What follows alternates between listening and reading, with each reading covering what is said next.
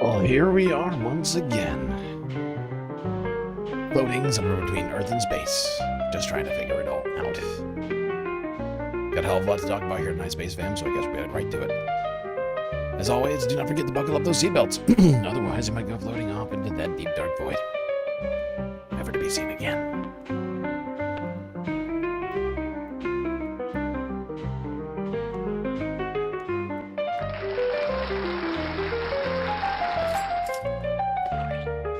All right. Look at us. Friday evening. And I assume it's news to many of you, but White House Correspondents dinner's happening tonight. Yes, indeed. And we're gonna cover it. But start time for the WHCD not until later. 7 p.m. Eastern Standard Time. So we got like 45 minutes to kill before we do any of that. Few shoutouts. Quacksmith, Cthulhu, and Sweet Chewy 123 in the YouTube chat. Neon's Rocky, close fourth. Columbia Regan, also here. Big Jerry to Omega Star. And Ducky to Matt Lee on the vertical. I see ya. Alright, there we go. That's all the shout outs. Let's do it, people. Yep. Completely throwing off my normal schedule. We're doing the White House Correspondents dinner here this evening. So buckle up, Space Fams. And I think what better way to get us prepared for the White House Correspondents dinner, take two, because of course there was already one of these this year. I think we all remember how that went. The best way to talk about this dinner, let's talk about Donald Trump's relationship with the press over the years.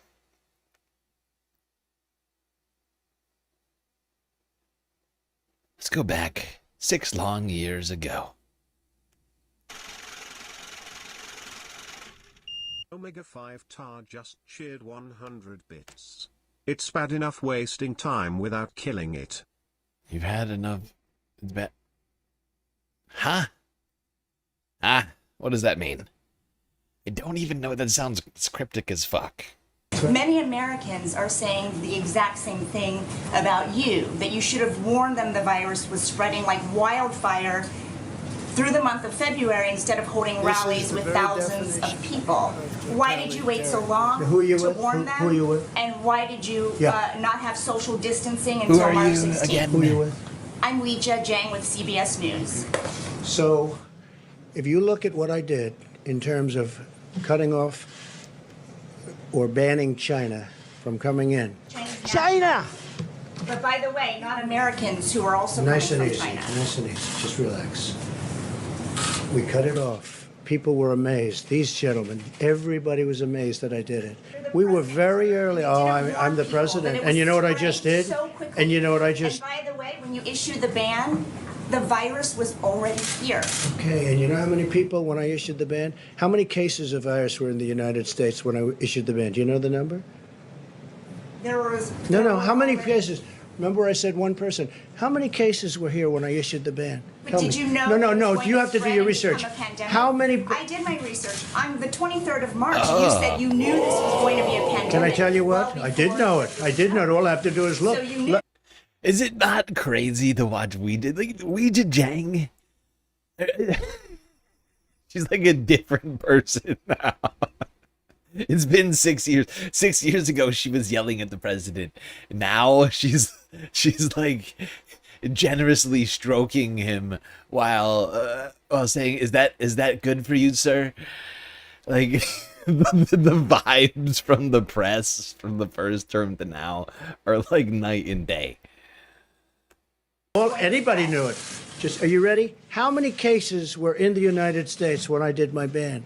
How many people had died in the United States? So do you acknowledge that you didn't think Keep your it was voice down, going to please. spread? Keep your voice down. Did you not? How think it was many? going to spread? How many cases were in the United States? I did a ban where I'm closing up the entire country.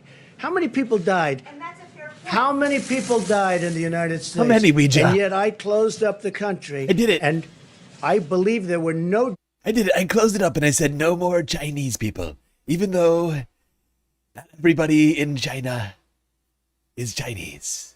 And a bunch of Americans wanted to come home. But I was like, actually, no. Actually, no, you're stuck. Too late. Can't come back. Not gonna do it. Not gonna do it. Wouldn't be prudent at this juncture. I'm not gonna do it, okay? Yes, exactly, Columbia Rican. That was 6 years ago. Like I was saying, we're doing a retrospective. This is how we're going to prepare for the White House Correspondents' Dinner. By reviewing Donald Trump's relationship with the press. Because what is this dinner for, if not, the very thing. The press and White House's fragile, strange relationship. All right, we got a montage from Brute here. Between you people, don't talk to me that way. You're just a lightweight. Don't talk to me that way. Don't talk to. I'm the president of the United States. Don't ever talk to the president that way. Go ahead, take the. Well, I'll give you voters. I will give you voter suppression.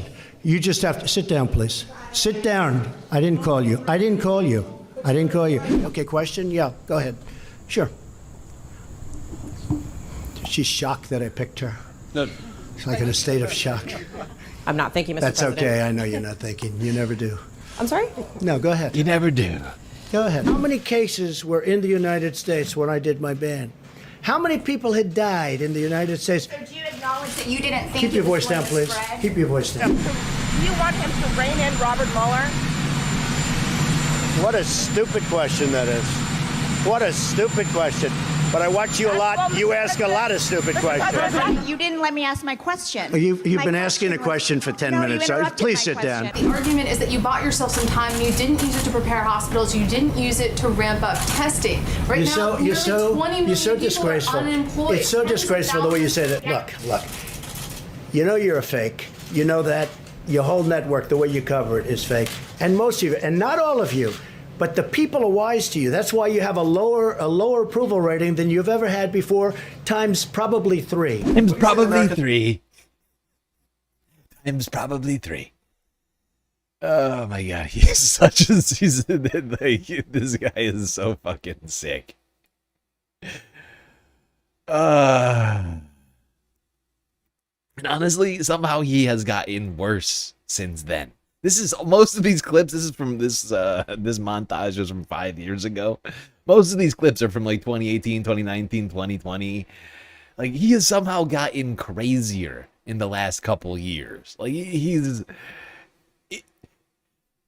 like back then he was yelling a lot, and there was a few, you know, like he was always unhinged and yelling at the press. But these now, like. Now it's like lawsuits and like banning people from the White House and like the most sexist statements that you could possibly come up with. Scared though, I guess nearly 200 dead, 14,000 who are sick, millions, as you witnessed, who are scared right now. What do you say to Americans who are watching you right now who are scared? I say that you're a terrible reporter. I say that That's you're what a I say. terrible reporter. Go ahead. You've said repeatedly that you think that some of the equipment that governors are requesting they don't actually need. You said New York might I not didn't need say that. I didn't 30,000. say that. You said it on I didn't Sean say- come Hannity's on, Fox News. come You on. said You know, that why you might. why don't you some- people act? Let me ask you. You said why some don't you states- act? Why don't you act in a little more positive? It's always trying to My get question you, to you get you. And you know what? That's why nobody trusts the media anymore. My That's question why to you is, people, how is that gonna excuse impact? me, you didn't hear me. That's why you used to work for the Times and now you work for somebody else. Look, let me tell you something. Be nice. Don't Mr. be President, my threatening. question- Don't be Listen. threatening. Let's give it a shot. Look, listen, you can say mean stuff or you can be nice. Look, like Thumper's mom said, if you have nothing nice to say, maybe don't say anything at all.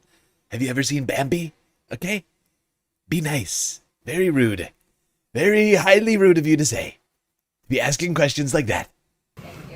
Governor Cuomo, as you played in that clip, has indeed praised a lot of what the federal government has done, but he... No, excuse me.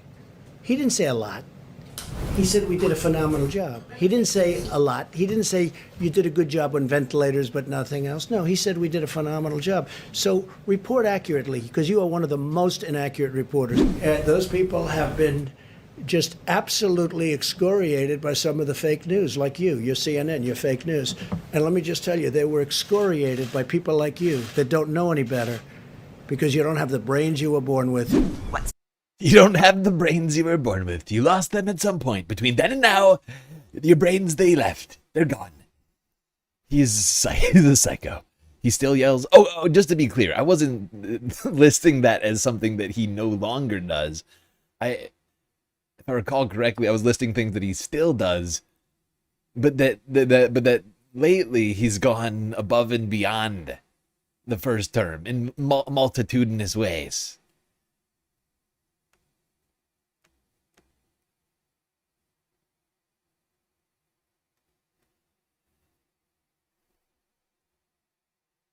Anyway, let's fast forward a bit to last year.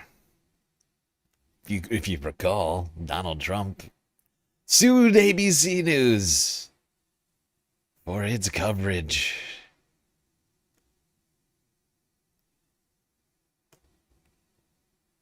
ABC settled for $15 million.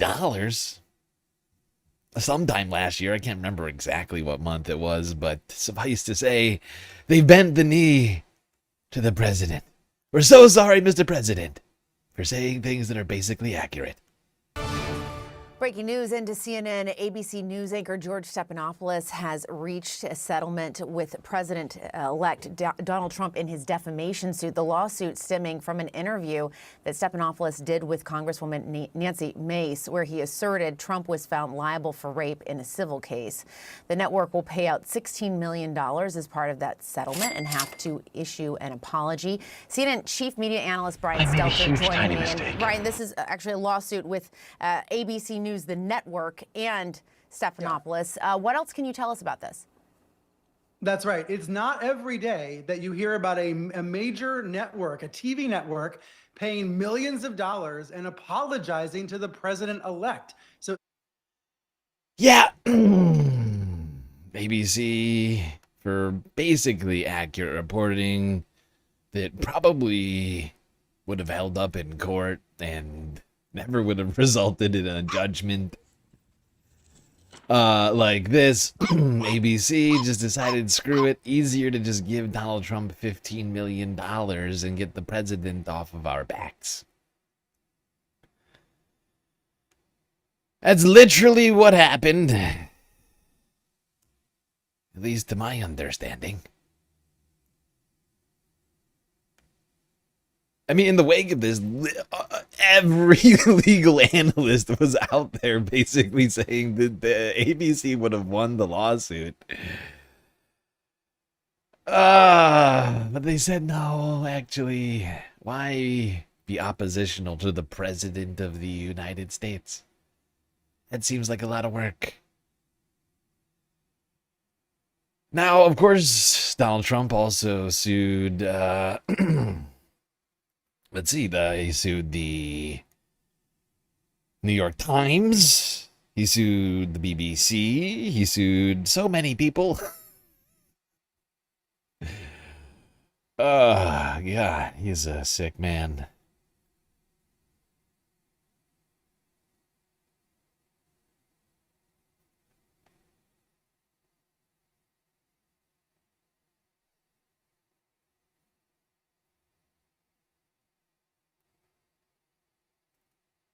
Let's talk about the New York Times lawsuit real quick from 10 months ago. this is a headline. Hush, Brian. We're done with you.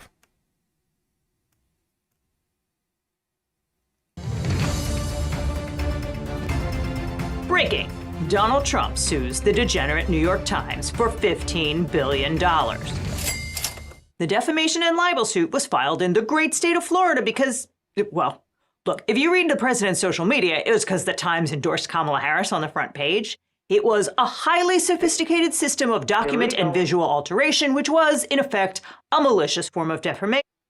Today, I have the great honor of bringing a $15 billion defamation and libel lawsuit against the New York Times, one of the worst and most degenerate newspapers in the history of our country, becoming a virtual quote-unquote mouthpiece for the capital R, capital L, capital D, capital P, radical left Democrat Party. I view it as the single largest illegal capital C campaign contribution ever. All caps. Their endorsement of Kamala Harris was actually put dead center on the front page of the New York Times. Something heretofore, all caps, unheard of. The quote-unquote Times has engaged in a decades-long method of lying about your favorite president. Parentheses, me! Exclamation mark. My family, business, and the America First movement, MAGA, and our nation as a whole.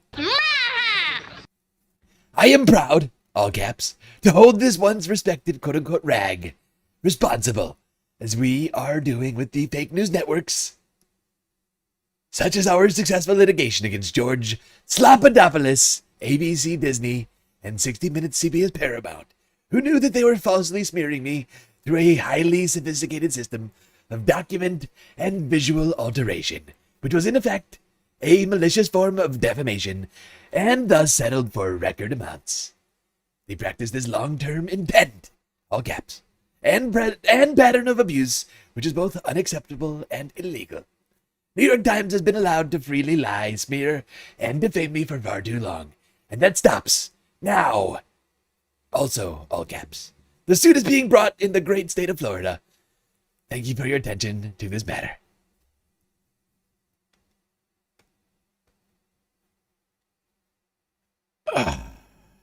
Yeah, it's been a fascinating year and a half.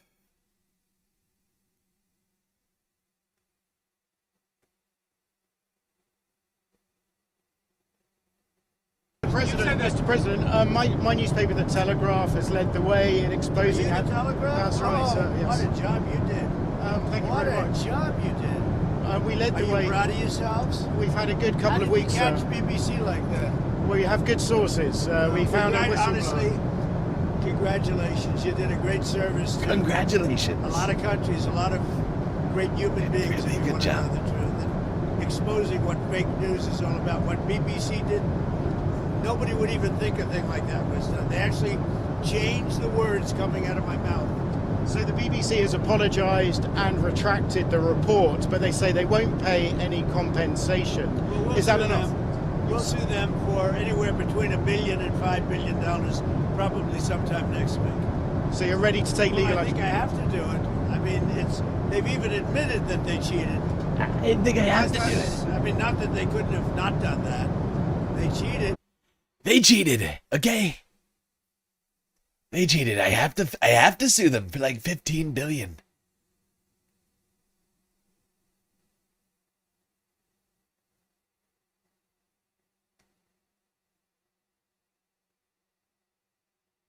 Even as crap as GSL's vocal... What is that supposed to mean? Wow. That's a little hurtful. It's a little hurtful that you're insinuating my Trump impression is bad. I'm just going to ignore that for now. All right, this is also from 8 months ago. This actually might have been on the same plane ride. Now that I'm thinking about it, this might have been the same plane ride.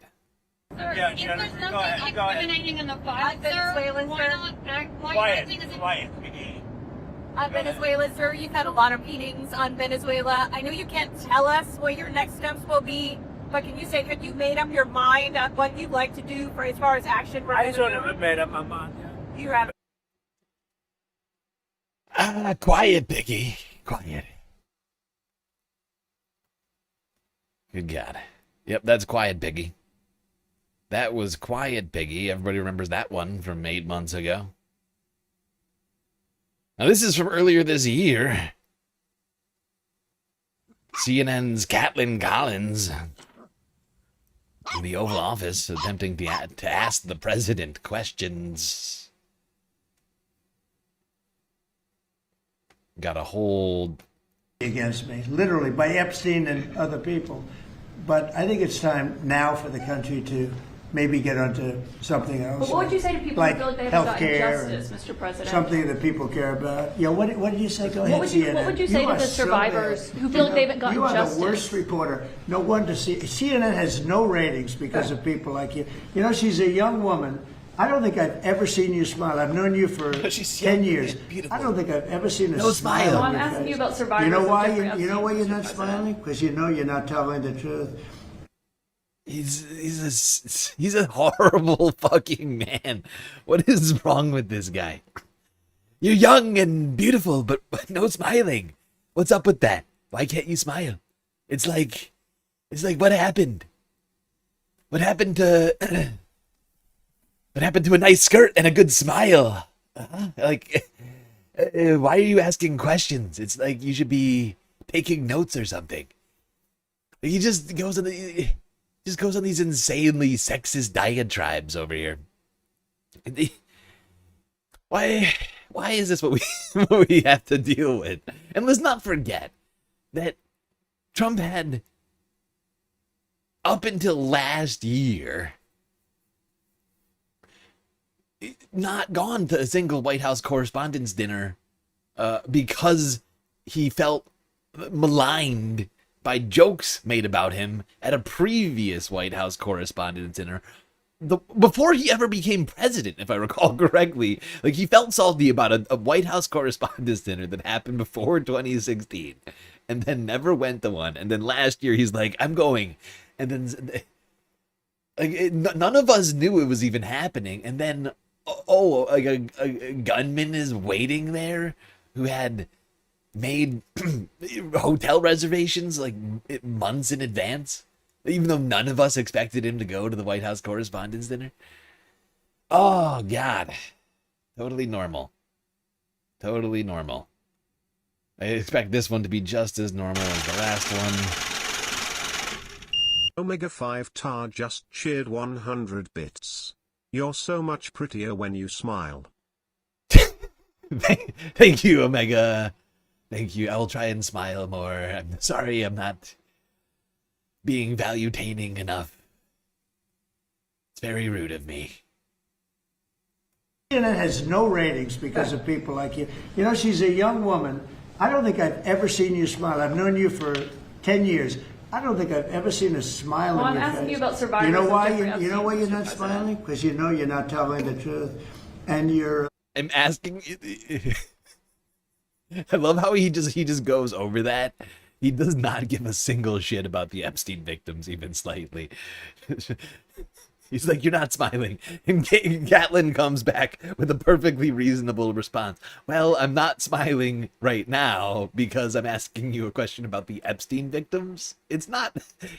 She makes a fair point. It's not exactly a cheery subject. It doesn't really warrant a smile. If anything, a frown is more prudent. You're a very dishonest organization, and they should be ashamed of you. These are survivors of a sexual abuse. Of health care. And the bill that was just passed does not include your health care savings account. So this is a question for you and maybe for Mr. Speaker as well. I'm so proud of the health care savings account. By the way, fuck these reporters, these fake-ass reporters who have no integrity, like zero journalistic integrity whatsoever. The president is berating one of their colleagues and being wildly sexist. Caitlin's trying to get answers to a serious question. Rather than following up on that, this bitch is interrupting Caitlin to get a question in. Like, Caitlin's in the middle of trying to get that question in, and she just jumps in there and is like, hey, you want to tell us about it? It's like, what are you doing? What are you doing? Journalism is happening right now. But the fact is, the only people left in the room at this point are the people that Trump literally can't eject without causing some sort of massive like scandal and just pure sycophants. And there's no journalistic like solidarity anymore. Right? Back in the first term, we've kind of talked about this in the past, but like back in the first term, reporters would at least try to follow up on the questions of fellow journalists when Trump would do this kind of shit. Now they just fucking railroad each other. It's wild. But they've also let in all of the most insane right-wing psychopaths into the press pool. You know, your Laura Loomers, you know, Tim Pool has showed up at times, you know, like it's not a place of seriousness anymore. It's just a clown show.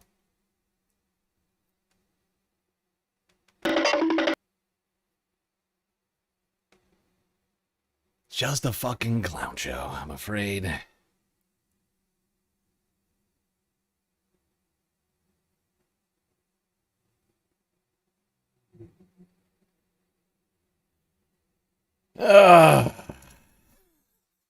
When will things improve? I don't know. I don't have great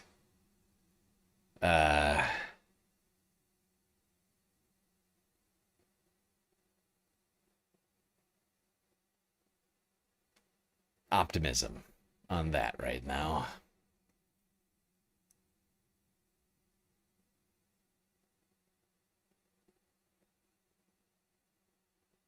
Now,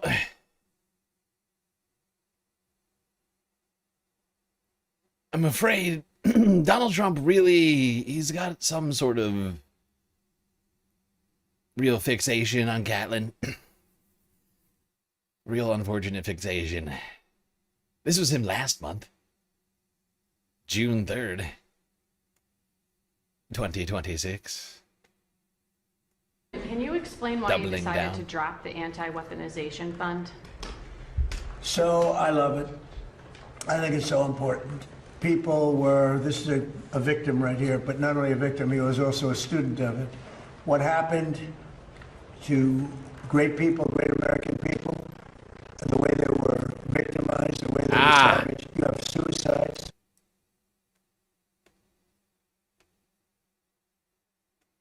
This clip has terrible audio. Does it get better right here? I didn't check it. You know, the good advantage to sitting here is we can get information that you wouldn't get by what we have and what we are going to be showing over the coming weeks and months. You're not even going to believe. Some of you will believe it, like CNN will believe it because they knew what was going on. They're crooked as hell. CNN's a very corrupt organization, but with a corrupt reporter standing right there. Never smiles. You never see a young, beautiful woman, never smiles. I never see a smile off her face. I see a... That's how you know she's corrupt. She never smiles. What's wrong with this fucking guy? His dementia-addled, like, Mad Men brain is just, like, it is fucking left the reservation completely. Everybody knows Catelyn is corrupt because she never smiles at CNN. What does smiling have to do with corruption? Young and beautiful, no smiles. That's how you know she's corrupt.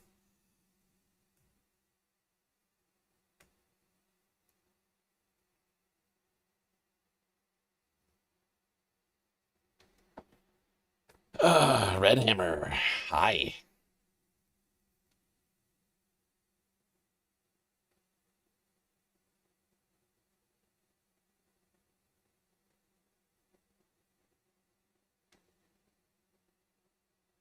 All right, let's talk about some more reporters that Donald Trump has been attacking. So many reporters and journalistic outlets that Trump has been going after in his second term. ABC, New York Times, BBC, CNN, Catelyn Collins. Shut up, Piggy, or quiet, Piggy. I mean, what's wrong with this guy? Like, he just can't help himself.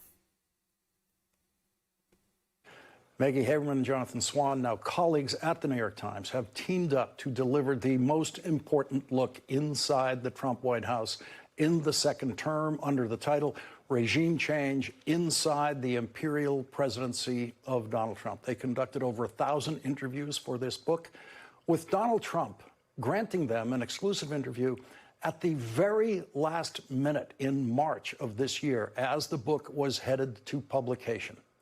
The interview was on a Monday in March.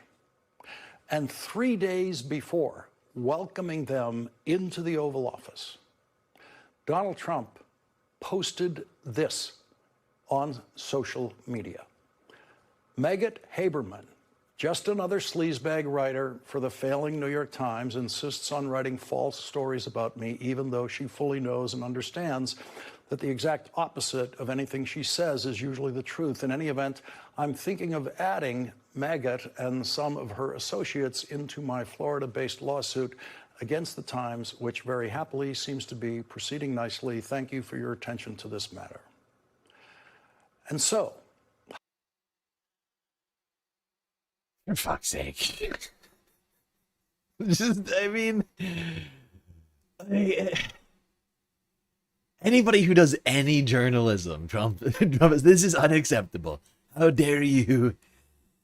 How dare you say words about me that aren't best, greatest, or most awesome?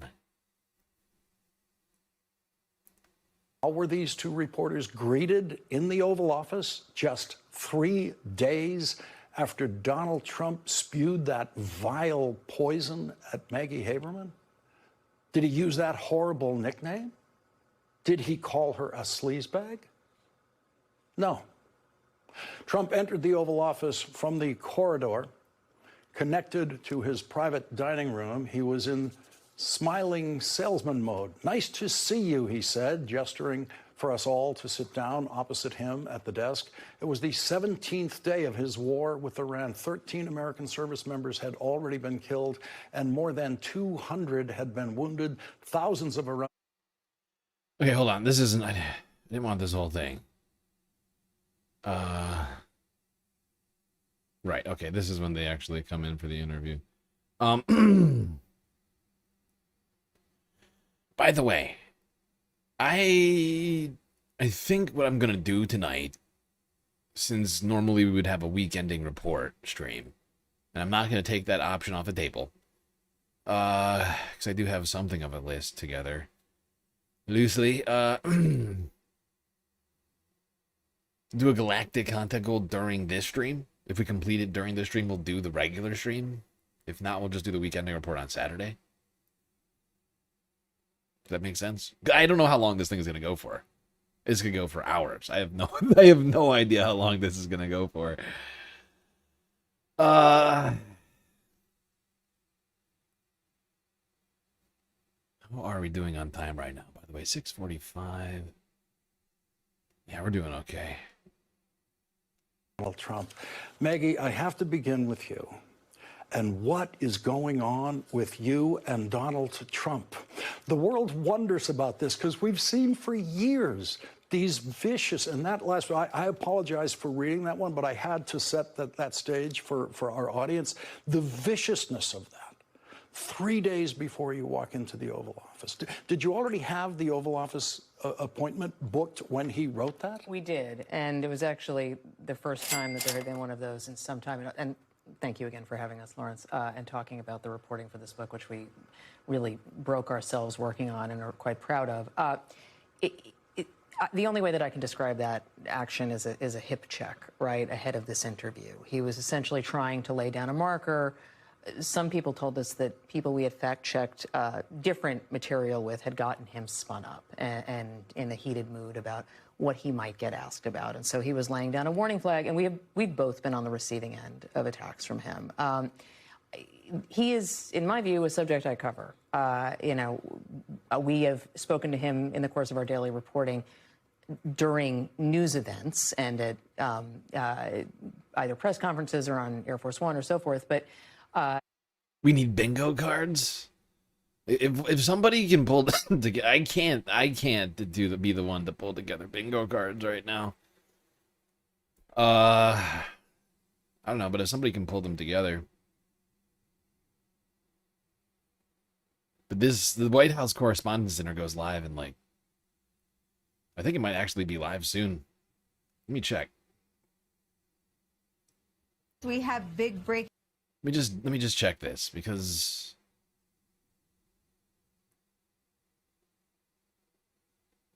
oh, it's already live. Here it is. Yeah, this is good. This is good enough. Wait, is that Laura Loomer? Did she die? No, that's not Laura. Here's the dinner. Might as well go live. Look at Mark Wayne Mullins. Give me a joke. He's here.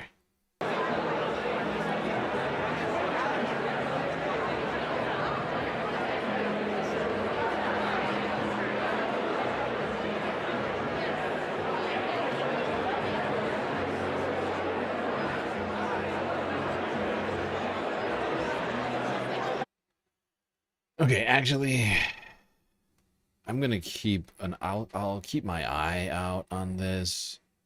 I'm gonna open this as a second window. I'll watch. We're gonna go back to those clips.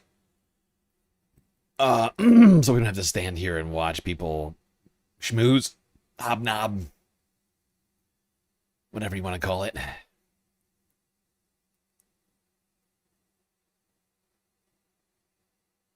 Yeah. No, I'm seeing it. I'm seeing it. Thank you. It is live. It is live, and I'm watching the live. We're gonna go back to Maggie and Jonathan because nothing important is happening right now. Less than 2 weeks. It's just all that's on there right now is just Mark Wayne Mullins looking like a real turd as usual. Probably saying things that don't make any sense. I don't want reality. You know. you know how Mark Wayne be.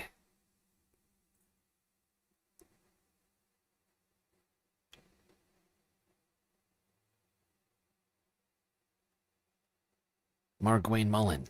I just realized Mark Wayne Mullen is Eminem. I couldn't help it. I just happened to notice just now. I don't know why it only just came to me. Mark Wayne Mullen, Eminem. The only way that I can describe that action is a hip check, right, ahead of this interview. He was essentially trying to lay down a marker. Some people told us that people we had fact-checked different material with had gotten him spun up and in a heated mood about what he might get asked about. And so he was laying down a warning flag, and we've both been on the receiving end of attacks from him. He is, in my view, a subject I cover. We have spoken to him in the course of our daily reporting during news events and at either press conferences or on Air Force One or so forth. But we have actually spent very little time talking directly to him during this presidency, and that is a choice that we have made for a variety of reasons. But he has a specific fascination with the New York Times, and you know that. We've seen. Yeah, Donald Trump does have a very deep emotional connection to the New York Times, it would seem. I think he must subscribe. Like, I think he might actually read the New York, or like he has it read to him like a king, something like that. I mean, to be fair, even though most don't want to claim him, he is technically a New Yorker. And so I'm sure he has some kind of New York connection to the Times, even if the reporting is mostly not favorable. Although, to be real, I mean, there's been plenty of New York Times Trump covers that I didn't think was great. But any bad Trump stories in the Times and he loses it. I don't know why.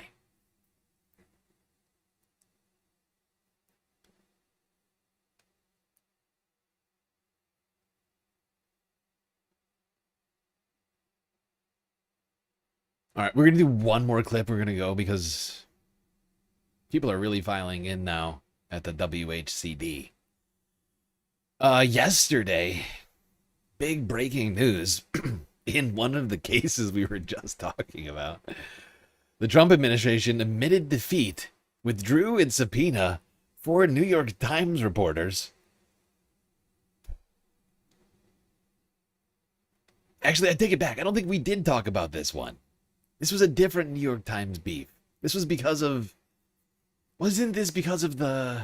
Or was this Maggie and... I can't remember if this was Maggie and Jonathan. Wasn't this the Qatar plane situation? I cannot remember now. It's all he's done last 2 years, aside from ruining the country and the planet. Let's go after the press and anybody who says anything mean about him. Less than 2 weeks after President Donald Trump's Department of Justice sent subpoenas to 5 New York Times reporters seeking to force their testimony before a grand jury, the department has backed down. Today in court, the judge was grilling the lead prosecutor in the case for about an hour and a half about a number of mistakes the government made along the way, and for what the Times' lawyer said were overly heavy-handed tactics, including sending an armed agent to the door of a reporter's house to serve a subpoena while he was watching Sheep Detectives with his wife, including the phone numbers of the reporter's family members in their requests for... Bah.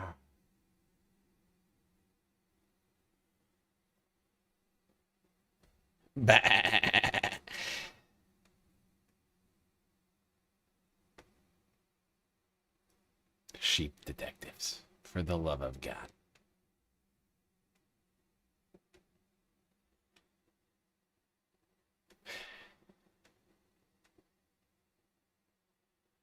That's the way you want your evening interrupted. You're hanging out, just watching Sheep Detectives, a show that I cannot understand. Like I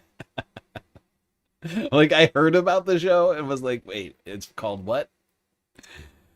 Sheep Detectives? Are the sheep are detectives or the humans are who's the detective in this show? You're just trying to wrap your mind around Sheep Detectives, enjoying a lovely evening, some tea maybe, and then some pina.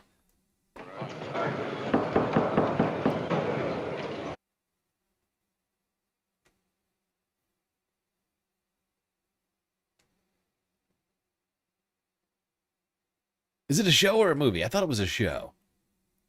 Is it a movie? The sheep are the detectives? Yeah, okay. Okay, good to know. Good to know. Now I don't have to watch the show. Appreciate that. All right, people, well, we're done with the preamble. Let's get to the meat of this stream here. The dinner, if you will. You are not funny.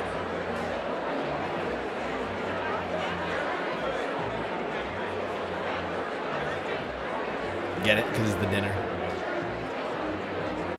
Get it? Because it's a dinner. The meat of the stream. Dinner, meat. No? Come on. Come on.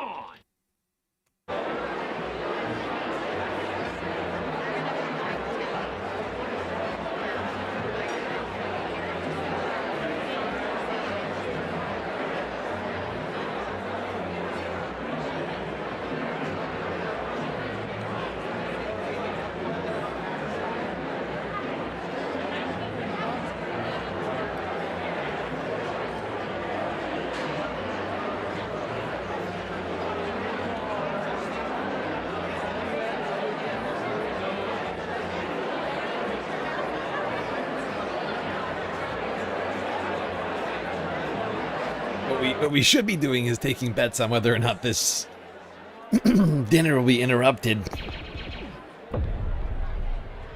But that might be illegal. I'm not sure. Not gonna do it. Wouldn't be prudent at this juncture.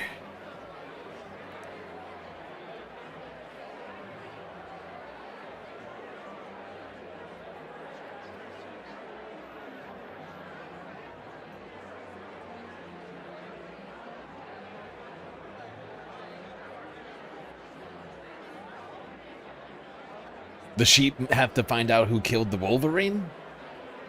Now that's a strange concept. Oh no.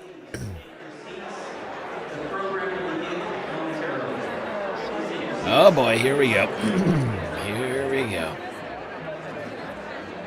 Everybody take your seats. The president is coming.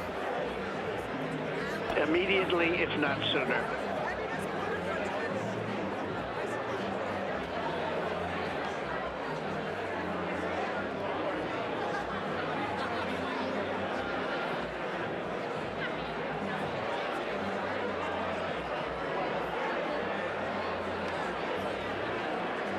You could probably do it on Polymarket. Good point. You could probably do it on Polymarket.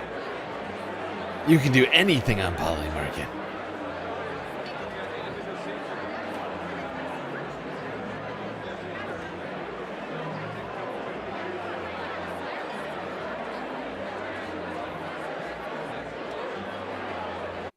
I gotta say, there is a real just array of ghouls at this fucking shindig. I'm just looking around. Everywhere I look, every corner, there's another ghoul. Look, Doug Burgum.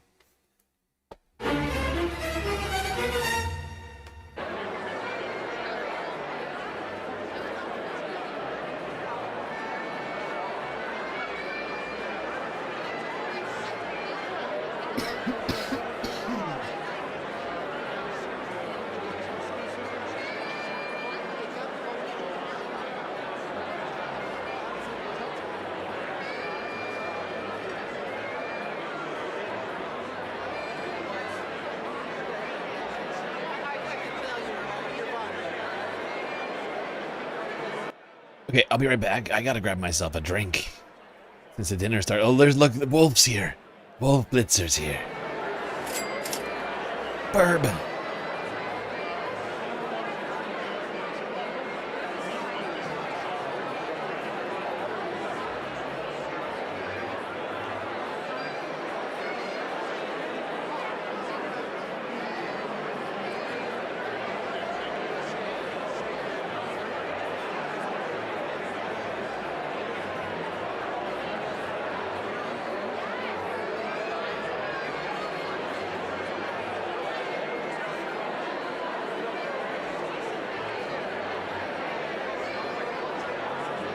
Oh, I needed tea. Really did.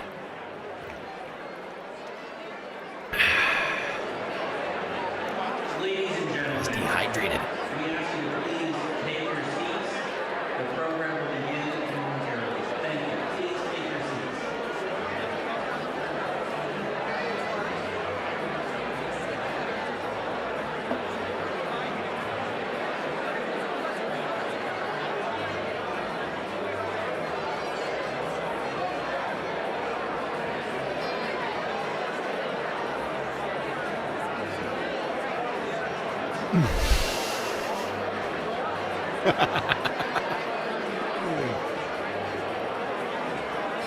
Oh, God, yes, I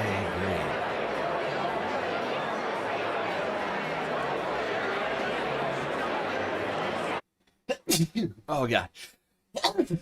Oh, God, I'm fine. Oh, God. This is my favorite chat so far. Frank Vella, a newish chatter. I think I've seen you like only a couple of times, but you're coming in hot with the jokes over here. I agree. Iceberg lettuce. Anybody? Bueller?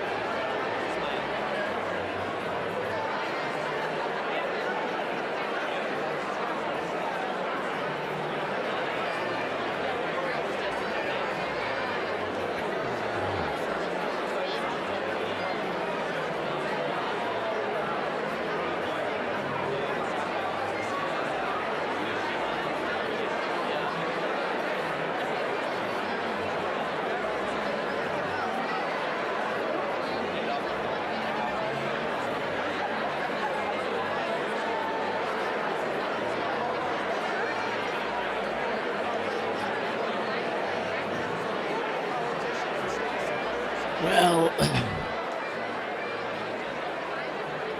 they said imminent arrival, and now it's become much less. It's kind of like it's kind of like Operation Epstein Fury, right?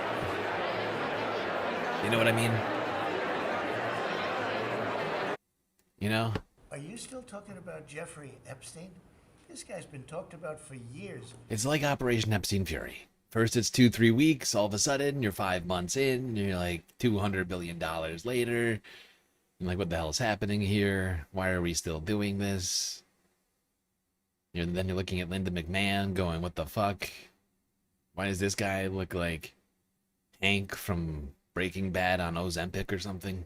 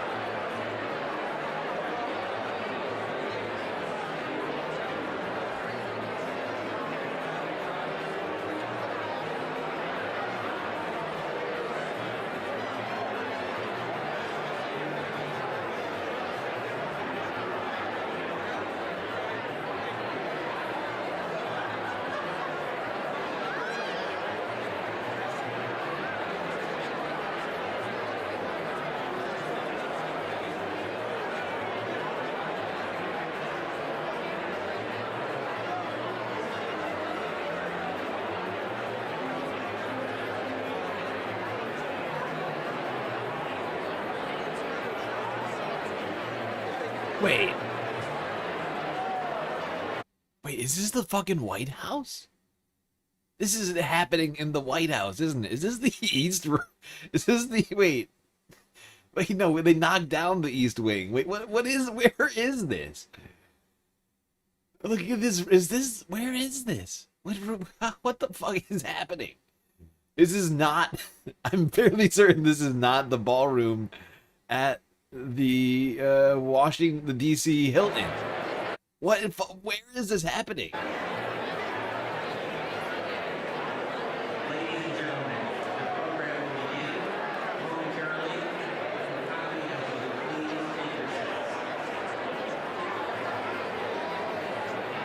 They changed it to the Waldorf?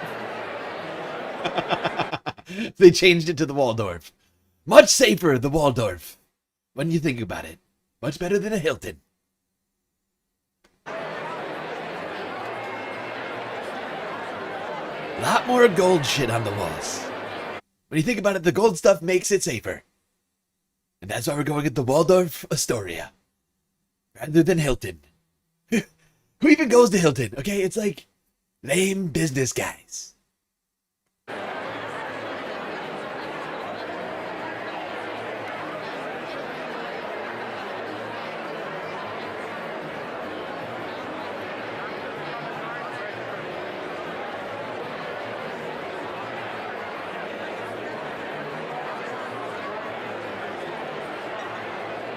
You can already tell how safe it is. Oh, the safeness. It's a 10 in here. No way anything goes wrong tonight. Everybody's just laughing, having a good time. Of course, yeah. Totally. Yeah, I'm just hanging out. I think this guy has a tiny baby voice. Yeah. Look, buddy, That's really funny. You're hilarious. You do know that I have a tiny region downstairs? Oh, that's weird. You should get that checked out. Oh. Oh, okay. Yeah. Huh? Well, yeah, it sounds like something you should talk to a doctor about, not me at a dinner party. Oh. Okay.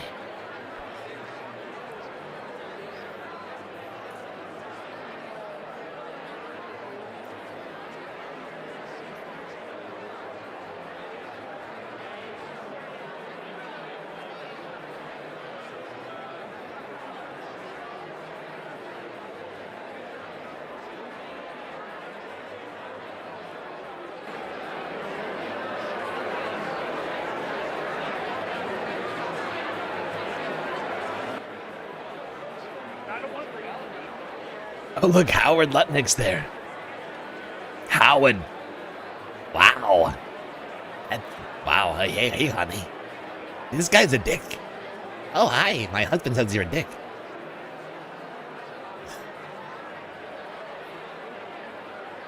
Oh, yeah. Nope, just standing here. Okay, well, I don't even know what to say right now. Just standing here looking at you. Your head's very bald and shiny. Hopefully that distracts any potential assailant. Yeah, okay, I'm just gonna move away from you now. Thanks. Great talking to you.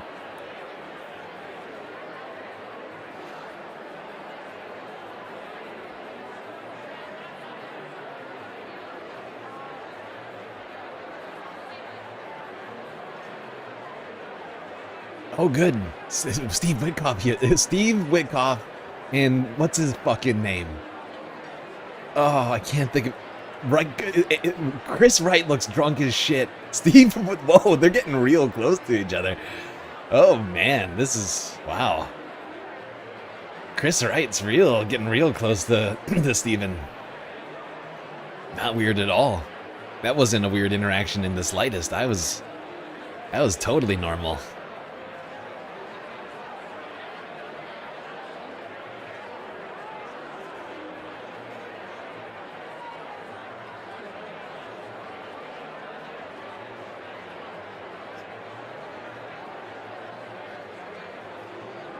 You were about to ask why take two, because we never got through the first one.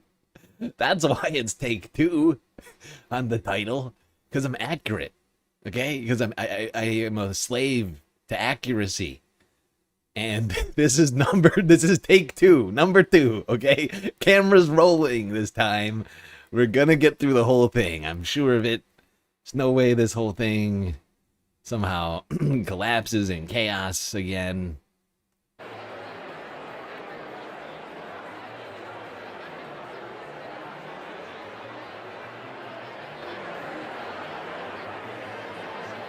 Is the magician back? Let's hope so. I'm still expecting great illusions.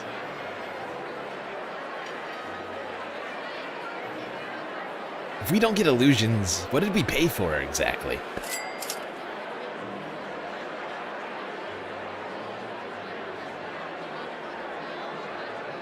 I guess we'll get the illusion of government, of good. We'll get the illusion of good government. Actually, I take that back. It is not even an illusion of good government. I take it. That's too much. Somehow that's too much. That's too much, man!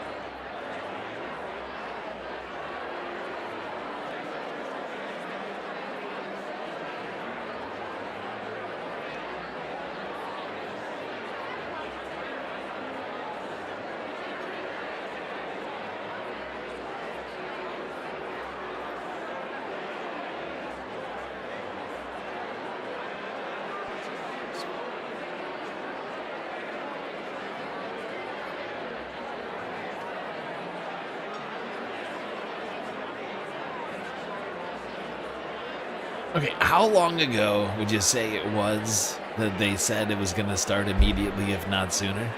Immediately, if not sooner. What do you figure? 10, 15 minutes ago? I have been standing here riffing for at least 10 or 15 minutes, looking at all these old white people in suits.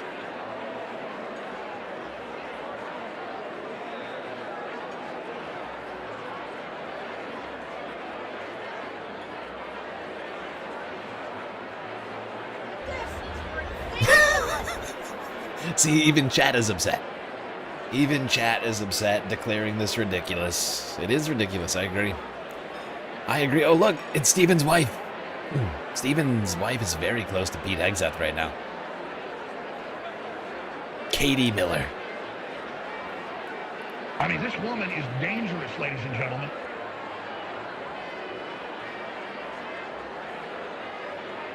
All of the best ghouls are here, like I said. It's real, it's a monster congregation. Just some of the worst humans on the planet, all in the same room. Rubbing elbows.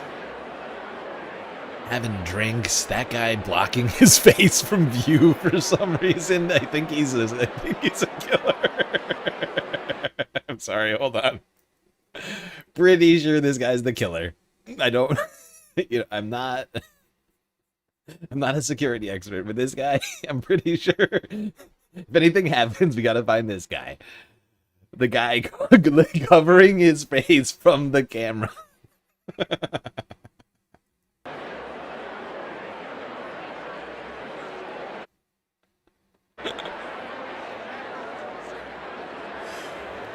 Oh, God.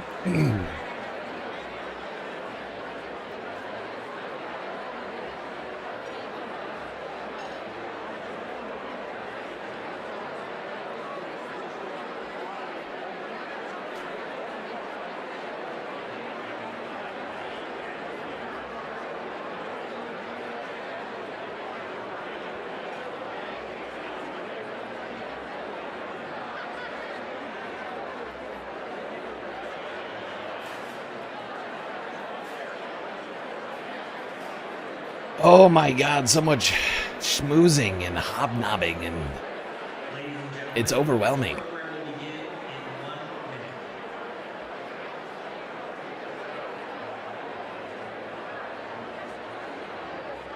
So much bleach blonde hair and orange skin.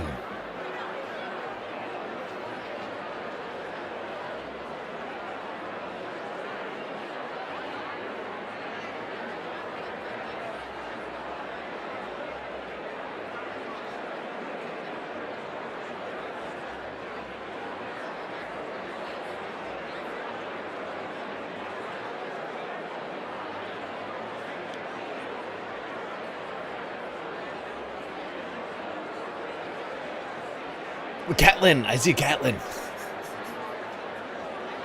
I see Catelyn. She's hiding back there.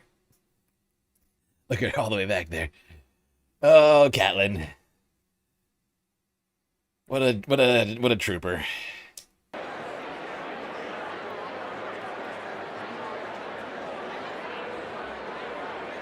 Oh, hi, how are you? Oh my God, it's been forever. Yeah, it's great.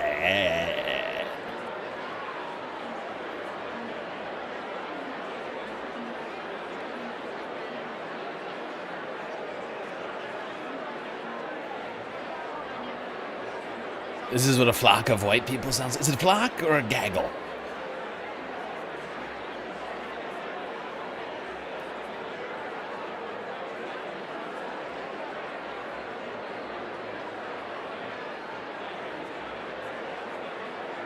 RFK's there.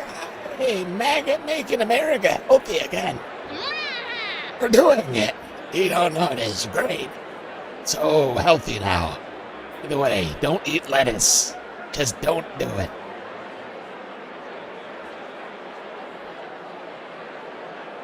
Ladies and gentlemen, welcome and welcome back to the White House Correspondents Association Summer Dinner. Please welcome this evening's head table, Ryan Bennett of MS Now, Trevor Hanukkah of Warriors,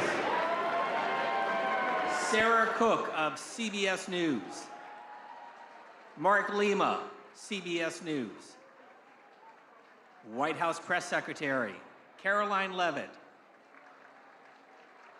our featured entertainer, Oz Perlman, Karen Travers of ABC News, Andy Harnick of Getty Images, Courtney Supermede, A brazen of Bloomberg billionaires. News, Simon Lakovich of Williams and Connolly, our attorney for WHCA, Nice purse, bro. the incoming president of the White House Correspondents Association from Fox News, Jackie Heinrich, and the outgoing president, Weijia Zhang of CBS News. Ouija, you're so great. You're so great, Ouija. I know we used to fight, but now you're great. And now you get to sit right next to me. It's interesting, the Ouija arc. We just got done listening to a video from 6 years ago of her going at the president and him like calling her, and then now Ladies here and we are. gentlemen, the 45th and Right next to the 47th president. of the United States, Donald J. Trump.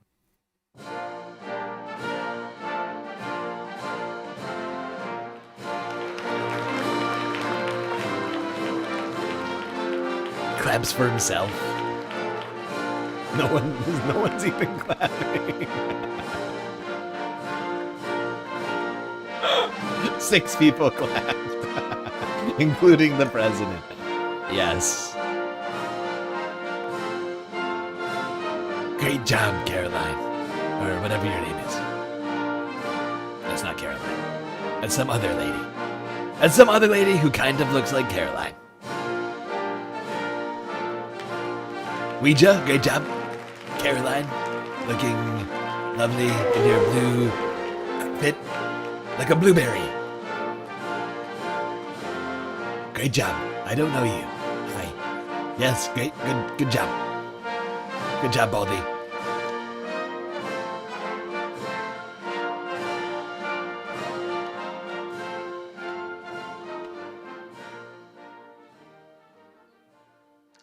Ladies and gentlemen, please rise for the presentation of the colors by the Joint Armed Forces Color Guard Jesus Christ. from the Military District of Washington, D.C. Why? The Why? singing of our national anthem by Master Gunnery Sergeant Kevin Vanier. Why do we need this? Jesus Christ.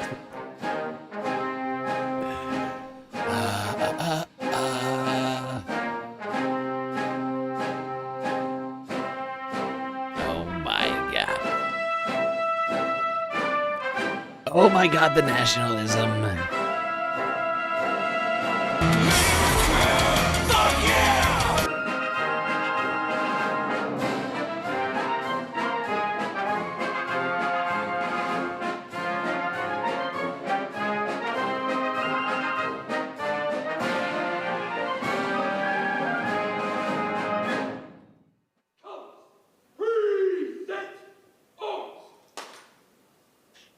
Gotta make sure we get the Space Force in there.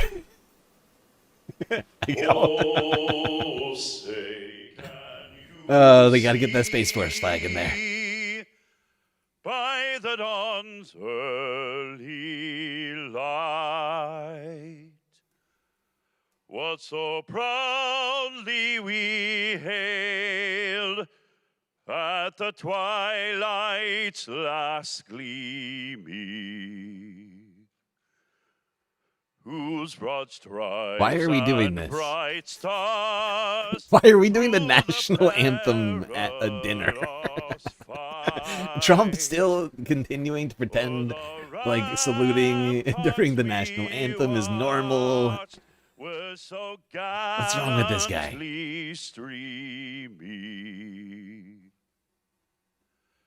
And the rocket's red glare, the bombs bursting in air, gave proof President Bonesburst.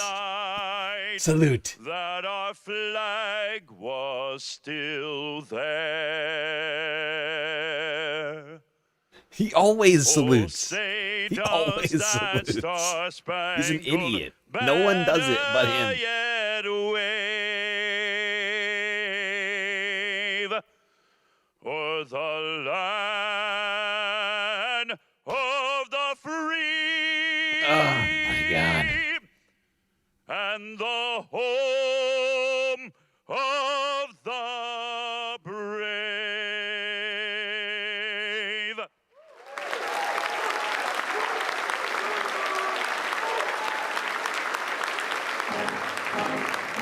Oh my God.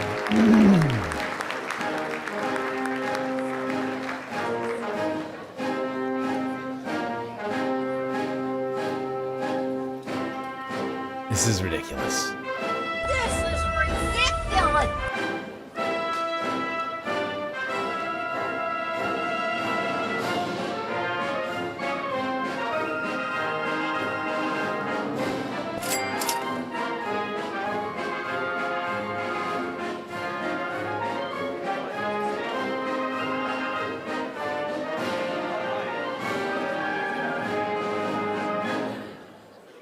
Your government just spent money on that. Please welcome CBS News White House correspondent, president of the White House Correspondents Association, Weijia Zhang. It's Ouija time, baby.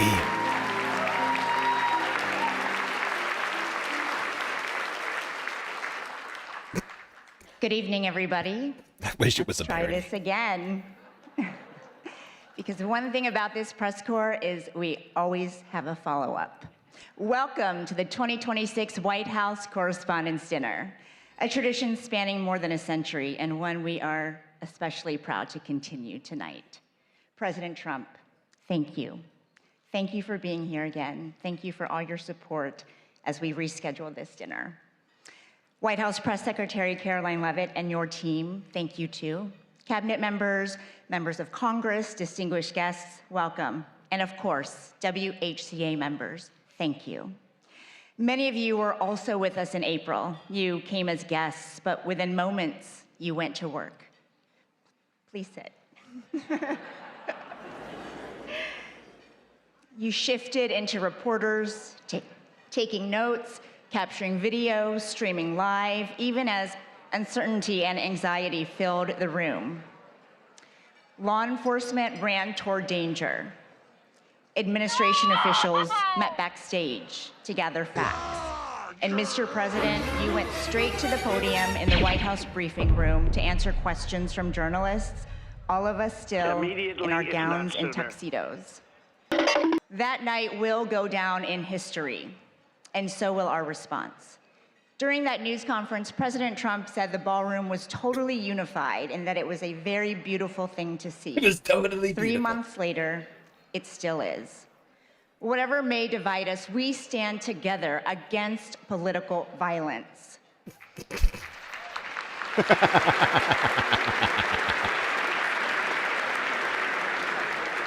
Right. An assassination attempt on our president is an attack on democracy itself. Tonight, The thin gray line of the press here to protect the president. tonight, our message is this. We are back. We will not be intimidated. We refuse to let an act of violence have the final word.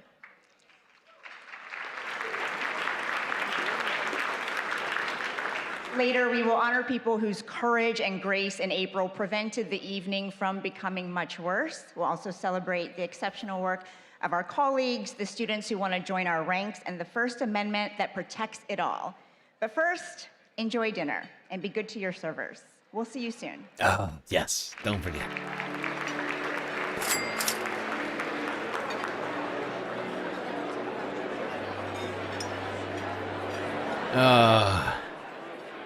This is going to be unbearable. It's going to be painful. Please let there be lettuce in the salads.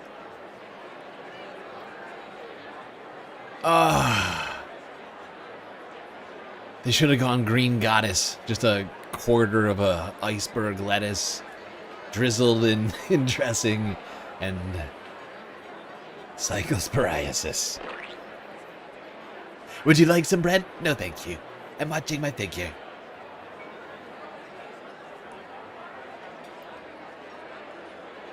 Hey, look at her. Isn't it incredible? She has no spine. She replaced any spine she had 6 years ago, back when she was sparring with Trump over COVID, with a completely malleable clay construction. It just twists and turns in whichever direction the president looks. What's that, Mr. President? Of course. Your poop smells beautiful. Like roses. Better than roses.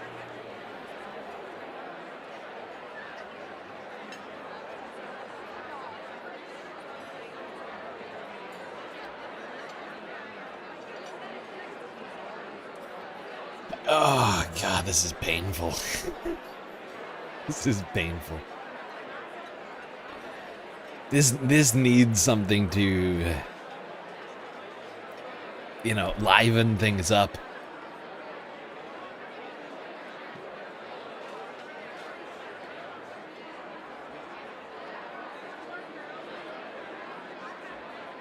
You know, we need some kind of fanfare.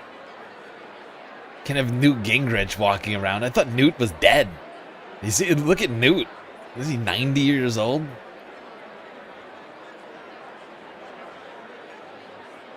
How old is Newt Gingrich in this? Seriously. I seriously thought that guy was dead. 83.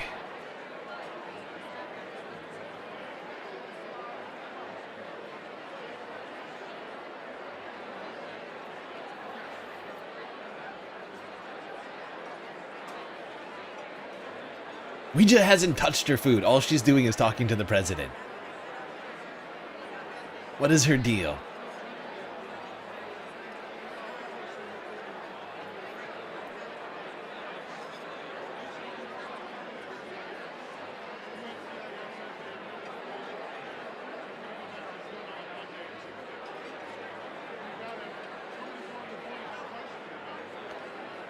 Wolf Blitzer over here, masticating.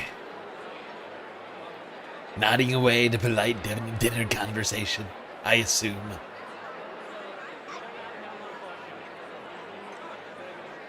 Apparently we need more puppy snacks.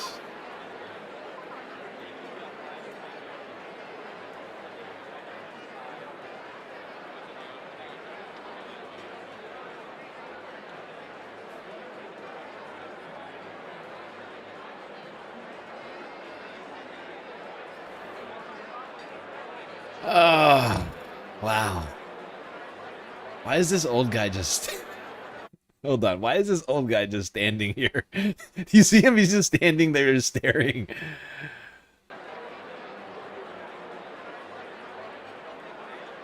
Oh, wait. Look. It is. Oh, my God. It is. I was kidding earlier. It's the fucking illusionist. Mentalist, whatever he is. He's back. I was kidding. I was like, if we don't get illusions today, we did not get our money's worth. But look at that. I almost didn't recognize him.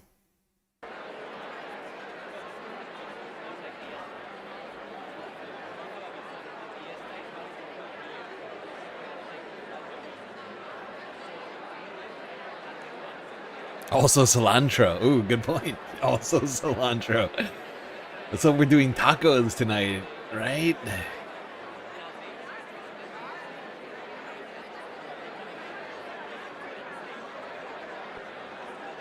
Can't have tacos without cilantro. That would be sacrilegious.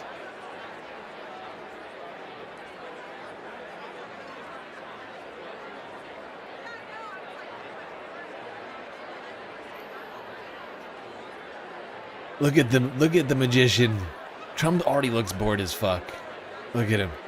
He doesn't give a shit. He's already sleepy.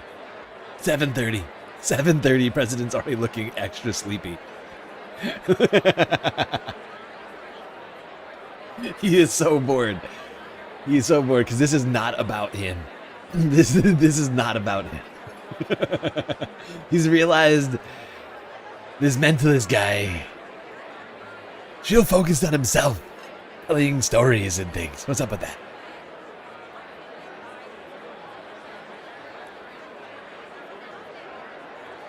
You're surprised he feels safe enough without the ballroom, right? I thought isn't this why we needed the ballroom? This is a great point. How can anybody here feel safe right now without the ballroom? We've been told the only way to have one of these events be safe is through a multi-billion-dollar Versailles-style ballroom, some extravagant gold-plated bunker. And yet here we are at the Waldorf Astoria. The Waldorf Astoria, good enough, apparently. It's weird. It's weird. That's really weird.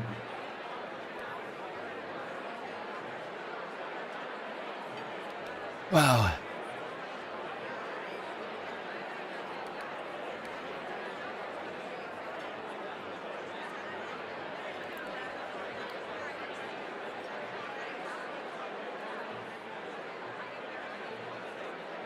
Where's Melania? Anybody notice that Melania's not here?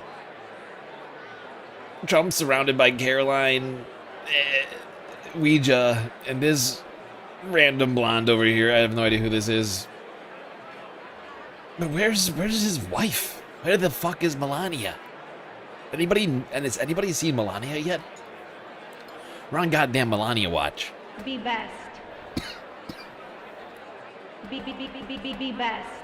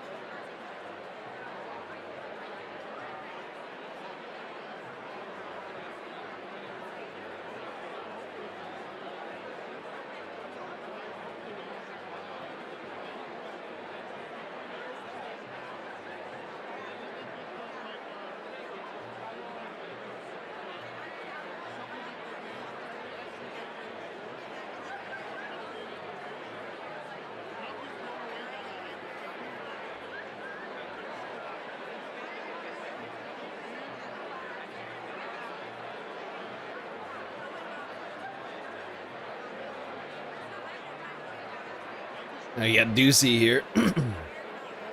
Steve, Pete, whatever his name is. Ducey Jr., he's up in here. Oh, look, it's a... wow. Serious close-up on Ducey Jr. Oh, and this guy. This guy works for... This guy... That guy works for the fucking... what's it called? Is it the National Archives? He was one of the people on the fucking Patriot Front train incident situation on America 250 Day.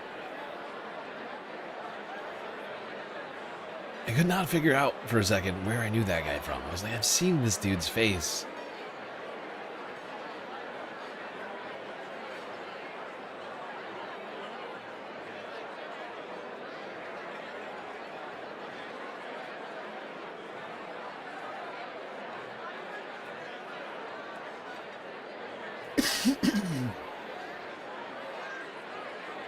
Melania's home. Fucking, oh, wow. Wow, wow, wow.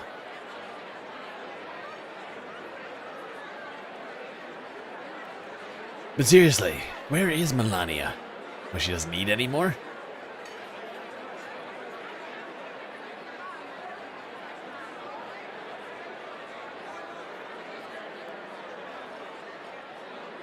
Where in the hell's Flotus? Be best.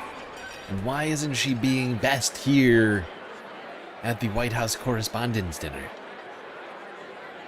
Is it security reasons? Are they protecting the First Lady more than the President? That would be weird. That'd be pretty weird, I gotta say. Weird priorities.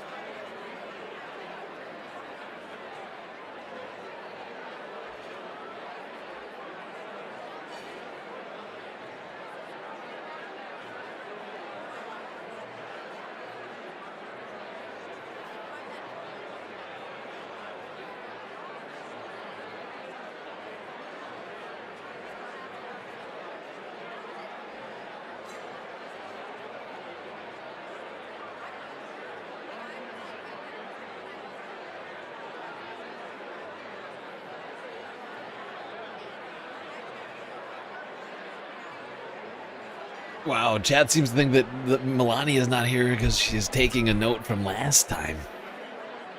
Just saving herself the trouble of having to stumble off the stage. Wow, wow, wow.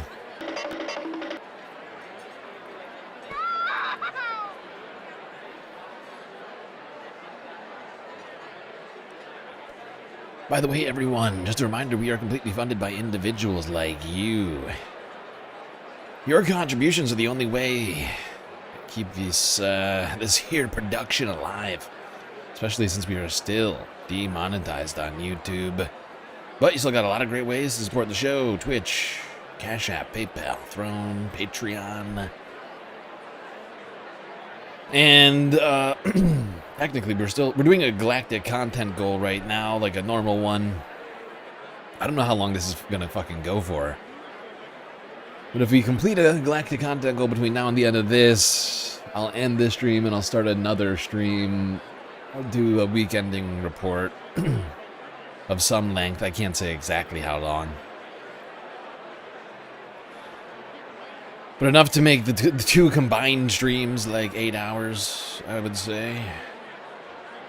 As is the custom. Of course, we have a massive galactic deficit to finance still.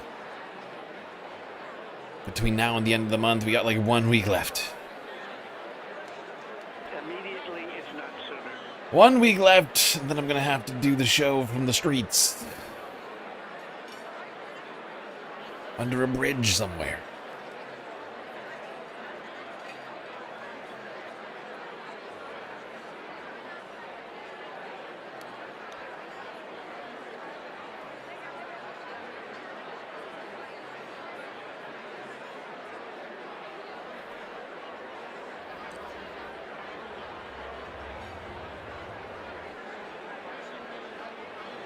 But of course, you can contribute to the stream simply by following on Twitch, subscribing on YouTube. These are, in fact, helpful things. Cost you nothing. Like the stream. There's another great idea. Maybe hit that bell icon so that, in theory, you get notifications, even though YouTube has stopped giving notifications to the stream. Like, how many people in here have stopped getting notifications? Like, regular notifications. It's pretty weird. I've heard it's been happening to multiple people.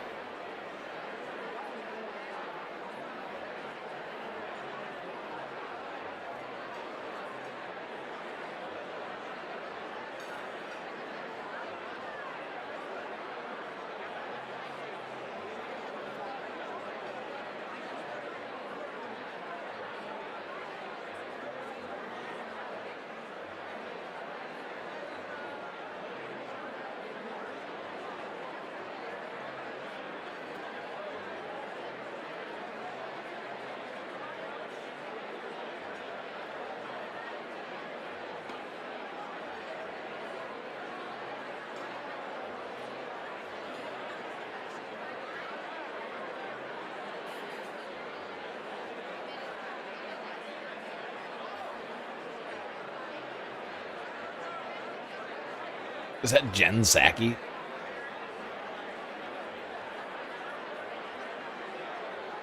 No, the other one. What's her name? What's her fucking name? Oh, I can't think of it.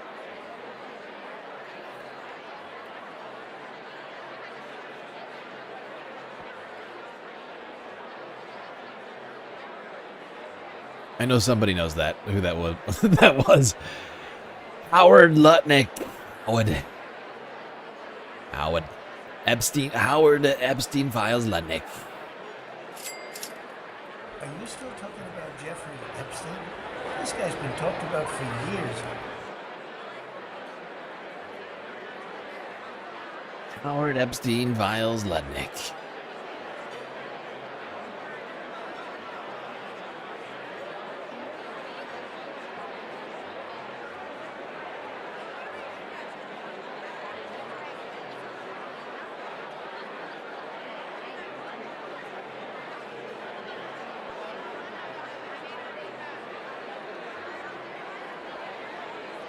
God, look at this congregation of ghouls.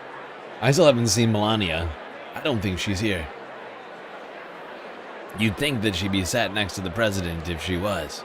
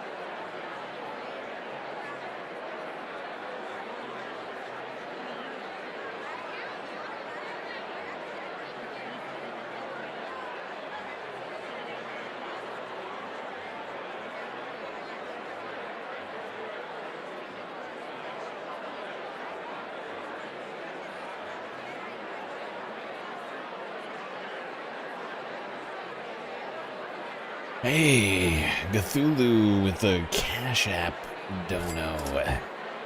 15 bones. Thank you for the stream. Thank you, Cthulhu.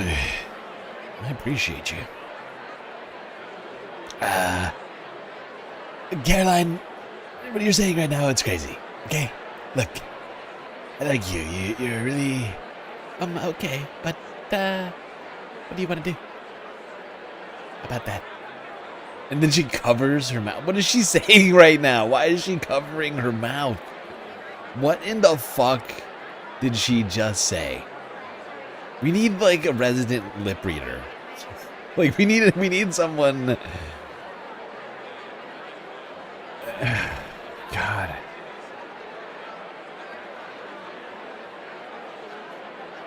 I know we have one person who's legally blind who watches the stream. Anybody here legally deaf that can read lips? I'm just trying to come up with solutions here. But, wow. Caroline is just saying something to Donald Trump she felt necessary to cover her mouth for. I am trying to think of what that would be. What did she just say to the president? Wait, is that Caroline's husband? The old dude? You know what? I think it is. Is that Caroline's old-ass husband? Bargain Mr. Clean? Like dollar store Mr. Clean over here?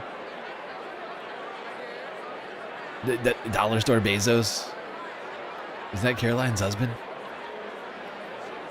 Maybe Caroline was suggesting that they have some sort of a couple so without Melania. Like, hey, Mr. President, maybe you, me, dollar store Bezos, and Ouija can have some fun tonight. Which old dude? That old dude. The dude right next to Caroline. The guy that looks like Jeff Bezos and or Mr. Clean. I feel like I'm being very descriptive of what he looks like. The white bald man.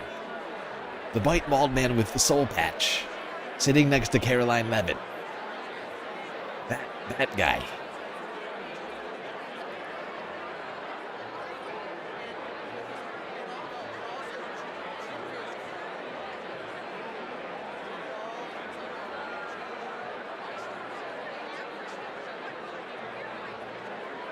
She's 27.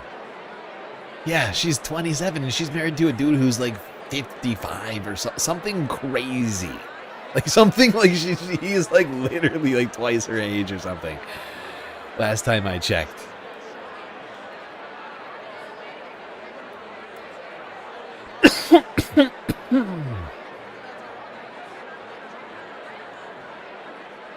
Nicholas Riccio. Oh, actually, that's not her husband. I don't think that is her husband. That must not be... I don't think that's him. But actually, this is her husband, though. This is her... I don't think this is the guy. I have to go back to him again. He is 61 years old. Caroline's husband is 61 years. He is more than twice her age. He is more than twice her age. It is crazy. He's like 7 years, twice her senior.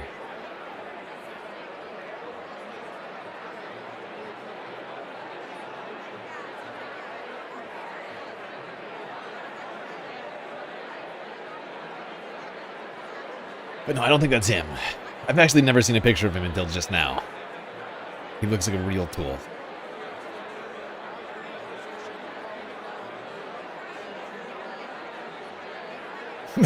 Love. Yes. I'm sure it's love. I'm sure it has nothing to do with the fact that he's a wealthy business dickbag.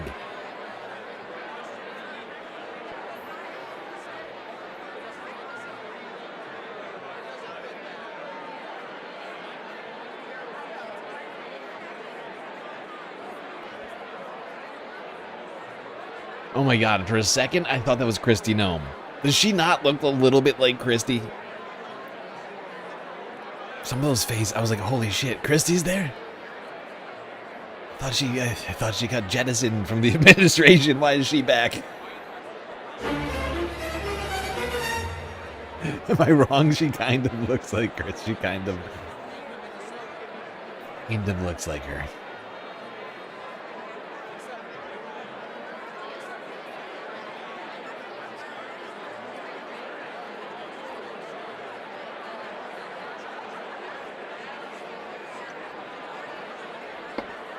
Well, I guess we'll keep galactic people watching, Space Fams. Oh my god.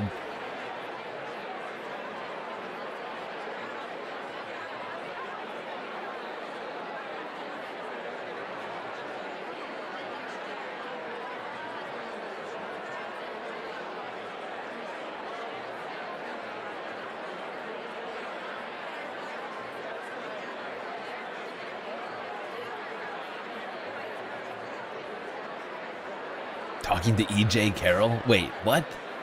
E. Jean Carroll was in the crowd? Where? What? Timestamp. Timestamp for E. Jean Carroll. I would be utterly floored if she is here.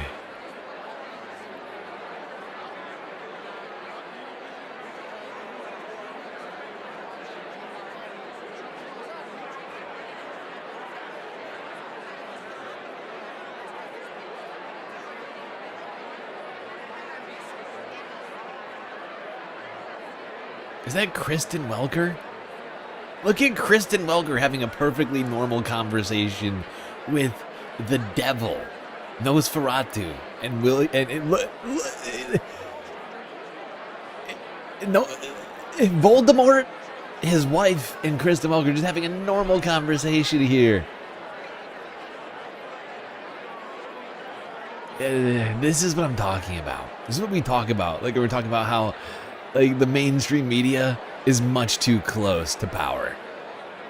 And they're too comfortable just hanging out with these guys. Like, what the fuck? What the fuck, Kristen?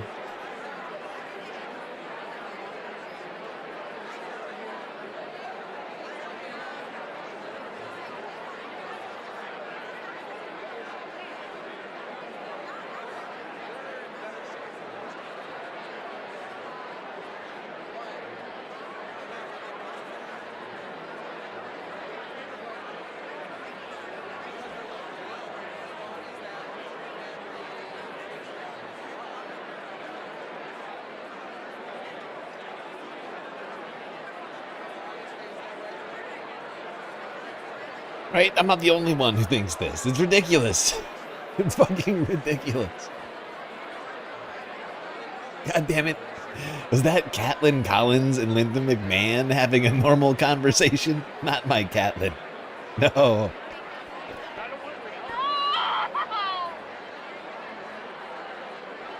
I hate the White House correspondent. This is the worst. This is the worst shindig of the year. It's like a reverse holiday. It's like, I'm trying to think of. This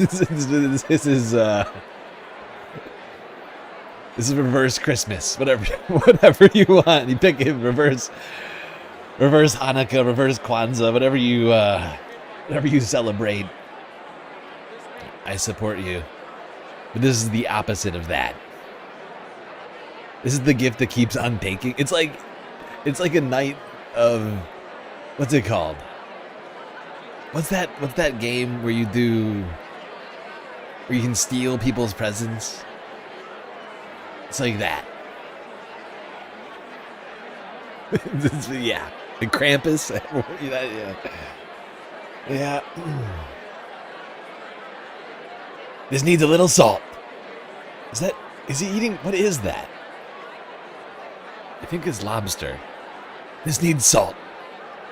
Just piling salt on a lobster. What a fucking freak.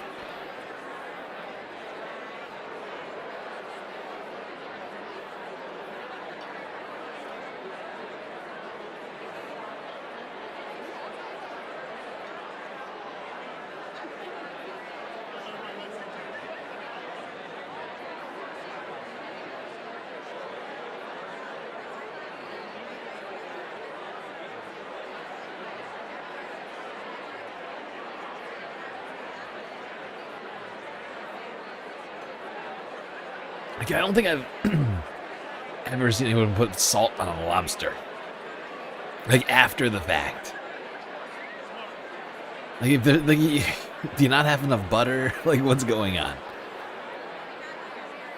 Your mom, almost his age, she put salt on everything too? Weird. Weird, Ducky.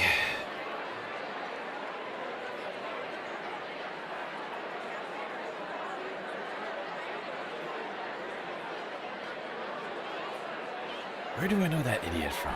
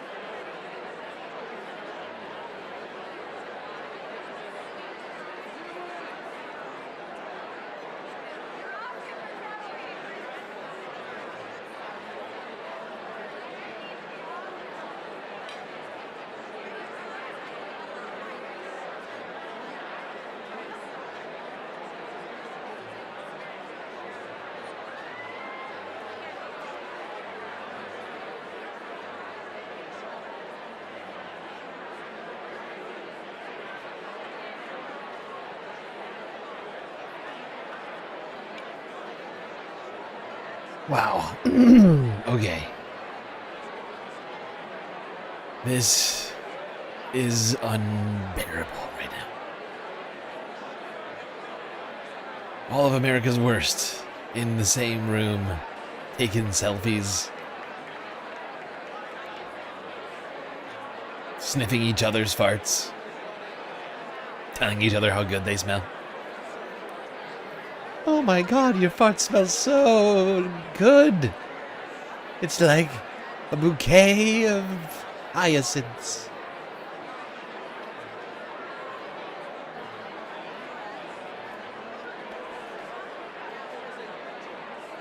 Pass the champagne trough, will you? Yes, of course, yeah. Have you seen the gift bags? Only third generation AirPod Pros. Can you believe it?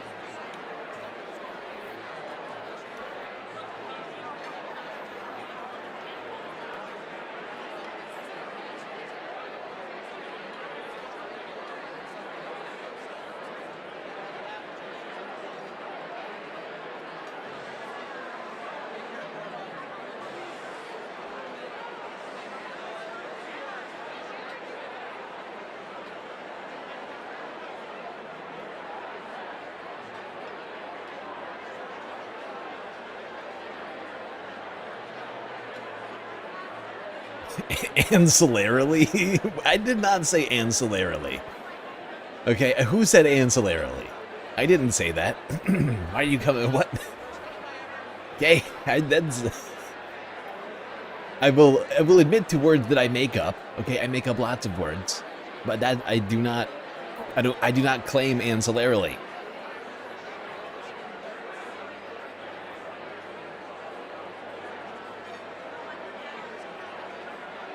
Oh, you said ancillarily. Okay, well, I support you. Look, I think the English language is it's a wonder. You know, it's so diverse. You can do so much with it. I approve of any sort of innovations. Space Fams might be really, if anything, you're like a trendsetter slash groundbreaker slash innovator, and that's supposedly what we need in America.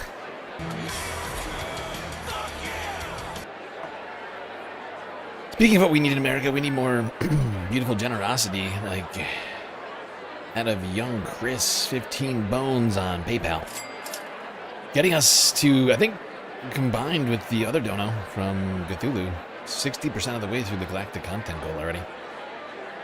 Oh my god, it's fucking Seb Gorka. Seb Gorka. I'm here with my with my purple, maroon actually, smoking jacket.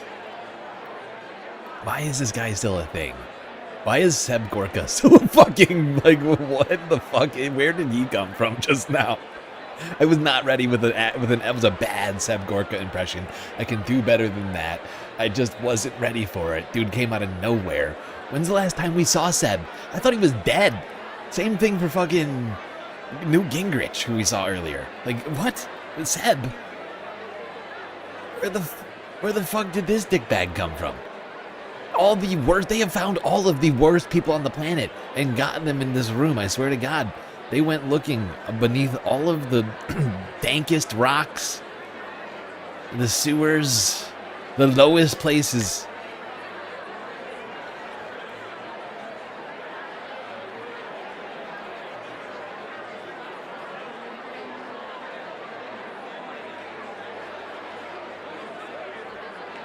The word of the week. Resupapossum.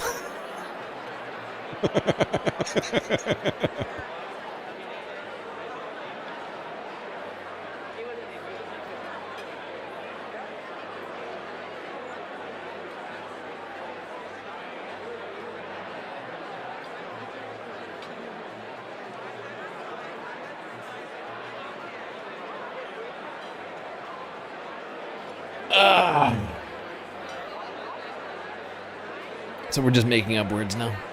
Is that what we're doing? Fine, I can make up words too. Anti-disestablishmentarianosity. Okay? How about that? Spell that.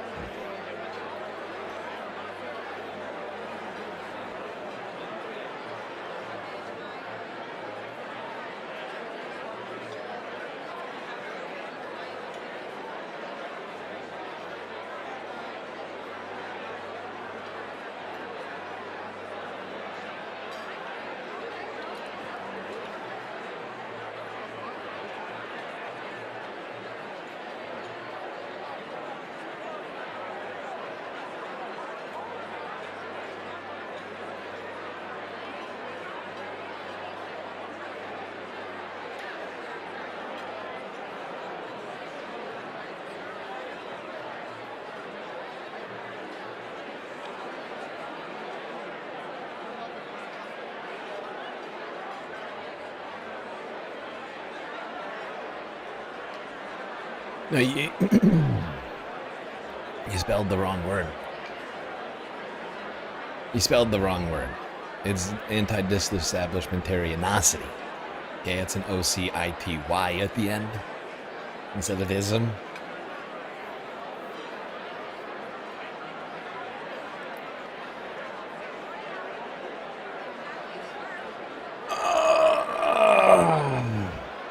Loxanosony. Pilly-pillification.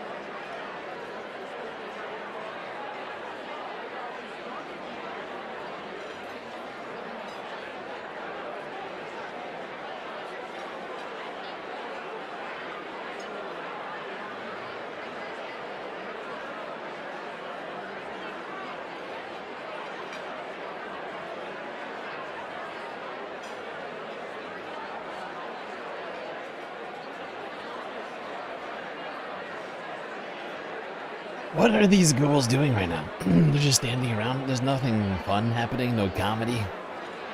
Comedy is dead. comedy is dead. I thought this was America. Huh? Isn't this America? I'm sorry, I thought this was America. These things used to be funny-ish. Like vaguely funny in a liberal, in like a liberal kind of way. But these last two ones have been just, well, I guess the last one wasn't boring, but it didn't really go the way that would have been expected. But the last one, they didn't have any planned comedy. No political, nothing political allowed. Even though that was basically the point of these things, was to make political jokes, shitty political jokes. It was like a opportunity for lame mainstream media types to try their hand at SNL type sketch comedy in a live format.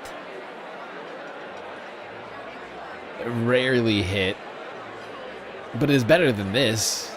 I don't know what the fuck this is.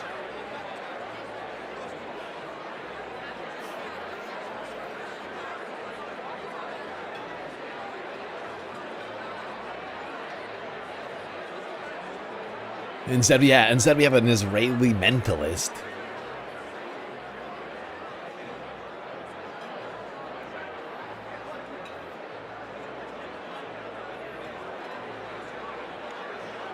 But of course, the thin skin of the president couldn't possibly withstand any sort of political comedy. Yeah, no Michelle Wolf, no Keegan-Michael Key. Nothing like that will be happening tonight. I can almost guarantee it.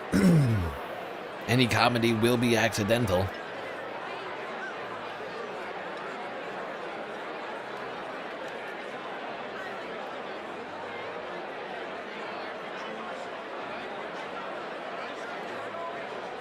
This is going to be a show. I just said an Israeli mentalist. An Israeli illusion, a magician. May as well just use a more understood word. A magician from Israel will be performing. But there will be no jokes. That's illegal. Illegal. Jokes are illegal. Everybody knows it. Illegal.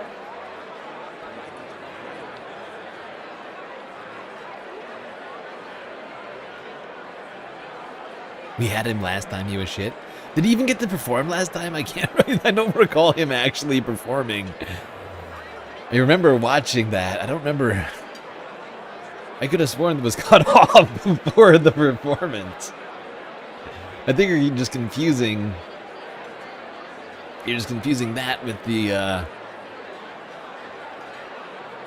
with the other show that happened that night. That wasn't an illusion. Oh well, debatable.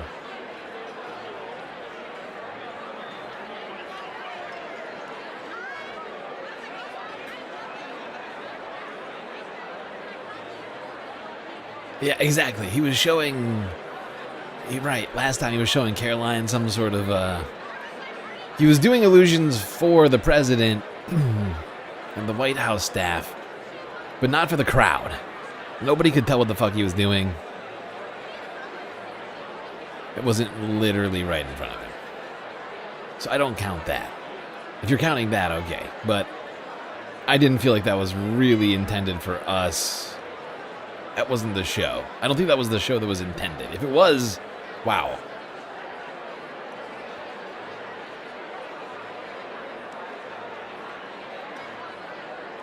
He blew Melania's mind. She couldn't handle it, yeah. Could be it. That could be it. Another Bezos looking guy. Yep. The chat is right. Another Bezos spotting. Every time we spot a Bezos, I'll give you a Bezos sound shot. How many Bezos is that now? 2 Bezoses?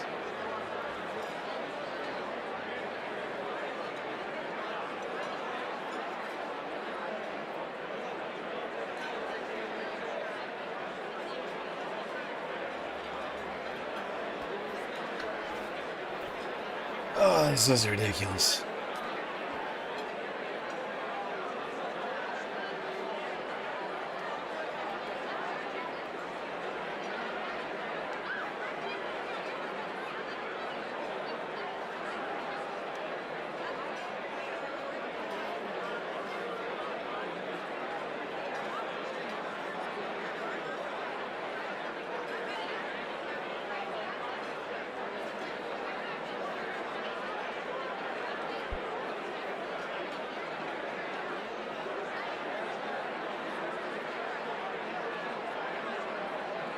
Wow, these old people are eating real slow right now.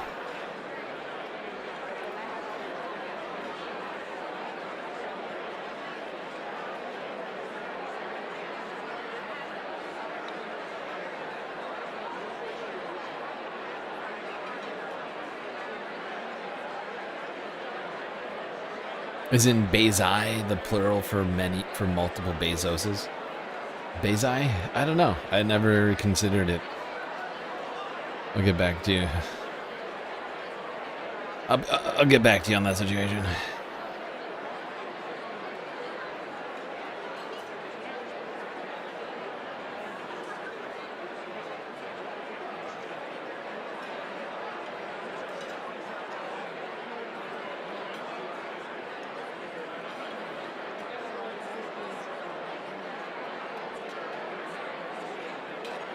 Hey, another $5 donated over on PayPal from Young Chris. Young Chris funding the Galactic Spacecast here. Big time.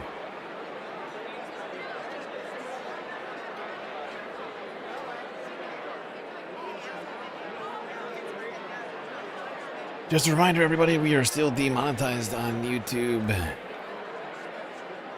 As a result, the only way for you to contribute: Twitch, Cash App, PayPal, Throne, and Patreon. Hopefully soon we will manage to get back to being monetized. Currently, unjustly taken away from us.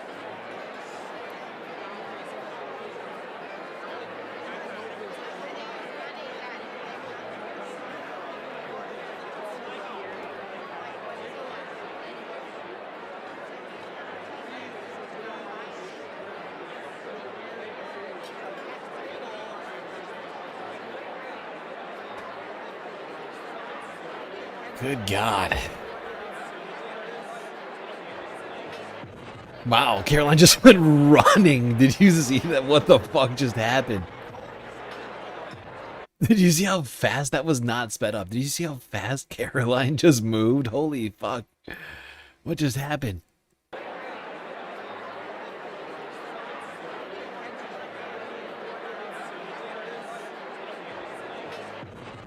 Look at her go.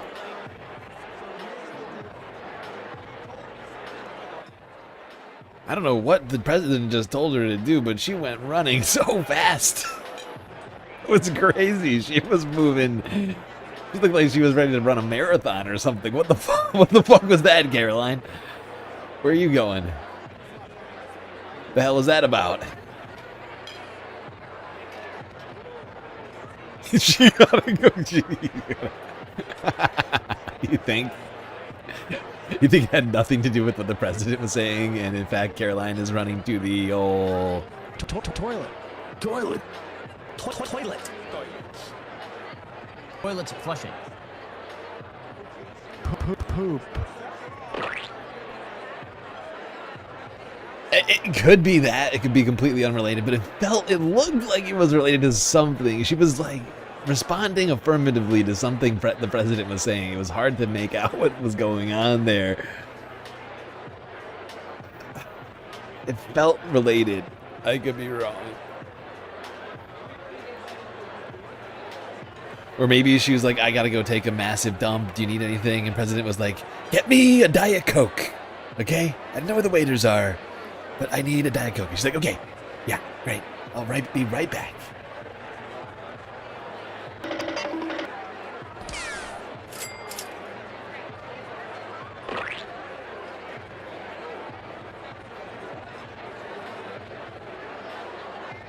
Maybe the diarrhea lettuce is kicking in.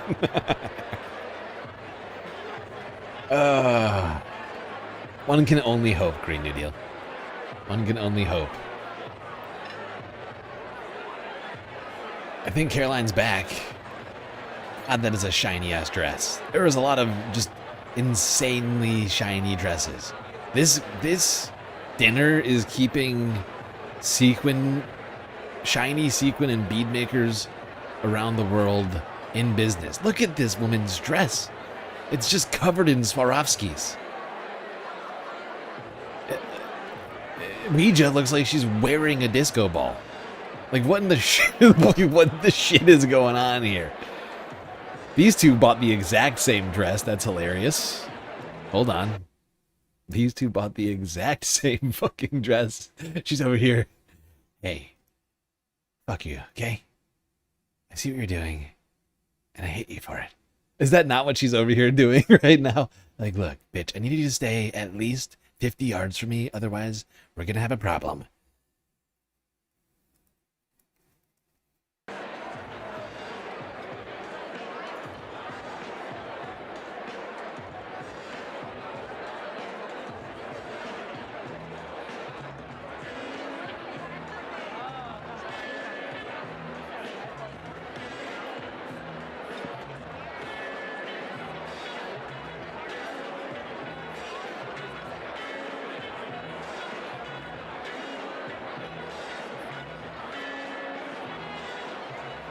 Actually, they seem to be getting along perfectly fine. Like, apparently they're friends. They must have coordinated these outfits. Here I was thinking there was some sort of a green dress rivalry unfolding, but no. No, they seem to be, yeah, twinning. You're right, I was wrong. I was wrong. I assumed animosity. And that was clearly wrong of me. I'm a big, stupid idiot. I made a huge, tiny mistake. Clearly they're best friends. I just want everybody to know it. And that's beautiful. And that's beautiful, and I'm a dick. Look, we're just sitting here, we're people watching, I can't help it. There's no narrative. I'm being forced to create narratives, completely false narratives.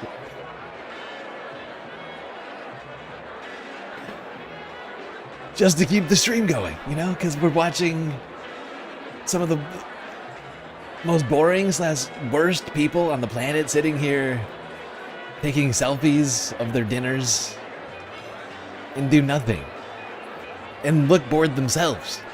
What do you want me to do?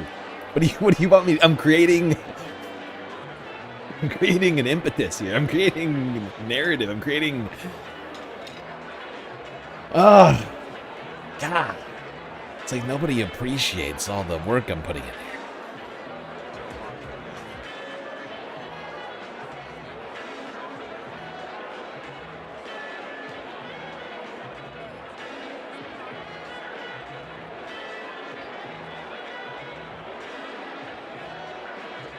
You thought the women were supposed to take pictures for the men? Is that how that works? I am unfamiliar with that. That's sexist rule.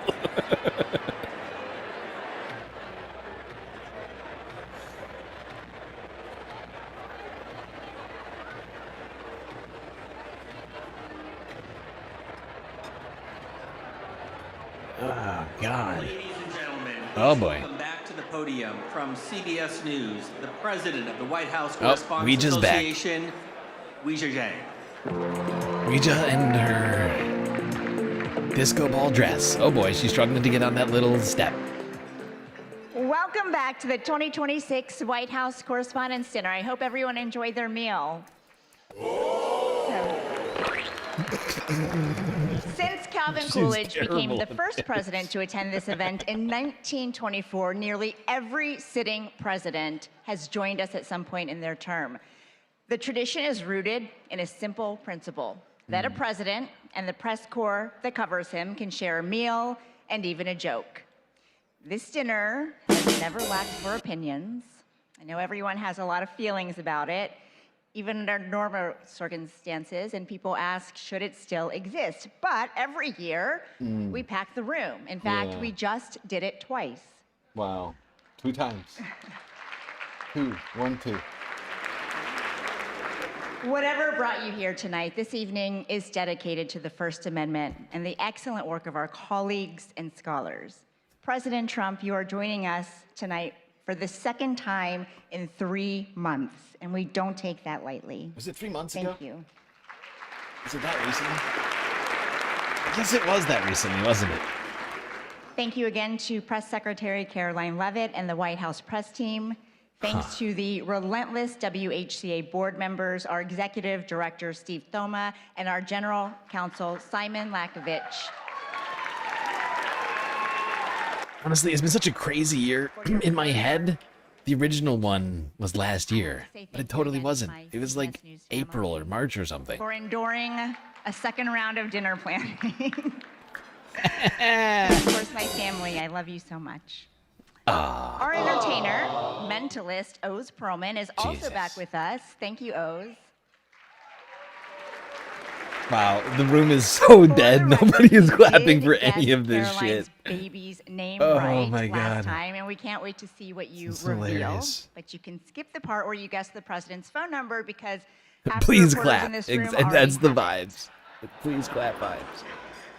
Finally, on behalf of the White House Correspondents Association, I also want to thank supporters from around the world, across the political spectrum, who sent well wishes after a shooting interrupted our event in April.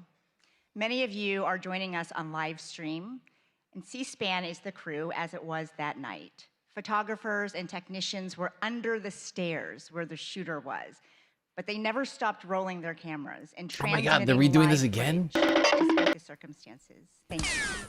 Dude, she opened it up talking about the last dinner and she's rehashing it again now? That Why? night tested all of us, but it revealed something worth fighting for. While journalists in the Why are ballroom we were doing gathering this? facts and Why? getting them to the public, I got a rare glimpse of something few of us ever see in real time. Wow. In a holding room, President Trump was huddled with members of his cabinet, asking questions, finding the best way to share the answers with everyone, which is our job Jesus description Christ. too. I keep coming back to that split screen, not because it was dramatic, but because it quietly proved no matter how complicated or tense the relationship is between the press and the presidency, what we share is far more important than anything else. And that is our duty to serve the American people.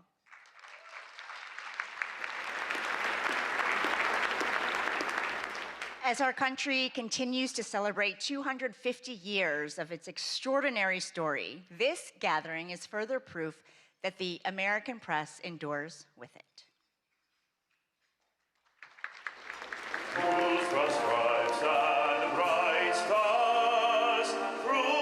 You know how you prove that the press isn't dead? By going up there and not even slightly pushing back against the our president. nation's many unthinkable challenges.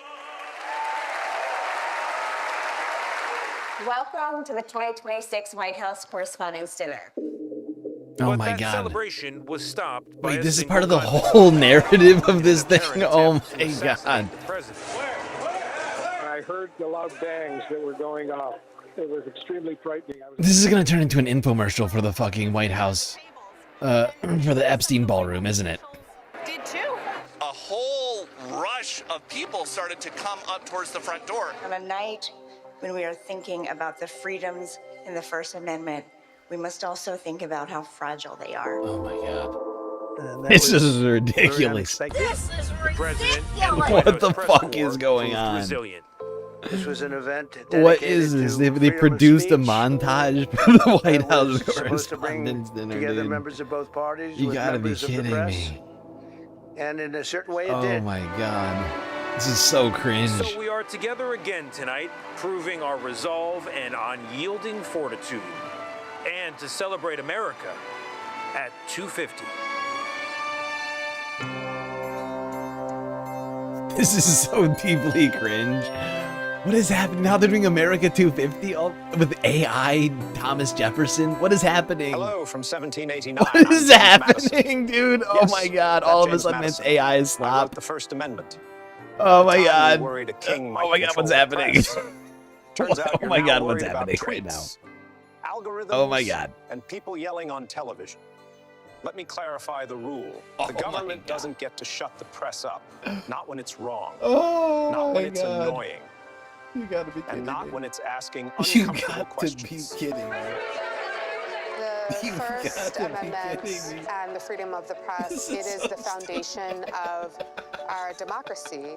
The freedom that we have to speak our mind, Oh, to no. share our views, share what we know. Oh. It's just so What the fuck remarkable am I that we're able watching? to What is this slop? our world leaders, question the most powerful man in the world. CBS made propaganda for the White House Correspondents' Dinner. And it's maybe the worst thing I've ever seen. I'm hopeful that people throughout the country oh, they got will Ken come Burns in together here. to discuss the importance of this history and to appreciate even more what our ancestors did to Oh secure my our god. liberty and Oh my freedoms, god. More including AI founding fathers. Oh my god. Good afternoon, everybody. Oh my god. If this wasn't live, I'd be pausing this shit so hard right now. Oh, I want to pause it so hard. Our goal is it's hurting me. rock the boat, and we're supported by the First Amendment. Oh god. taking control of Iran's oil. We have a very vigorous group of Eisenhower people in between all representing this all stuff. different points of view, including a lot of the foreign press. Daqui a pouco, o presidente Donald Trump. I just told him I've got to come over and see the fake news. Let's go. The presidents throughout history have complained about how they're treated in the press. They don't stop the publication. What in the fuck is going on, dude? Oh my god. We got Lyndon Johnson out here now. Oh. Mr. President. Yeah, I'm not confident. I'm staying in What is happening? Why do we have propaganda? Why are we getting CBS made propaganda right now for the White House Correspondents' Dinner? That's enough. Put down the mic. Oh, we're living in just the reporters at the White House. the worst timeline. This is the idiocracy Whenever we timeline. face pushback from a politician or even from a president, it's not about us as a journalist. It's about the person we're covering. Well, I'm not a big fan of yours either, so I understand. to be honest. So let me ask you a question if I can. Our job is to just keep asking tough questions. Our founders were often distraught about the press, the highly partisan media of their time. Yet Jefferson famously championed a free press, noting that he preferred newspapers without a government to a government without newspapers. That's right. I favored a free press while my predecessor here, John Adams, signed a sedition act. This couldn't be that could imprison journalists for more saying ridiculous. anything malicious against the government. I ended that unconstitutional CBS, law when I took a office, billionaire and bought thankfully, media it's never returned. that acts as a regime approved media source, is talking about how much the founding fathers loved free press. Whenever there's a crisis, that's the time that people tune in. Thank you, Mr. President. Dan Rather with CBS News. The effects of Watergate were beginning to corner President Richard Nixon. If the president thought you were going to ask a question he didn't want to ask, he would try to throw you off balance right at the beginning. Are you running for something?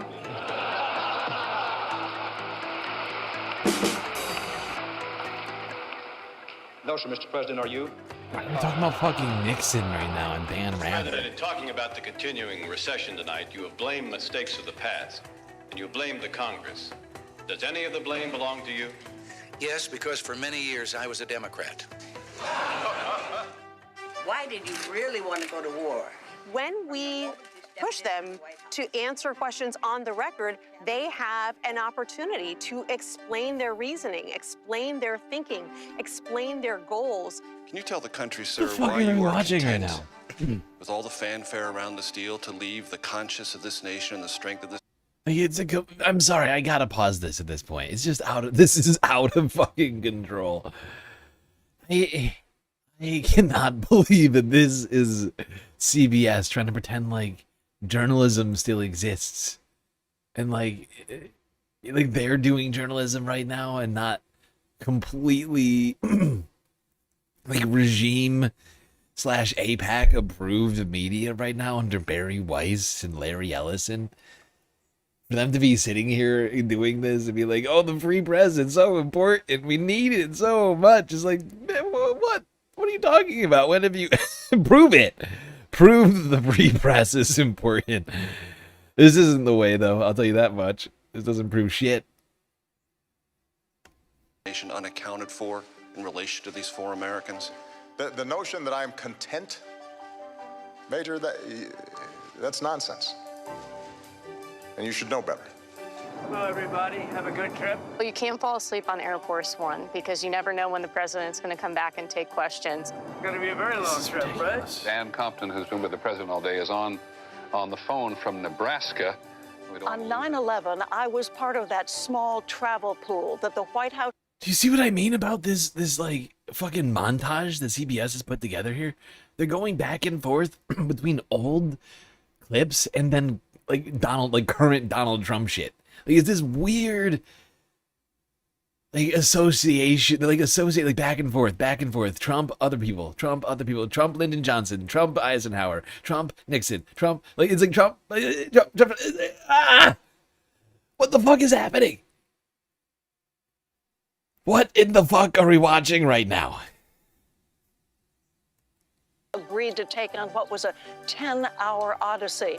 The president might be a target as well, and that is why there's an old saying in Tennessee. I know it's in Texas, probably in Tennessee. The White that says, House "Fool made me sure once, that we had phone connections. shame on you." If fool me, we can't get fooled again. Just like anybody else. I just got off the phone with President Trump. It was a roughly 9-minute phone interview. I've covered 5 different presidents. I have never seen one other than Donald Trump who regularly takes phone calls from reporters. New media is massively important. The most to our country. transparent. Here's what you missed if you weren't tuned in. We utilize social media to help people understand what we're talking about, breaking it down in digestible ways so that they can understand even the more nuanced news that's going on here at the White House. And today we went through the Rose Garden into the Oval Office. Just every single outlet that's at the White House is shaping the national news. All of This is dystopia. We are living in a fucking dystopia. Oh my god. CBS really coming through on the propaganda today. This shit is wild. And they got the music in the background. Oh, the president. The Mar-a-Lago house. DC. outlets have a place here. And Oh, all it's of our so audiences glorious. deserve to know what's going on in our country and in this White House. Such a transparent president. He always takes phone calls. He's the best. I don't think it's unusual for a president to be criticized. That seems to be one of the things that go with the job. As we look back over history, almost This is fucking the nonsense. better presidents at the end of their term have actually thanked the press in the spirit of, you had your job to do, I had. 2 very special awards, Jackie.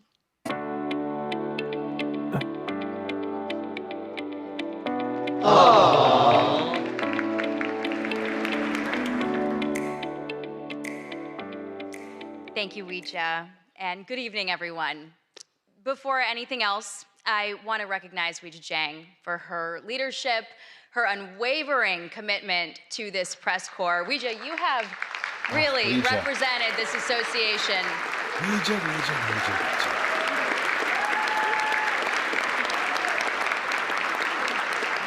With such professionalism.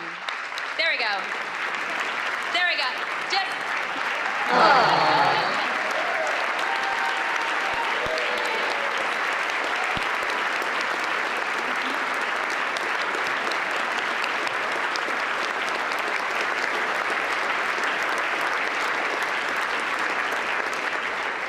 And she has represented this association with such professionalism, integrity, grit, and I am so deeply grateful, not just for your example, but also more so for your friendship.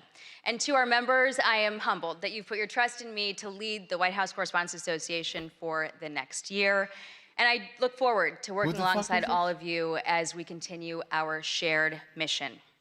Pursuing the facts without fear or favor, and exercising the freedoms protected by the First Amendment in service of the American people. The attempt on President Trump's life last April was a sobering reminder that How democracy many times we're gonna is talk not about immune this to tonight? violence, and the freedoms that we cherish can never be taken Is for this a granted. memorial to Trump's Political violence must have like assassination attempt? in America. What the fuck are we doing? This is so dumb. And journalism can serve us well to broaden understanding, to shed light, and to inform our decisions. especially in this age of fast-moving information that can reinforce our divisions. And we are grateful to have President Trump here tonight, taking part in this tradition that recognizes the essential role of a free press in our democracy. Thank you, President Trump.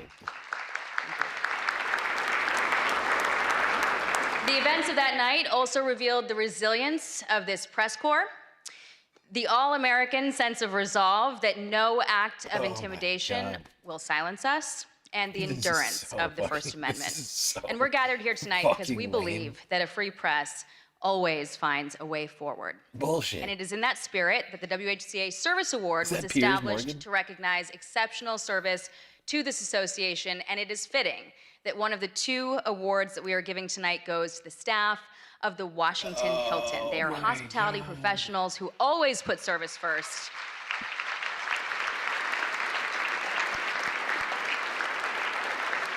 As harrowing events unfolded that night, their courage was on full display. The kitchen workers, the ballroom wait staff remained at their posts when President Trump urged that the evening should continue. Oh my God. Oh, they are obsessed with this shit. This whole thing is just about the last dinner and this supposed attempt on Trump's life. Not a single shot fired by that guy, by the way. And they're still talking about it right now, like it happened yesterday. It was like 6 months ago or something, and they're still talking about this. I can't listen to this. Like, this is fucking ridiculous. What in the hell?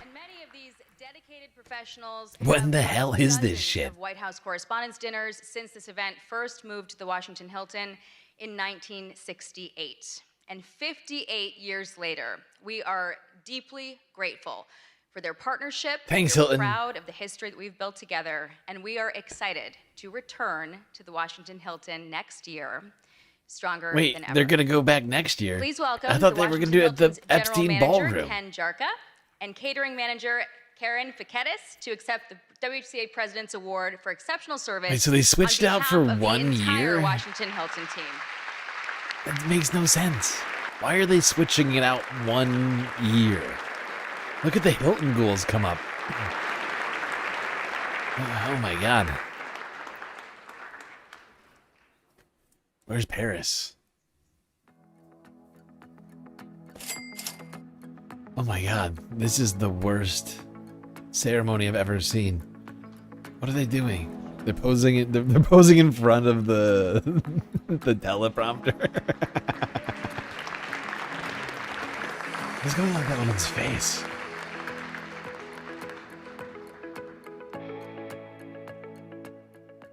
Oh, we just back. Congratulations, and thank you, Jackie. Thank you, Jackie. I also want to thank the staff and Great job. security team right here at the Waldorf Astoria for putting so much Oh time my God, who cares? and care into helping us plan this event in a very short notice. That evening in April did not unfold as planned, but it ended exactly like it was supposed to. 2,600 They're still talking about it. guests, plus hundreds of others who were working that night, got to go home unharmed. And that was made possible by Looney the Tunes brave men and 9000 women of just law cheered enforcement and the 100 United States bits. Secret Orange Service. circle emoji. Blah blah blah. Okay, Blondie, get off the fucking stage. Be quiet, you fucking pig. This is why I want On Fox behalf of News, every person news who was shit, inside that own ballroom, fake CBS and and every all fake family news who media got to to be hear their banned loved from. ones say, "Don't worry, I'm okay. We thank you." One officer placed himself directly in harm's way and engaged the armed suspect. Even after gunfire struck his protective vest, he stayed in the fight, and the attacker was stopped. I know many of us have wondered, what if he hadn't acted in that exact way? What if he had waited a few more seconds? His courage that night reflects the core values of the Secret Service: duty, justice, courage, honesty, and loyalty, and as a commitment to safeguarding his country and community. They also shaped his career first Oh as my an God. infantryman and section What the leader hell in are the we United doing? States Marine Corps, and since 2022 as an officer of the Secret Service, protecting the White House complex and our nation's leaders. Ladies and gentlemen, it is my honor to present the WHCA President's Award for Exceptional Service to Officer Victor Gonzalez of the United States Secret Service.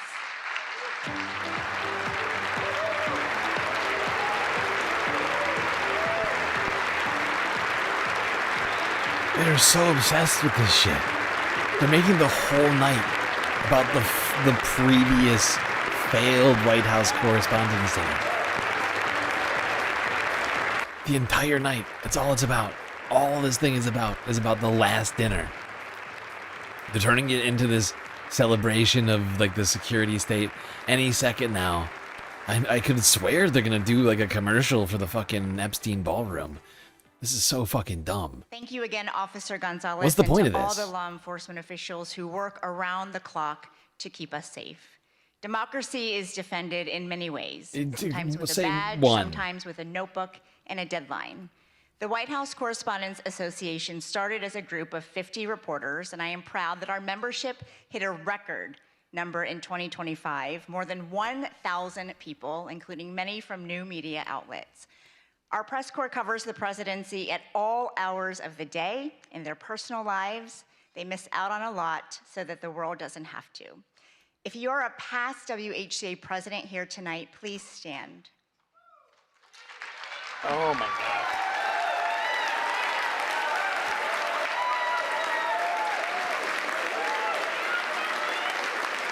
They're all at the same table. Former board members, please stand. Our chief White House correspondents, please stand.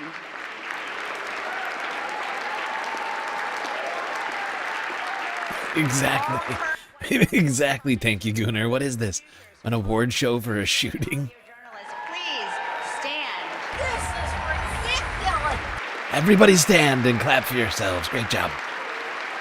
I want you, if you're watching right now, stand up, clap, clap for yourself. You have done a great job watching the news. This is invaluable, especially as our nation is at war. Please stand.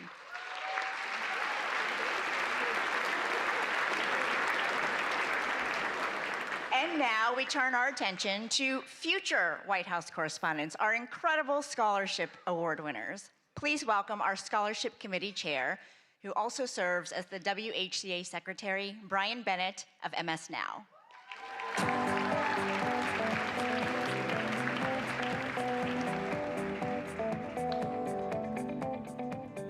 Hello, everybody. It means so much to be back together tonight. This is the part of the dinner each year that I look forward to the most. We have an incredible group of young journalists with us who are the recipients of this year's White House Correspondents Association scholarships. Since 1991, the WHCA has awarded scholarships to hundreds of journalism students. This year, we are helping fund the education of 30. Let me pull out my remarks here. Jesus Christ. 30 students from 16 colleges and universities. They are from schools all over the country. Is that so hard to remember? Arizona, California, Illinois, Iowa, Maryland, Missouri, New Jersey, New York, Ohio, Puerto Rico, Tennessee, Virginia, Washington, D.C. Okay. We have important partners who extend the reach of our giving, and you all are a part of that. The WHCA and our partners went to great lengths to make sure as many of our scholars as possible could be here tonight with us. And I'm happy to say that 26 out of the 30 of them were able to return for the second dinner.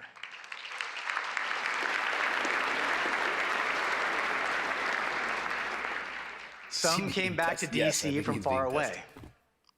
Many were already here in Washington for the summer for journalism internships. When the April dinner was interrupted by the shooting, oh my God, a lot of the scholars did what journalists do in dangerous situations. Why are we back to talking about the goddamn shooting Started again? reporting. This is ridiculous. And they reported for their college newspapers. They are already showing What would be their commitment honest to the right work now? that we are all If the press was honest right now, instead of sitting around here talking about the supposed danger of the last fucking dinner, they would stand around and talk about the danger that exists because of the president to the press, to free press, to freedom of speech. But instead they sit around talking about how great and transparent the president is, and how the only threat to democracy and to the free press was an alleged potential shooter who never got a single shot off. That's the threat. It's not the man who's suing their organizations. They had a tour of the White House, and they met with White House officials. They spent an afternoon with dozens of senior journalists who cover the White House, and they were paired with mentors, working journalists from the White House Correspondents Association who make a year-long commitment to offer advice and encouragement. We all had people along the way who helped make us better. And the WHCA Scholarship Program is a way that our association gives back and helps strengthen a new generation of journalists. Because of the commitment and your support, past WHCA Scholarship recipients are now doing amazing things in journalism. We tracked some of them down to tell us about their work today. Jesus, no.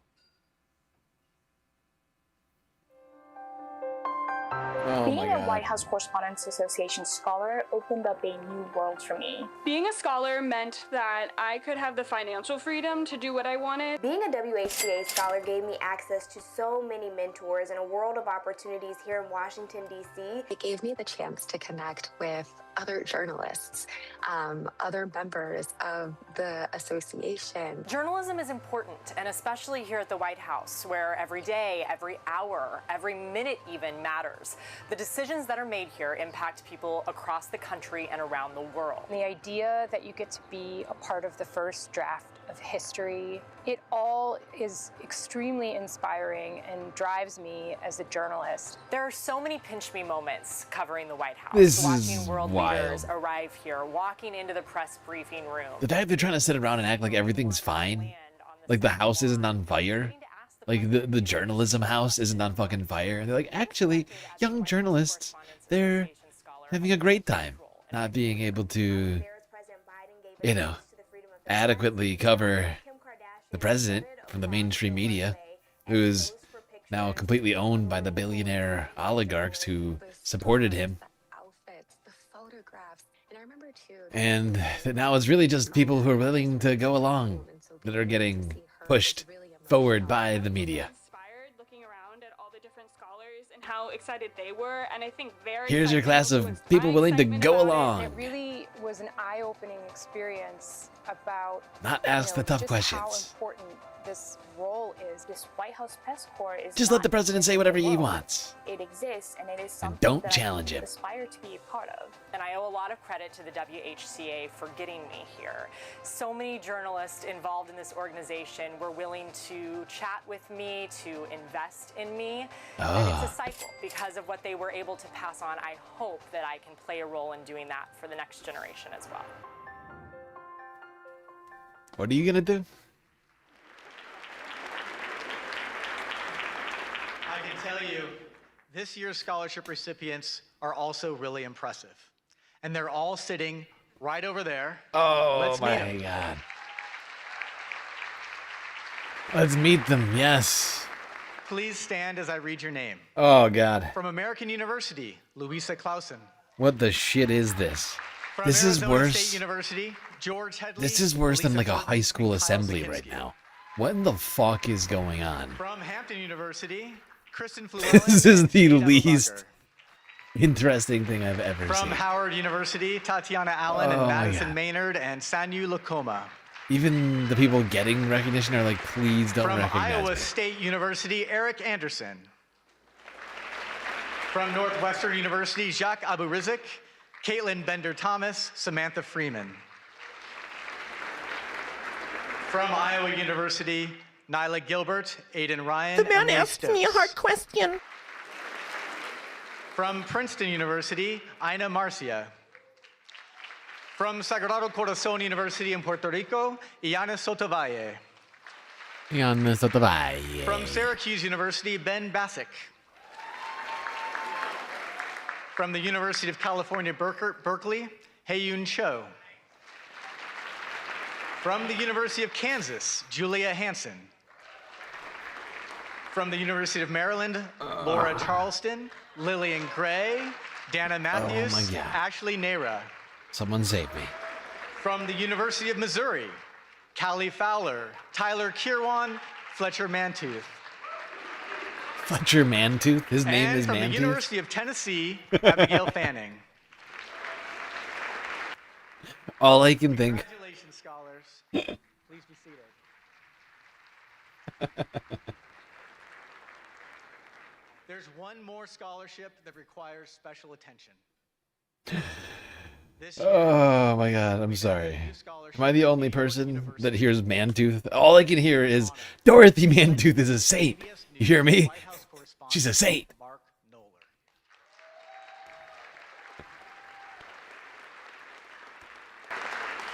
As you all know, Mark passed away in August.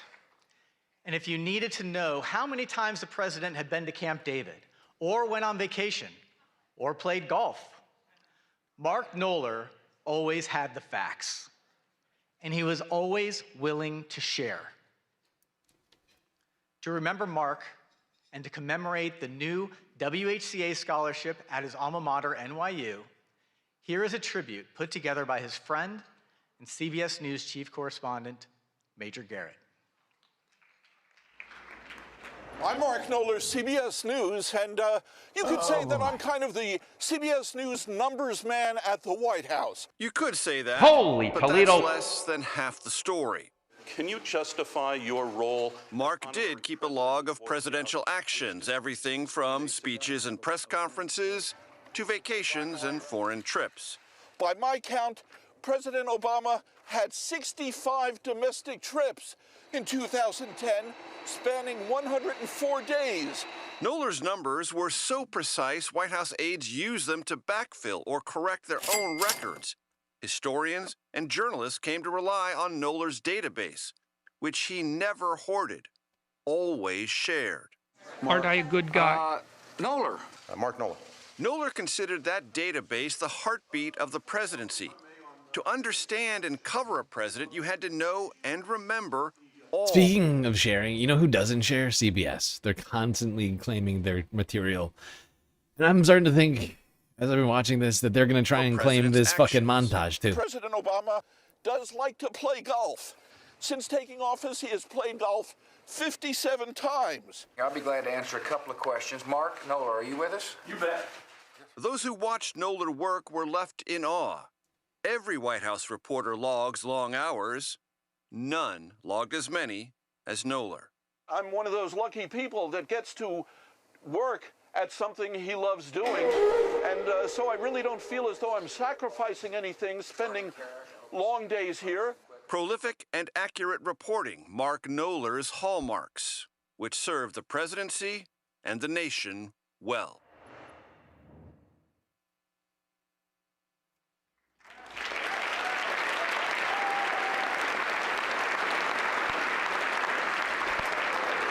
We are honored to be able to add a new scholarship in Mark's name in partnership with NYU's Arthur L. Clarke Journalism Institute. And even more happy to announce that the first recipient of the Mark Knoller Scholarship is Avril Silva. Please stand, Avril.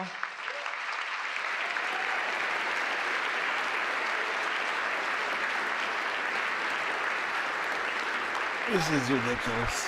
What are we Ladies doing? and gentlemen, this year's WHCA Scholarship students. When you see them tonight, offer them advice and offer them jobs. Many of them are already doing amazing journalism. They're all superstars. Thank you very much. You're a superstar. Please welcome the chief correspondent for ABC News, the co-anchor of ABC's This Week, and a former president of the White House Correspondents Association, Jonathan Karl. Not quite yet, actually. Sorry about that, John. You're gonna have to wait a second. Jesus we have Christ. a lot to celebrate this Do we? evening, everyone. Really? We want to give a special Name one thanks to those who value the work that we do, the freedoms that we stand for, including Paramount, the Emerson Collective, and the Knight Foundation. All of them made donations to the WHCA. No, you haven't named after anything April yet. dinner, I want to was celebrate. interrupted, The Ellisons, and you said? It is by the way, our one fundraiser of the year. And Their CBS Paramount? You want me to support will celebrate help our them? scholarship programs and our general operations in the next year. Thank you all very much. We celebrate the billionaire bought media. Look at Stephen Jung. Oh my God. All right, now it is my pleasure to introduce two former White House correspondents who have served this association with distinction. They exemplify excellence in our field. They will help us recognize tonight's award winners. Jonathan Karl is the chief Washington correspondent for ABC News. He is the co-anchor of This Week, and he is a former president of the WHCA. He's got over 3 decades of experience in Washington. He's covered 4 presidents, 14 press secretaries, and just about every major beat in the city. And through it, he has earned many of journalism's highest honors, including some of the very awards that we are presenting tonight. But first, to recognize our journalism awards, we have one of the country's defining voices with us tonight, Wolf Blitzer. Oh, yes. Wolf Blitzer, of course. Thank God we got Wolf here. Wolf He's going to spice it up. CNN's lead political anchor. He's the host of The Situation Room, and he's been a staple Yeah, of we all know who political Wolf coverage Blitzer since is. Come on. 1990, earning a reputation for steady, authoritative reporting. How many on some of the Swarovski most crystals consequential do you think are on her moments in dress? I modern keep history, trying to and count earning them. It's got to be multiple Emmy Awards hundreds. himself Like for his hundreds and distinguished hundreds. career. Please welcome me Might be over in joining 1,000 Wolf to the Swarovskis stage. on this thing. It's mostly crystals. Actually, it's got to be over 1,000. It's got to be thousands of Swarovskis. That dress is it's like entirely made of crystals. Crystals and a few threads. Wolf, wow. Standing up. Wow, struggling to get up on that little stool there, Abe. Thank you very much for that really nice introduction. I'm so grateful. I'm so honored to be with all of you this evening. Each year, a panel of independent judges review dozens of entries for the 5 major WHCA Journalism Awards. And it's my honor tonight to announce this year's winners. And I'd like to point out that this is really a special night for me. I don't know if many of you were at the first White House Correspondents Association dinner in April, but for me, it was very memorable indeed. Why? And I can report this time. What are you talking about? After the first course, I did not go to the men's room. It was very memorable. Wow. I've been to this dinner over these many, many years. I spent 7 years as a White House correspondent. And I just want to remember with real excitement and passion who often came with me to these dinners over these many years. Yeah. And that was the man who hired me at CNN, the man who created CNN, the late Ted Turner, who recently passed away. And he was not only a mentor and a good friend, but he loved journalism. When he hired me, he said, "Remember, Wolf, we're the cable news." God, we have to celebrate Ted Capital Turner N, right now. capital E, capital W, capital S network. This is where the news comes first, and don't forget that. Forget about your own personal opinions. Just report the news fairly and accurately, and if you can, do it first. And that's what I've been trying to do over all of these years. Yeah, CNN doesn't have an opinion. So let's remember Ted Turner, what he did for not just for CNN, but for CNN and all of the news organizations over these many, many years. Right. The Aldo Beckman Award for Overall Excellence in White House Coverage, named for the late Chicago Tribune correspondent and former association president Aldo Beckman, goes to, and let's give him a big round of applause, Josh Dawsey of the Wall Street Journal.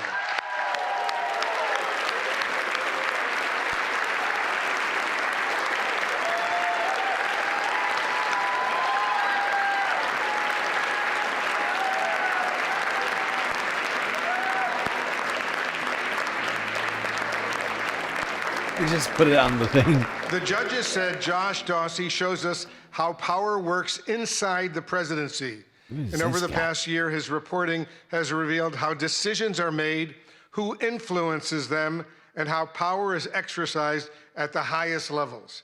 Josh Dawsey went far beyond the deluge of breaking news to offer invaluable insights that can only result from deeply sourced enterprise reporting. In the tradition of Aldo Beckman, he exemplifies integrity, persistence, and a steadfast commitment to holding power to account. Ladies and gentlemen, the WHCA is pleased to give the Aldo Beckman Award to Josh Dawsey.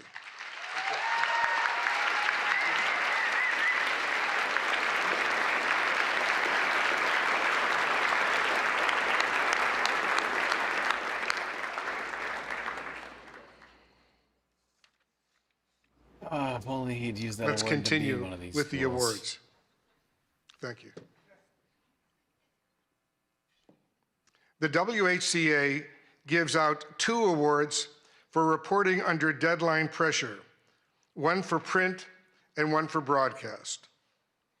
This year's print winner is Amr Madhani and Zeke Miller of the Associated Press. Oh my God. Both can't even pronounce the name of the guy he's giving awards to right now.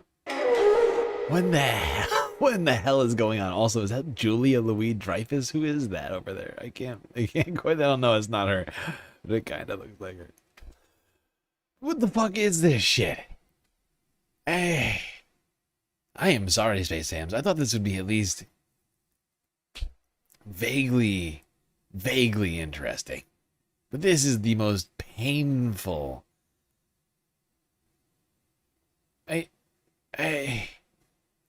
I cannot believe how terrible this is. It's just the most uninteresting people giving awards to people that none of us have ever heard of. And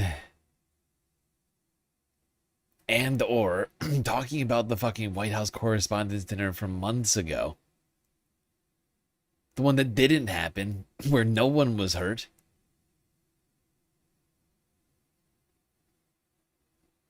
And they're just like obsessing over this moment, fawning over the president, claiming he's a great guy, transparent, loves the press, even though he's sued ABC, New York Times, BBC, yelled at Ouija Jang on multiple occasions, and basically everyone in the room. It's ridiculous. It's like watching. We're watching the Emperor's legion of propagandists gathered here to pretend that they're doing their jobs rather than propaganda for the Emperor. It's painful. It really is painful to watch all of these people who I think at one point in my life I had vague respect for. I was a lot younger.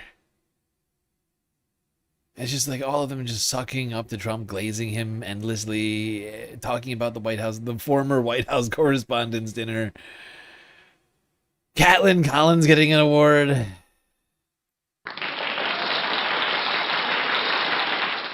I'll give her some applause. She deserves it.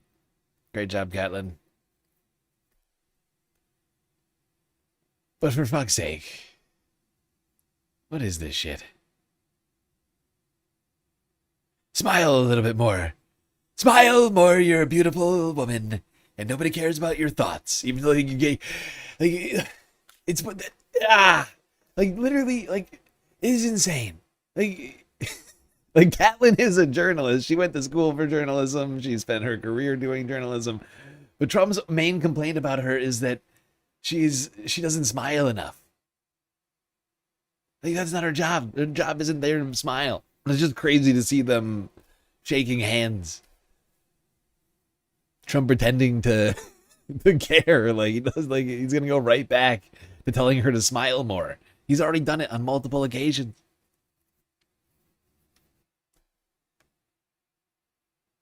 Timing, layered composition, and visual irony, this photograph expertly documents a true split-screen moment in real time. The president's orientation and posture inadvertently echo the statue to his right, while the other half of the frame is defined by movement. He doesn't look happy about this one at all. Skillfully captured in a chaotic moment. He doesn't look happy Please join about this me in one. congratulating Getty Images photographer Andrew Harnick, who also represents still photographers on the WHCA board.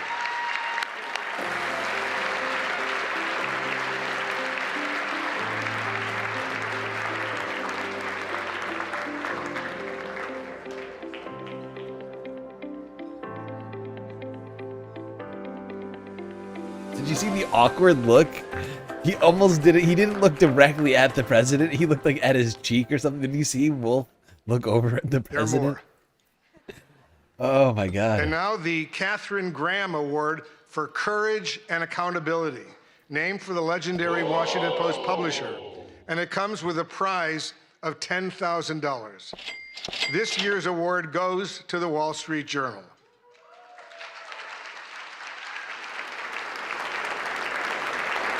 The Journal's courageous reporting on President Trump's past relationship with financier Jeffrey Epstein triggered the release of the so-called Epstein files, thousands of documents that might otherwise have remained hidden from the public. No, don't show us And this. despite Show us the president's president. threat of a lawsuit, No, you're doing the Journal bad published a journalism. story about a Show us the provocative president letter for the love to of Epstein God. bearing President Trump's signature.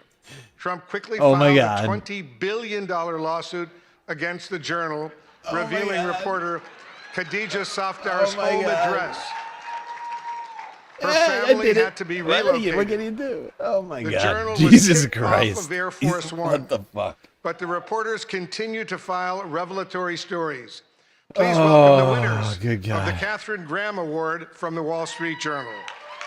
Khadija Safdar, Sadie Gurman, Annie Linsky, Josh Dawsey again, Alex Leary, Rebecca Ballhaus, and Ryan Barber.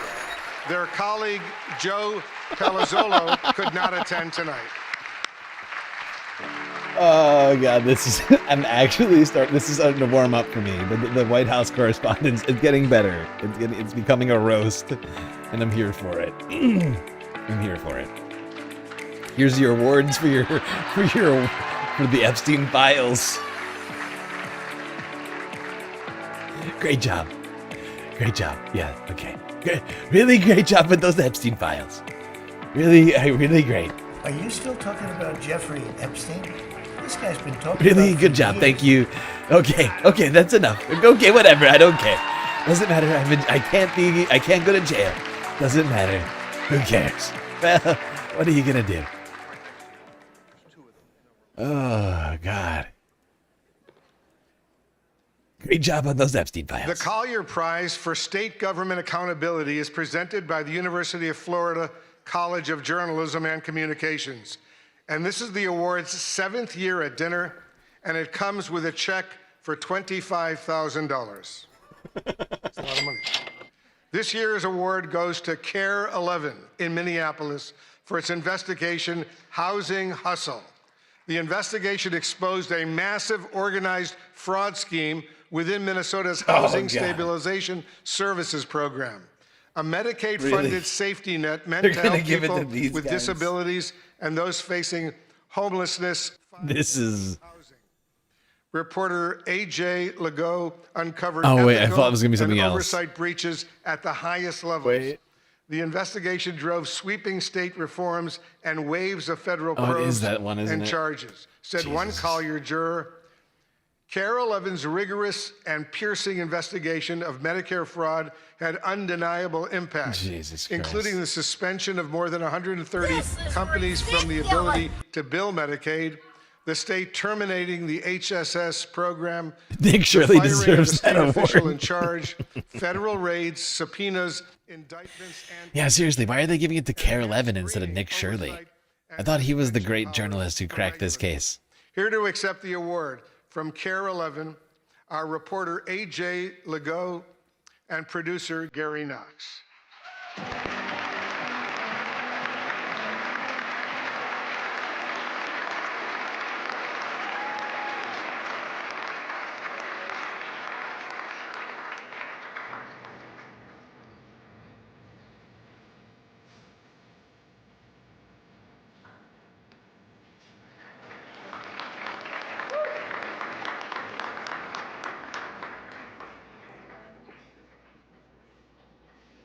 The Center for Integrity in News Reporting Award honors the most fair, impartial, objective news reporting by a member of the WHCA that has the courage to not fear and the discipline to not favor. It's sponsored and administered by the Arkansas-based Center for Integrity in News Reporting and comes with a prize of $25,000. The award goes to Tyler Pager of the New York Times. The judges said that in his coverage of the first year of President Trump's second term, Pager demonstrates a disciplined, even-handed approach across a wide range of subjects, including supporters and donors, foreign policy, the Justice Department, and energy. The stories take readers inside consequential presidential decisions while presenting the facts. The work is deeply sourced and carefully verified, reflecting a clear dedication to getting it right without bias. Taken together, this body of work stands as a strong example of fair, impartial, and objective journalism. Precisely the standard this award is intended. I had to double check it. This is one of the guys that's named in the Trump lawsuits. Ladies and gentlemen, thank you so much. This is literally one of the guys named in the Trump lawsuits. Oh my god. Yeah. Let's give him another huge round of applause.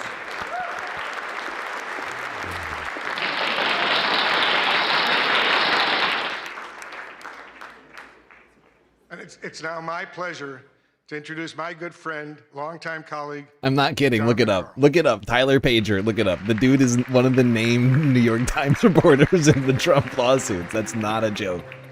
That's real life.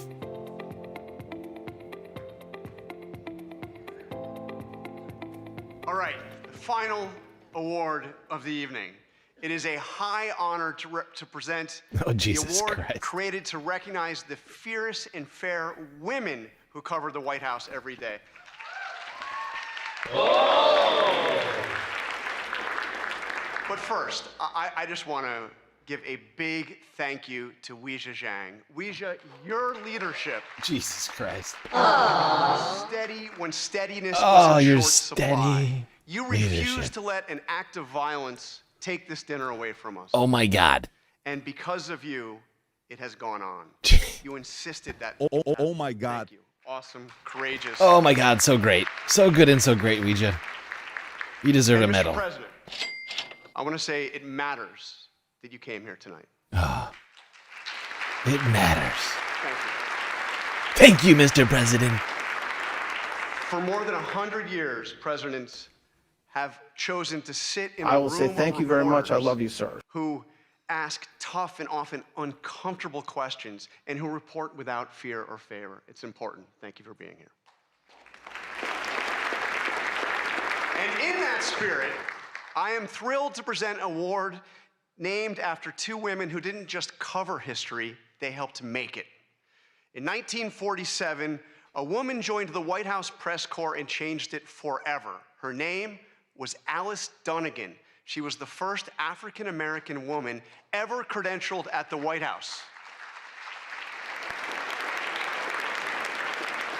I mean, this woman is dangerous, ladies and gentlemen. And just a few years later, she was joined by Ethel Payne. And together, they looked the most powerful man in the world in the eye and demanded answers about civil rights for Black Americans.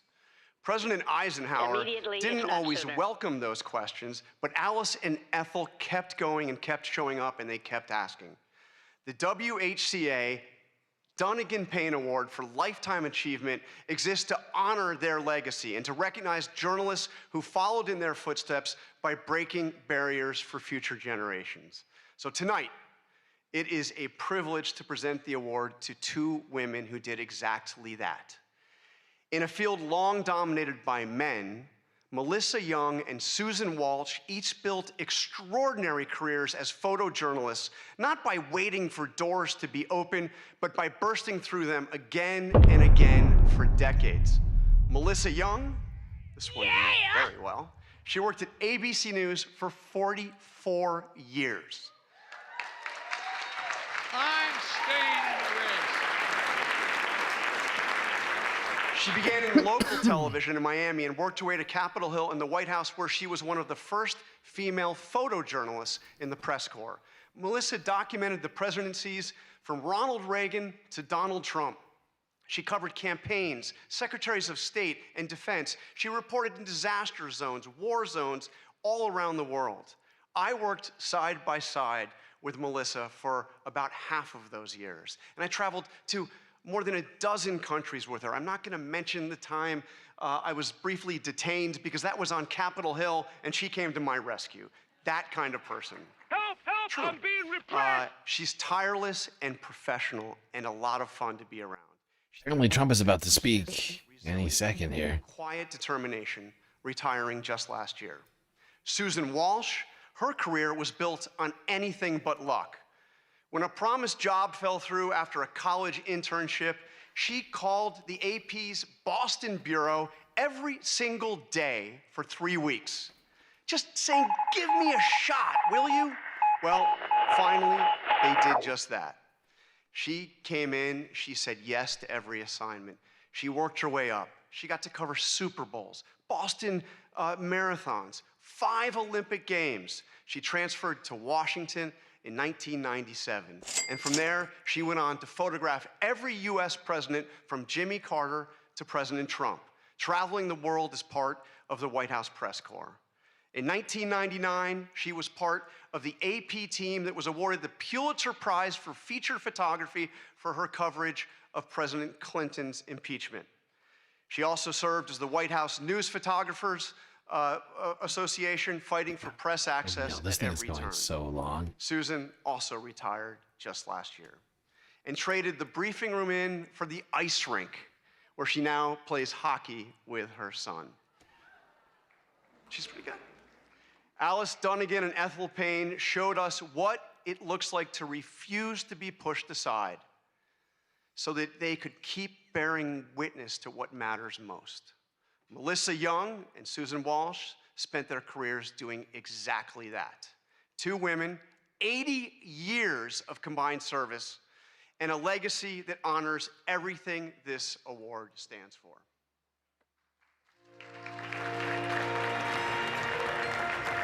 Another montage, huh? Purpose. I had a lot of fun. I saw myself as part of the world that I was doing something that the world needed. I was always really excited to be in the room, see it, be a part of it. It kind of gave me the access and the confidence to go up to people and look into other people's worlds. The camera definitely made me fearless, especially when I was doing news and traveling internationally. You had to be aggressive, and that's when I had to be someone who I wasn't really sure I recognized all the time. 8 inaugurations, 5 Olympics, 6 Super Bowls, World Series, lots of sporting events, APEC summits, NATO summits. You traveled in a way you would never do as a regular person. I remember being in the palace with Fidel Castro and Jesse Jackson, and I was just walking around and, just like sort of going, whoa, here I am. One of the craziest, wildest ones that I'll always remember is when I was with President Trump at the DMZ. I swear there were times that I don't think my feet hit the ground as we were being moved, and it was such a chaotic, crazy thing. 9/11 happened, and that just completely changed my life. That's when different kind of travel started for me. When they asked me to go with President Bush to Iraq, there I was, and an Iraqi journalist stood up in front of me, literally in front of me. There's an old saying in Tennessee, I know it's in Texas, probably in Tennessee, that says, fool me once. Secret Service jumped on him. I was right behind him. I remember trying to hold on to my tripod so I can keep shooting. And then when it was finally over, they rushed us into a room to do an interview with the president. I think I started to see that what I did was really important. I was traveling overseas with Jill Biden, and we slowly went into Ukraine. I'm staying get the in the picture race. of First Lady Biden meeting Mrs. Zelensky. The shoe moment, like that is iconic. The shoe is I'm glad everybody in chat agrees. The shoe moment's totally, it's classic. That is a classic news moment. We don't talk about it enough. There's not enough reason to organically bring up the shoes. Especially in television. because it really is a great job. It was always such a compliment to be considered one of the boys, one of the guys. And now that I'm older and there's many more women doing this job, I'm like, you know what? We're gonna claim our space. You guys can be one of the girls, because we got this. Yeah. We got this.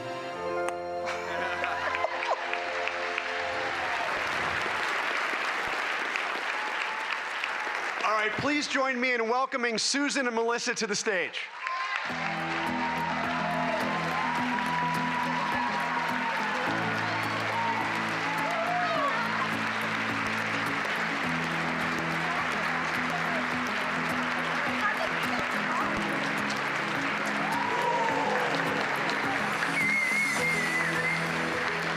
Just a reminder, everybody, if you haven't already hit that follow button on Twitch, subscribe on YouTube, and consider contributing to the Galactic News Network, as we are completely funded by individuals like you. Already 3 hours into this puppy. By the way, I do want to say thank you to Young Chris for the $5 dono, another dono from Young Chris. Getting us a little closer. So it's really pretty cool to be up here and just kind of be a guest tonight. But they were gracious enough to give me an opportunity to say some things, so I'd like to say some things. First, Ouija, Jackie, and the entire Correspondents board, I just want to thank you guys so much for selecting me this year, me and Melissa. You're terrible. I hope not to get emotional here. This award means like the world to me. Oh, I'm such a sucker. Sorry. I got this. This award means so much, not because it's named for two incredible trailblazing women, but because honestly, I felt that this association didn't always, value what we did as photographers. And, there were many times that Melissa and I were the only two women in the White House travel pool. And I just have to say, things have changed, and I love it. So there's a whole lot more women out there, so yeah.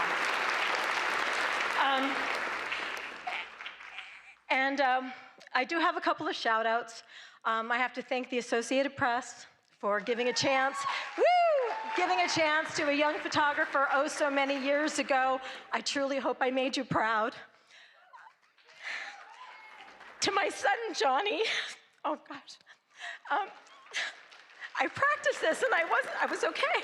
To my son, Johnny, who's here tonight. Come on. Thank you for putting up with your mom's crazy work schedule. I love you. And yes. You're hurting the all kids. my friends and colleagues that I've traveled the world with, your camaraderie, your support, and most importantly, your laughs have been absolutely the best. And in my retirement, I absolutely miss that the most. So thank you for all of that. And then finally, to all the journalists out there who are working incredibly hard to report the truth, despite access issues, insults, and subpoenas, keep it up. Your work matters, and we need you now more than ever. Thank you so much for all you do. Okay.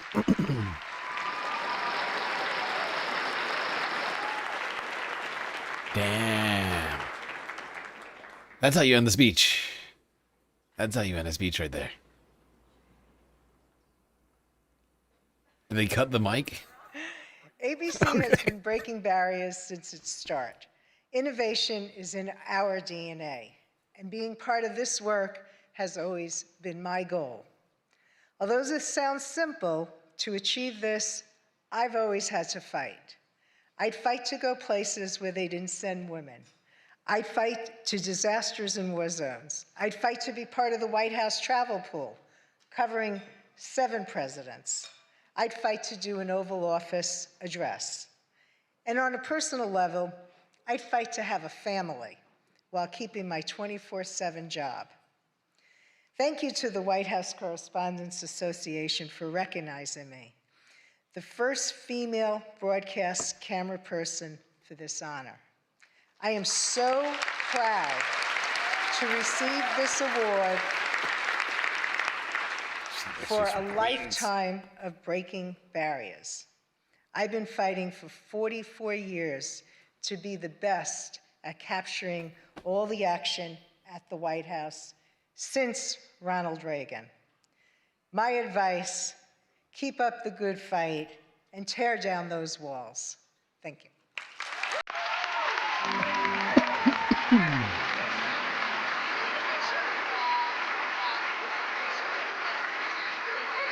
Not enough. I mean, any speech that doesn't end with "Go fuck yourself, President Trump." Wasted opportunity.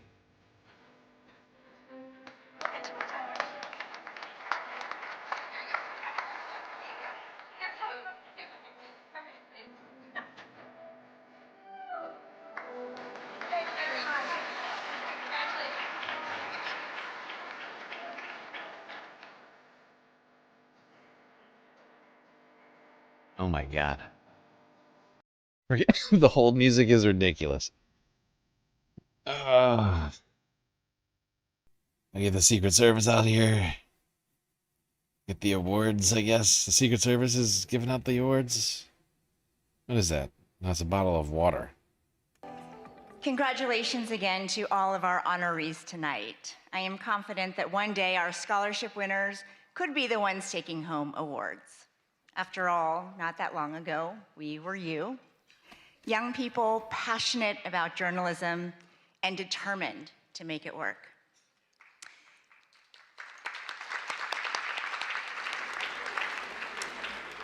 I've been thinking a lot about my own journey to this podium tonight. I grew up in rural West Virginia, in a town at the foothills of the Allegheny Mountains, a town called Buchanan, population 5,500. Those images of the devastating floods that you've been seeing are from my hometown. My heart, thoughts, and prayers are with everybody there. After my dad finished grad school at WVU, where he properly learned how to say, "Let's go Mountaineers," my parents decided to stay in the state to open a restaurant. It was such a treat when hunters came in and left deer meat as a tip. On Sundays after church, families packed into the dining room, all dressed up. My mom learned every customer's name, their favorite dishes.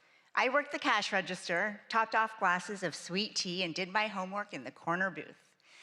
A day like that seemed ordinary at the time. Looking back, to think that days like that could be considered ordinary is the most powerful reminder of how extraordinary What are you America talking is. about? My dad came to the US as a student with just $67, or as Frankie might say, 6-7. My mom holding a small suitcase in one hand and a toddler, me, with the other. Yet they built a new life, a successful business, and a real future. Our Chinese restaurant was the first in my town. China! Of those 5,500 residents, the Chinese American population of Buchanan was 3. My mom, my dad, and me. Growing up there was not always easy. Most folks had never laid eyes on people who looked like my family. But far more often than not, the community was welcoming and generous. Turns out deer meat is great in a stir fry. In Mandarin, the word for America is Meiguo. It literally means beautiful country, and I love that. America the Beautiful was never only about her landscapes or landmarks. It has always been about the promise that no matter where you come from, you get a shot at chasing your dreams. My dreams began right there in that family restaurant. A small TV in the back was often turned to the news, my dad's go-to for learning more English. In the middle of dinner service, it was the CBS Evening News, anchored by Dan Rather and Connie Chung. I was hooked. In middle school, I won a contest to be a student reporter for a national news show called Channel 1. And when a local news crew came to cover it, they learned just how big my dreams really were. I hope to be the next Connie Chung and better. That's kind of hard, but that's my goal. And so I'm going to work very hard at trying to be a broadcast journalist. To watch Ouija Jang home movies right now. 30 years later, it's surreal to say that I've sat in Connie Chung's old chair to fill in on the evening news. And Connie and I have talked about how the White House beat and the White House Correspondents Association used to be a little bit of a boys' club. For decades, women could be members, but they were not invited to sit at this dinner until 1962, when a woman who would become Dean of the Press Corps insisted. Thank you, Mrs. Helen Thomas. So tonight it means everything to stand here as the first woman of color ever elected president of this association in its 112. I'm fairly certain I'm not the only person here who finds it deeply ironic and hypocritical that these people are celebrating Donald Trump while simultaneously trying to celebrate immigrants and women and, like, you know, like whatever else. Like, it's deeply, deeply ironic. And I just don't understand how they can stand here and do it. Should be sleeping by now. I love But you these are more than paid anything in the propagandists. This is their job. My parents came to a country with almost nothing to give their daughter everything. And now I have that because they could be with me in this moment. Mama, Baba, Shishia.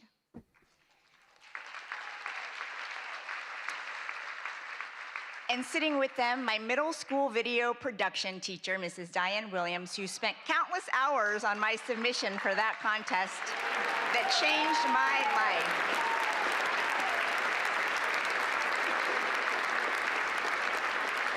Like public school teachers across the United States, Mrs. Williams looked at a 13-year-old kid and said, "You can be whatever you want when you grow up," and she meant it.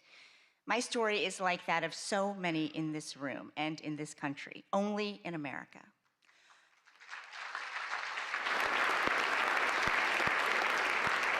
It's just crazy to me, right? That you can stand here and not go after Trump and try and be celebrating these things. Like, Donald Trump is the reason women no longer have the federal right to abortion, to their own bodily autonomy. Donald Trump is the reason that immigrant families like Ouija's are living in fear.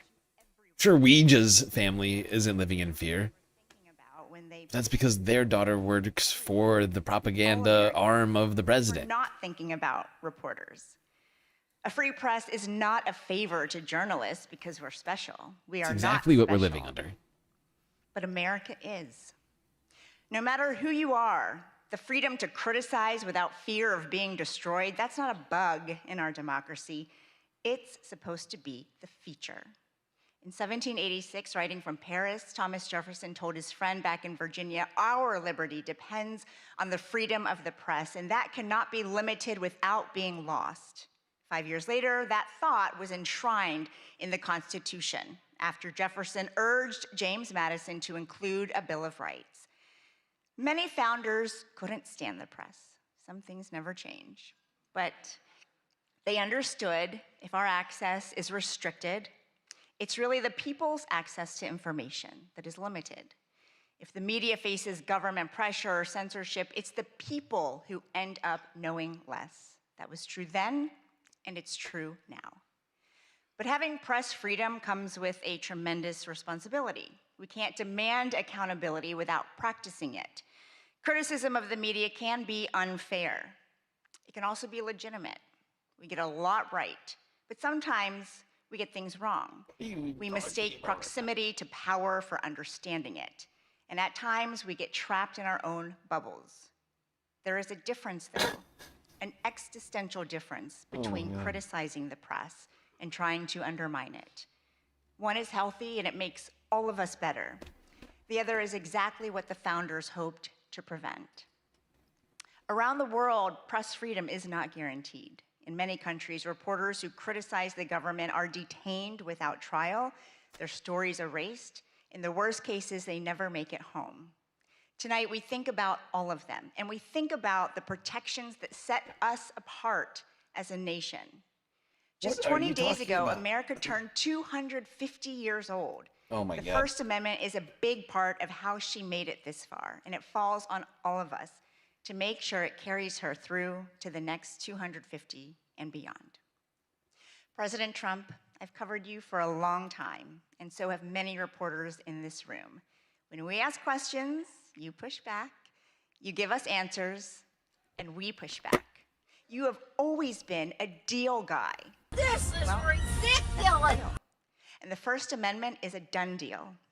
And that's what we toast tonight, the freedoms that brought us back together even after they were threatened. So let's raise a glass to what makes ours a beautiful country. This is propaganda.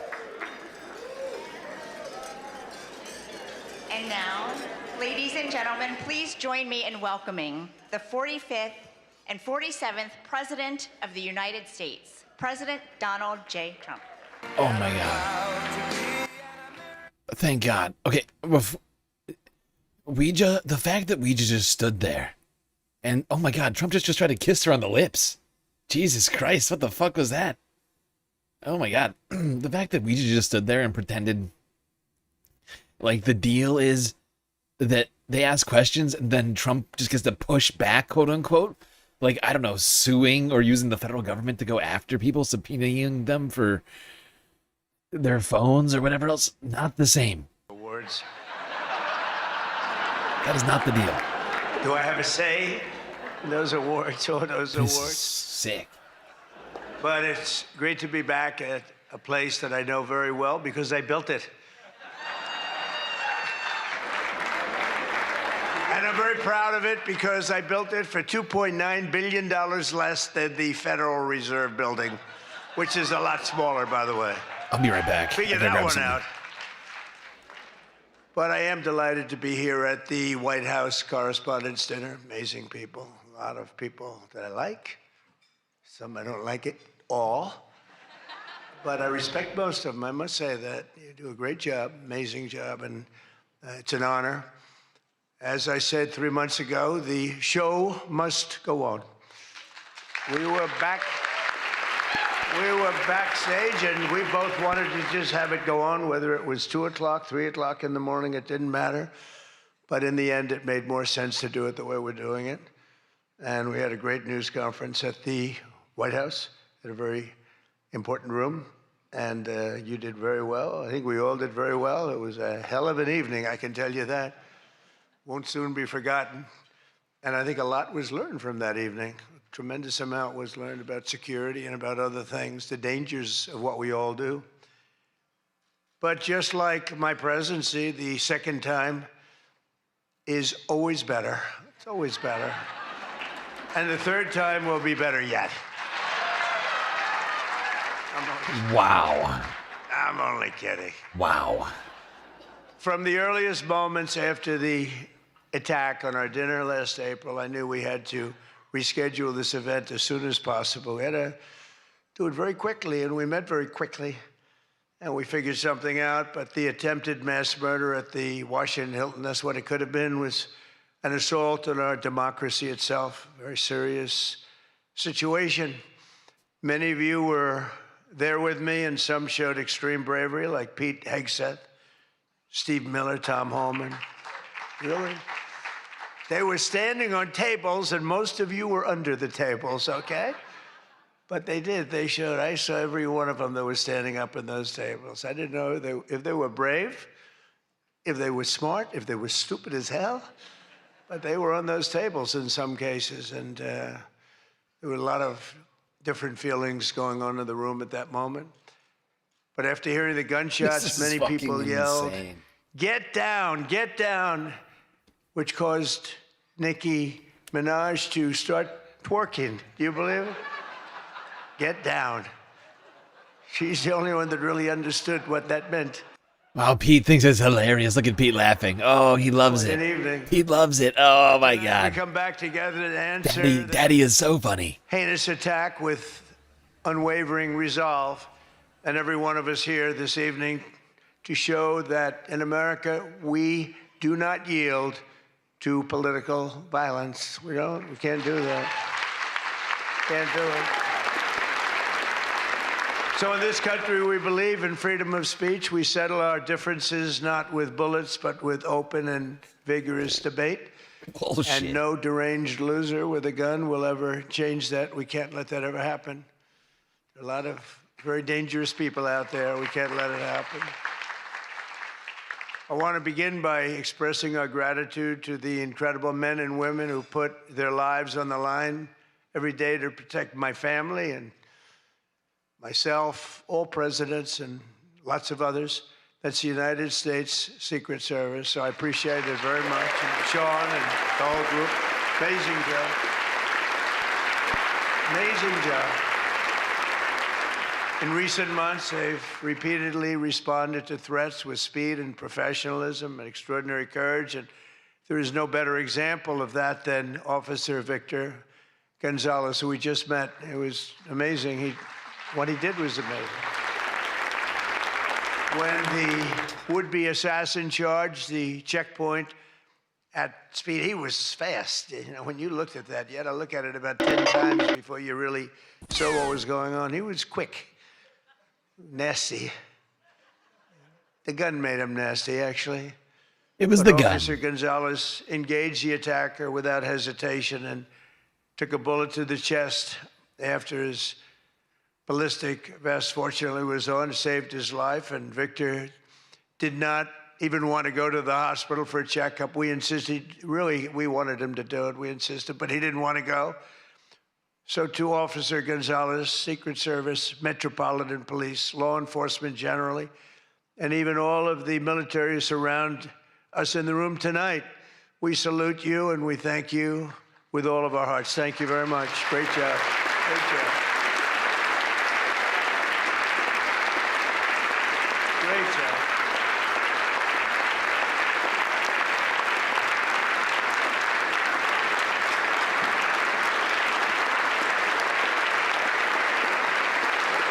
Who's banging on the fucking table? Stephen Miller? Can you hear it? There's somebody banging on the fucking table. It's got to be either Pete Hegseth or Stephen Miller. So this evening we're picking up right where we left off, so let's have a little bit of fun. You know, I said, what do we do here? Is this supposed to be fun? Am I supposed to be serious? Am I supposed to be a comedian? So I guess you said maybe a little bit of everything. I know one thing I could never have done, the speech that I had ready just a short while. Oh, that was going to be a doozy. I was so psyched. I was going to rip people. And I don't know, just something changed. It's really for the better, but I just wouldn't want to do that. But we'll do a little ripping if you don't mind. But it is true. I said, how do we handle this? It's going to be a different kind of an evening, and it is. And in many ways, it's a more beautiful evening, actually. When you think about Everyone's it, looking really good tonight, and I know it was not easy finding shoes to go along with your bulletproof vest, which many people didn't want to wear because they'd rather die than look 20 pounds heavier. You know that, right? We have that a lot. They put one on me. I said, are you sure I'm not wearing this? No, you look exactly 20. They say, sir, it's about 21 pounds. I said, not good. But I want to thank the outgoing president of the White House Correspondents Dinner Association. Now, she won't admit it, and she should not admit it, but we sort of became friendly. You know, in times of stress, on occasion, you become friendly. I have a lot of respect for Ouija, and I tell you, we went through a little bit of a war together. It turned out pretty good. It turned out pretty good because of a lot of good people. They stopped the tragedy, so I want to thank you very much. Fantastic job. Really great job becoming my friend, Ouija. And Ouija worked extremely hard to ensure this dinner. Did you pick up on that? Trump just congratulated Ouija on being his friend. I just met her parents, her children, her husband. What a perfect family. So it's really great. Thank you very much, all, for putting up with this. For putting up with this, right? But let me also thank the incoming president of the Correspondents Association, Jackie Heinrich. She can be very tough as a reporter, I will tell you. She can be nasty. She looks so beautiful, but she can be so nasty. How could that happen? But she just got married to a very successful congressman, a very good congressman. I'd like to have a couple of more votes from him, but that's okay. On occasion, he shows a little independence. We don't like that. But now he's a very professional guy, and he loves our country. But that's a big thing. I just see what takes place. We're talking about what takes place to be in the position that you're leaving and that Jackie's coming into. And it's a lot of work, a lot of friendships, a lot of... By the way, I just had to look it up. Jackie works for Fox News. She's the one with the tough questions. Fox News reporter Jackie Heinrich. Congratulations are also in order for our favorite White House press secretary, Caroline Levitt, who just had her second child. You and your husband. She's great. She's done a fantastic job. We all love her. She's done a fantastic job. She's another one. She can be nasty. But sometimes she has no choice, right? But Caroline may have one of the hardest jobs in the White House. She has to deal with all of you all of the time. And you can be very difficult. You can be very, very difficult people. But I'm probably being a little bit oversensitive. Sometimes I really do think that some of you don't like me. Sometimes. In fact, I read a report. I get 93% negative publicity. 93%. So how the hell did I win the election by so much? Think of it. I don't think that's true. I can't believe it's 93. In the 80s, maybe, but not 93. But this place is really the largest group of Trump derangement syndrome people ever put together at one time, I suspect. Some of you are lucky that our last dinner was cut short because I had brought with me what would possibly have been, I'm telling you, I had something. I was going to go after you. I feel so bad Lost the doing this. speech. It's got to be such a letdown. Oh, yeah. I lost the speech between then and now. Really in danger the last time for an opposite reason. But on the plus side, your careers were saved, and we have we really do. We have a complete and total. You know, I love the words complete and total. They say, but it means almost the same thing. I said, it doesn't matter when you say it. It's called emphasis. It's called emphasis. But everyone is now really warming up. The new White House military center, drone port, highly protected ballroom. We have our ballroom. The windows are this thick. I knew it. I said to the people, well, if a bullet hits, what happens? Nothing. Nothing. It bounces right off. I knew he couldn't. I knew he couldn't. Bulletproof glass.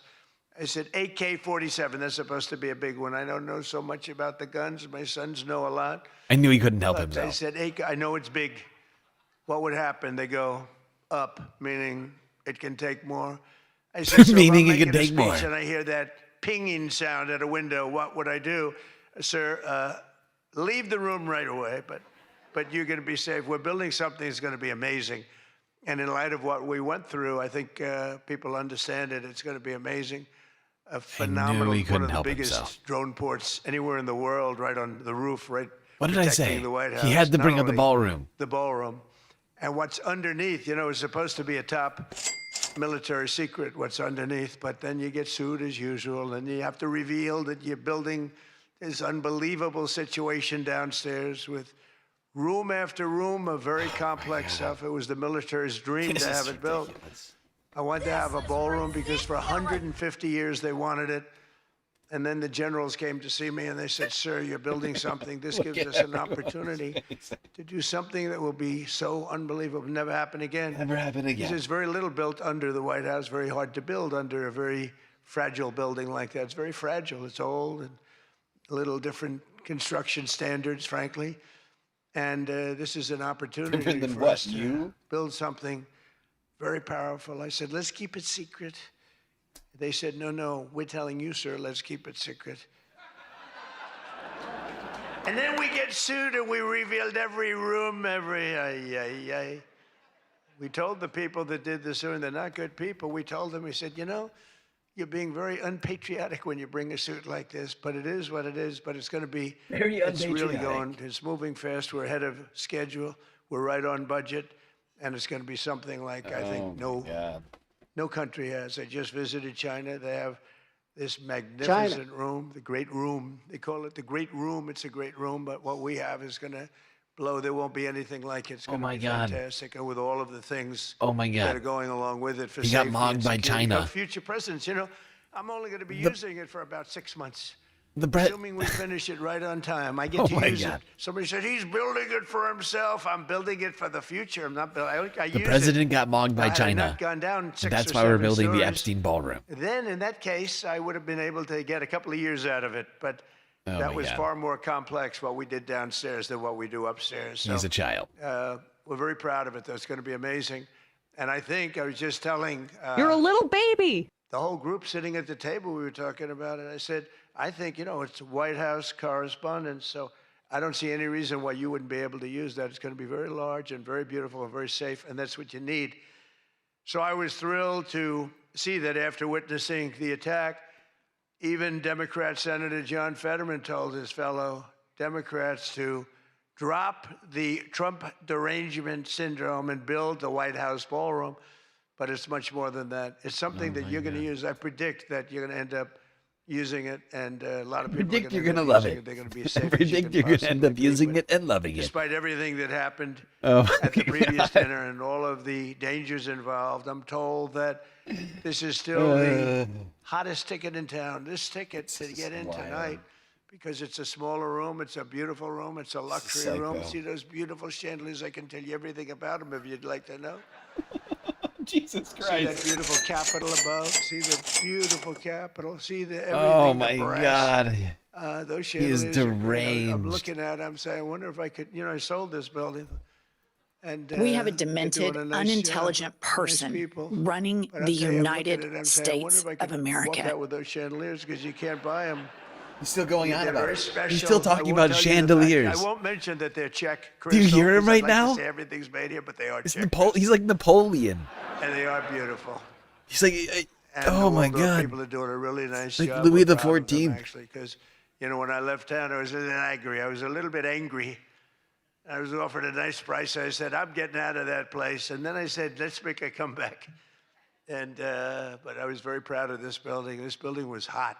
Remember the lobby floor? He's Louis the 47th. 82,000 feet. For those in the real estate business, 82,000 Orange feet. Louis.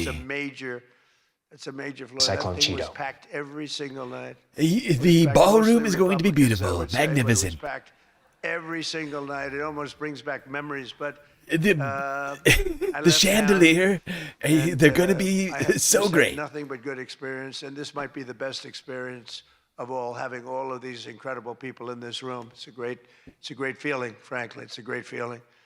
But tonight's event, thank you. But tonight's event is even crazier than the last time. In fact, it's so Christ. successful that I've been informed by CBS News' David Ellison, who's going to do a fantastic job. He's the owner. He's the owner. He bought it, spent a lot of money, and he's going to make, I think, fantastic changes and keep some of the great stuff going. But that next year they're going to call it the Trump White House Correspondents Center. He told me that. Oh my God. And I like that very much. We're going to change the name of it, okay? Oh my fucking God. Oh, it's going to be so hot, just like our country is We're hot. going to rename we it. are hot, by the way. Rebranding. But to be honest, We're doing a rebrand. Mary Ellison, who bought CBS for me and Israel. He's going to rename everyone it. finally got to enjoy their entire very delicious He's beef sick. tenderloin. He's very sick. special beef. And I want you all to know that Bobby Kennedy is right here. Oh, my Personally God. ran Oh, over the no. cow in his car. Oh, wow. Wow, And wow, he cut wow. it up and he brought it here for you to eat tonight, so it's very fresh. And Bobby also suggested an appetizer featuring his favorite I was cut really of hoping that was true male for 1 raccoon second. roadkill. But we drew the line at that, Cheryl. We said, no, we're not going to do that. Jesus We're Christ. not doing that. We love Bobby. I'll tell you, Looney he's a piece of work. You think 9000 it's just it is cheered fun, but 100 he is a bits. very Orange different circle. kind of. Oh, my God. Thank you for the bits, Looney Tunes. Feel good. To You hell agree with with him. that, Bobby? He Thank wants you for the people to attention feel to good. this matter. And President King he's doing Donald a fantastic Trump. job. Thank you, Bobby. Thank you. We can joke all we want, but thank you. A lot's happened since the last time we were all together. Last month, we hosted one of the most incredible sporting events in world history at the White House, the UFC Freedom 250 fight, the UFC fight. When I announced that we're going to build a boxing ring right outside of the front door of the White House, that took a lot of heat. but it turned out that was, they say, about the most viewed fight in history. It was beautiful. So many things happened. It was supposed to rain. We're going to do it the week before, and the weather was beautiful. And the weather came and it went, and now we came up to Wednesdays. They said, sir, this was on a Sunday night, replacing 60 Minutes, which is nice and unusual because usually it's Saturday night. And they said, sir, this was from Wednesday on. Tell me about weather, right? Sir, it's going to rain. I think you're going to have to. It's going to be one of the worst storms that we've seen in a long time. It's coming up the coast. It's going to hit you on Sunday night. It's going to be a disaster. I'm saying, can you believe? And you saw the ring we built, Dana White, the great Dana White, and everything. We had the best fighters in the world. Turned out we had the best fights that most people have ever seen, including me. It was just a miracle. But what happened is we're waiting for this rain to come all day long, and it's coming, and it's horrible. And it's 8 o'clock, and we say, I think it hasn't rained yet. I said, maybe we should postpone it an hour. Maybe we should make it the next day. We didn't know what to do. And finally, we just said, let's just have it. And it never rained. It was perfect. In fact, the week before, it was 92 degrees. It was nice, but this was like 72 degrees. And the rain was coming, and it came right over the White House. And it was like, thank you very much. It went like this. And other areas were drenched a few miles away. We didn't have a drop of rain. And it was absolutely one of the most incredible things anybody's ever seen. People said it's one of the most incredible nights of their lives. So just remember, before I came along, if you wanted to see someone lose consciousness on the south lawn of the White House, all you had to do is ask Joe Biden a question. Remember that. Oh, you think I'm kidding? But the big fight was such an amazing success that tonight I'm pleased to announce that we're going to host an even bigger one right in front of the White House. Every Friday night, every Saturday night, we're going to have fights in front of the White House. What is he talking about? But we do have something coming and I'm only kidding. Okay, you know, the one thing about Jesus the press that I Christ. learned, don't be sarcastic. Because I'm a very sarcastic person, and I get sarcastic, and most people know that, but you have some bad people that will write it exactly like I say it. And I said I was only kidding. But we are going to have Indy 500. Roger Penske's coming in mid-August, and they're going to have it all throughout Washington, the greatest cars, the greatest drivers in the world. And that's going to be something. Already they have over 350,000 people signed up, going down Pennsylvania Avenue, around the Capitol. And Roger, who's incredible, he won the Indianapolis 500 20 times. Think of it. Germany, Japan, all these countries, they spend billions and billions of dollars trying to win the Indy 500.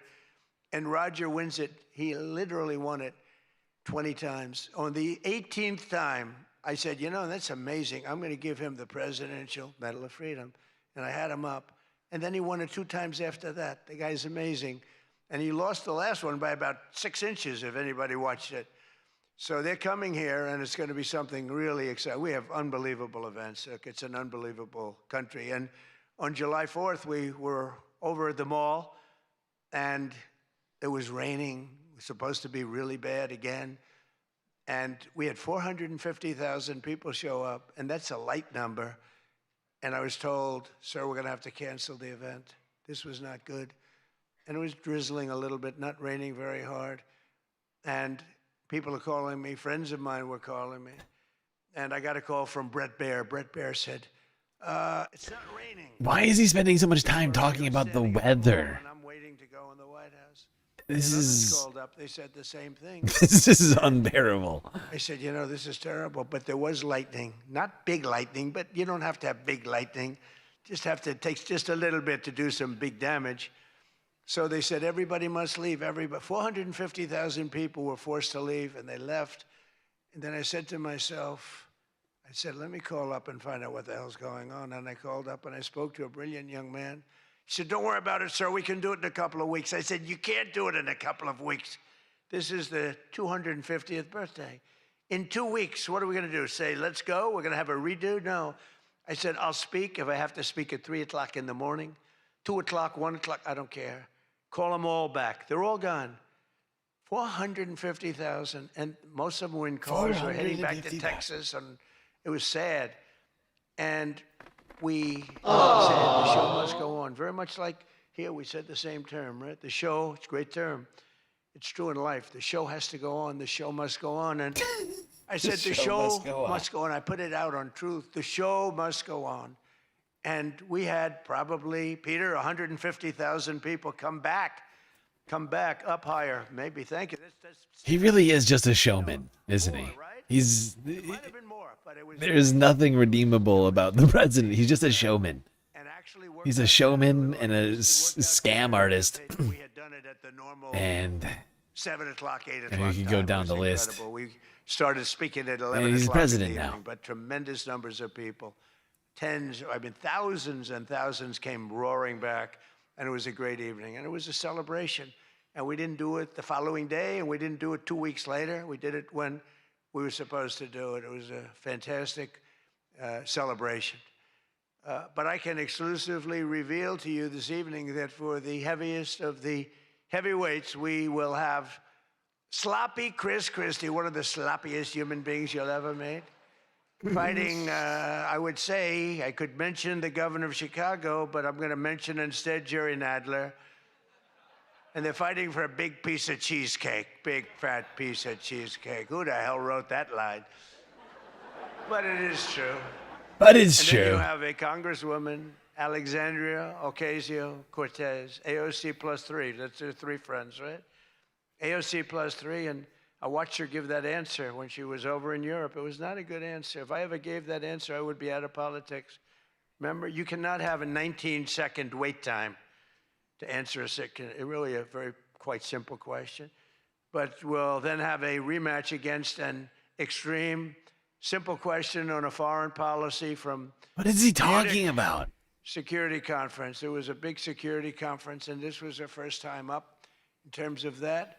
And we had a sort of little preview, and then Anderson Cooper is going to fight Lawrence O'Donnell. I'm not a fan of Lawrence O'Donnell. I like Anderson, actually, because he's covered me well for many years. Anyone He's really committing to this bit. For years, he loved interviewing. I did so many interviews with him, and he was great.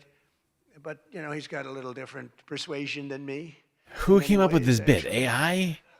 And Lawrence O'Donnell, never liked him, never thought he had any talent. This doesn't make any But sense. he's still making a living, so I can't. They're doing AI comedy now, or we what? had a contest for who had the lowest ratings and the lowest IQ on television, and that was actually Don Lemon, I think.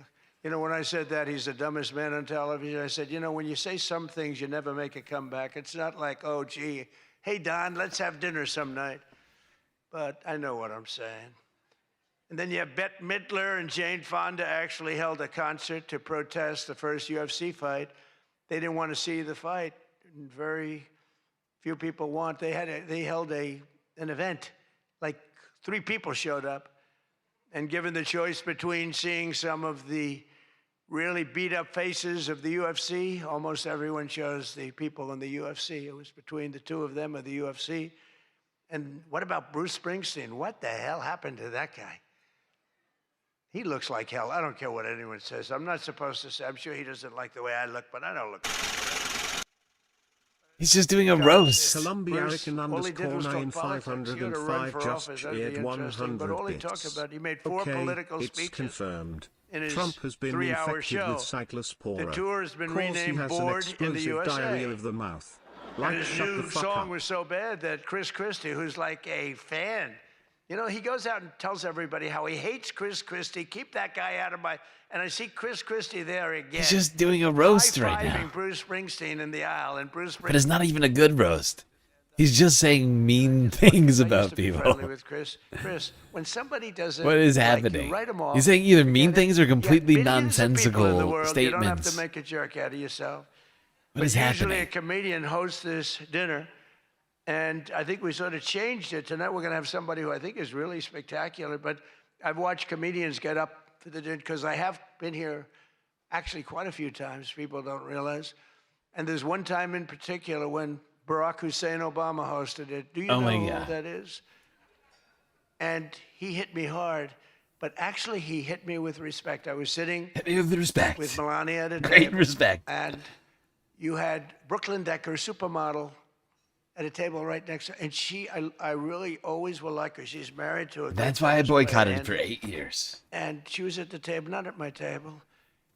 And I have watched this clip thousands of times. They keep playing it because they think that was the evening I decided to run for president. It was not.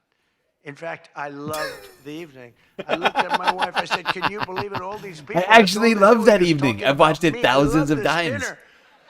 It's I true. loved it so much. And Obama was nice. It's amazing how things Oh work out. my He God. actually showed a picture of the White House with a big Trump on top. Like I put a sign. And I'm sort of doing that when you think about it, right? I can't believe he's retconning history. He's like, actually, I love that But dinner. no, he was That's my respectful. favorite dinner. He And was Obama, good. great guy. But it had nothing to do. It had nothing to do. I just decided that Oh I my wanted to God. make America great again. Just This had I was nothing to do randomly with that wanted to make dinner. America great. I've gotten so many. Bullshit. Yeah, I've gotten so many. Give me a joke. Calls, and for years they've been saying, Bullshit, "Was that the dude. moment you decided to run?" Really, no.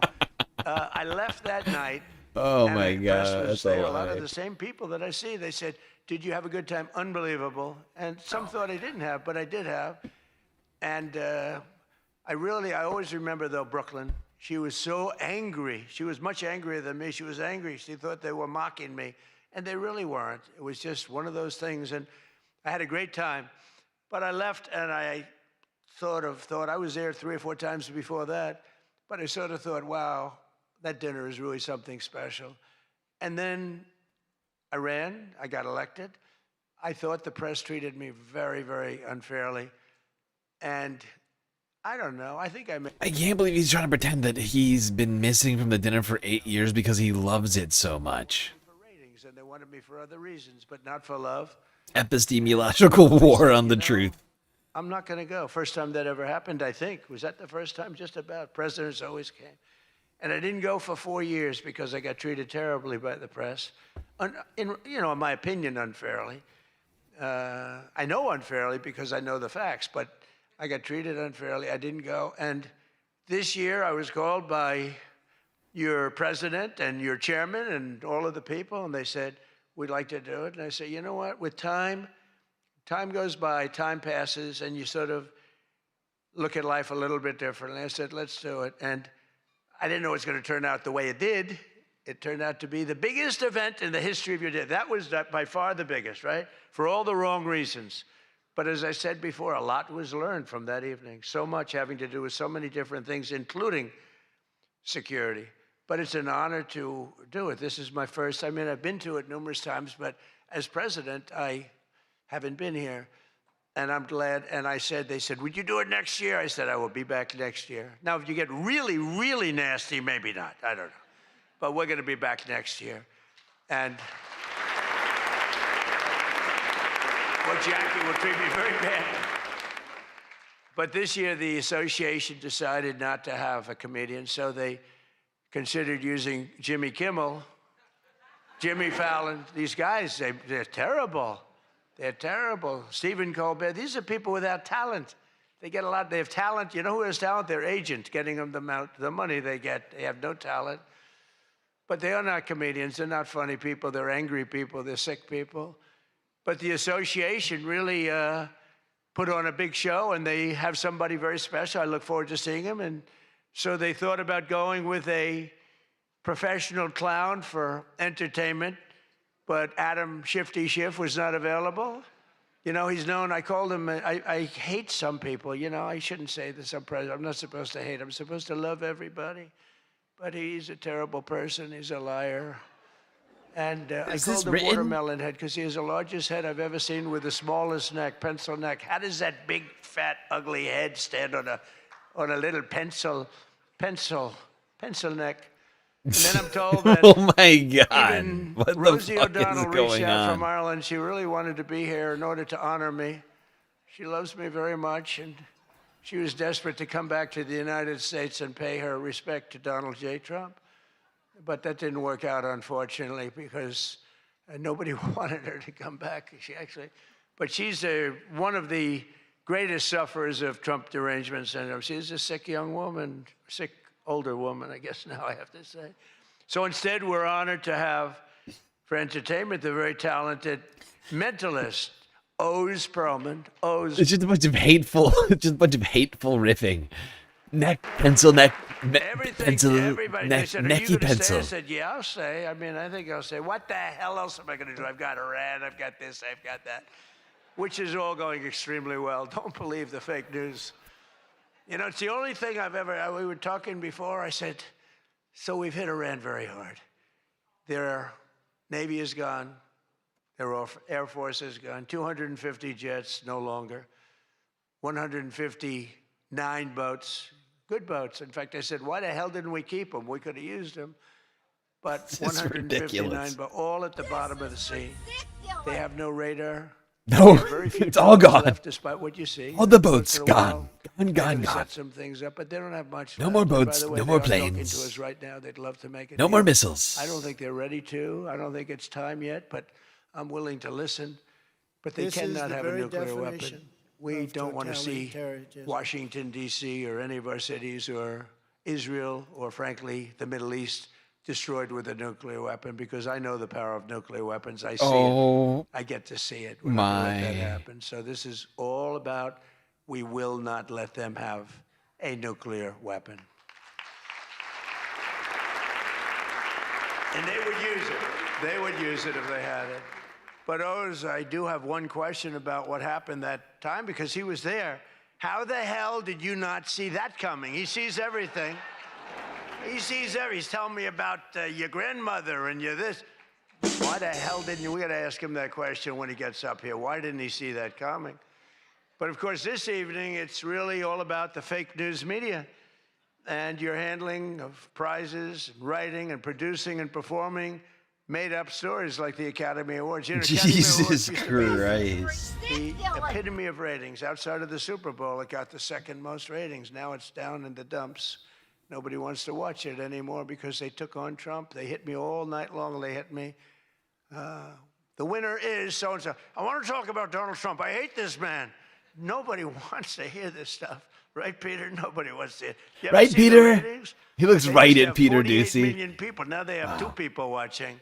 But they'll learn their lesson. Nobody likes it, right, Peter? Congratulate CNN's This guy is insane. Lynn Collins on receiving her award. It was all about me. It's a fake. She shouldn't get the award. It was a fake, but I didn't mind. I said, Caitlin, congratulations.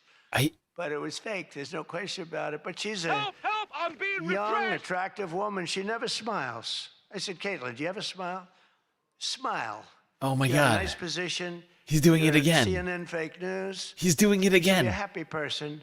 So smile, Caitlin. Just smile. He's doing it again. We attack. I And can't thought believe Caitlin it. had really made it big with a major new sponsorship, but then I informed her that it wasn't her on the Bud Light can. It was Dylan Mulvaney. And Dylan Mulvaney cost Bud What? Light $35 Oh my God. million Jesus in market Christ. cap. That was the worst commercial ever made, by the way, for those few people that want to hear that. Most people don't care, but I would. I wouldn't want to hire Dylan anytime soon. Think of it, they hired Dylan Mulvaney, and their market cap has gone down by What is he doing? $35 billion. Who wrote that commercial? What is he doing? And then you have writer Josh Dorsey. He also received, he's been killing me for years. No, he's been, and yet tonight he shakes my hand, he hugs me, everything nice. He kills me. Josh is amazing. He writes more stories than any human being. There's nobody that writes more than Josh. He'll write 4 stories about me a day, all different subjects. He's just going on a hate-filled tirade for all of. It's like it's not even a roast. He's just complaining.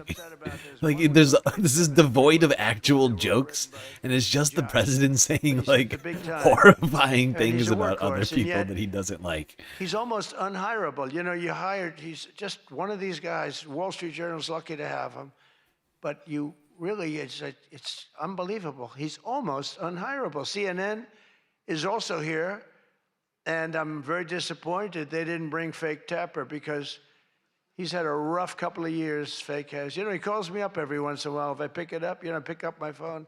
I used to go to this young lady. I'd say, any calls from the press? No, sir. I said, oh, now I'm the president of the United States, right? I'd say to Stephen Chung, is Stephen here someplace? Where's Stephen? He's one of the toughest human beings I've ever met. Don't ever wrestle Stephen, you'll be in big trouble. But I say, Stephen, let me ask you, did the press call? No, sir. You know, when I was a developer, I'd get a call every half an hour. For whatever reason, I always got disproportionate press. So I said, Stephen, nobody called? No, sir.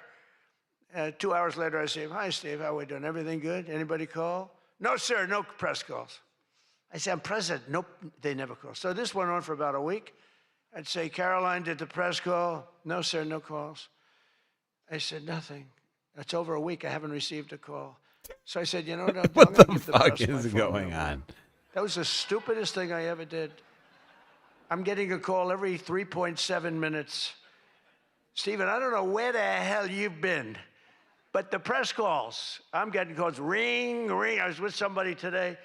They said, I've never heard a phone ring as much as fresh. Now, I look at the thing and usually just delete, delete, delete. Every once in a while, it'll be one of the people in this room that I like, and I'll pick it up. Like this one right here calls me on occasion, right? She'll call me and she says, hello, sir. How are you?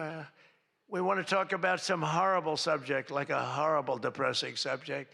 I say, Jackie, I don't want to talk about it. Congratulations, however, on your new marriage. Jackie, But great I job don't wanna getting married, talk but I don't about want to talk about it. It's true, and people call me now, and This is so for fucking weeks I go, insane. no calls.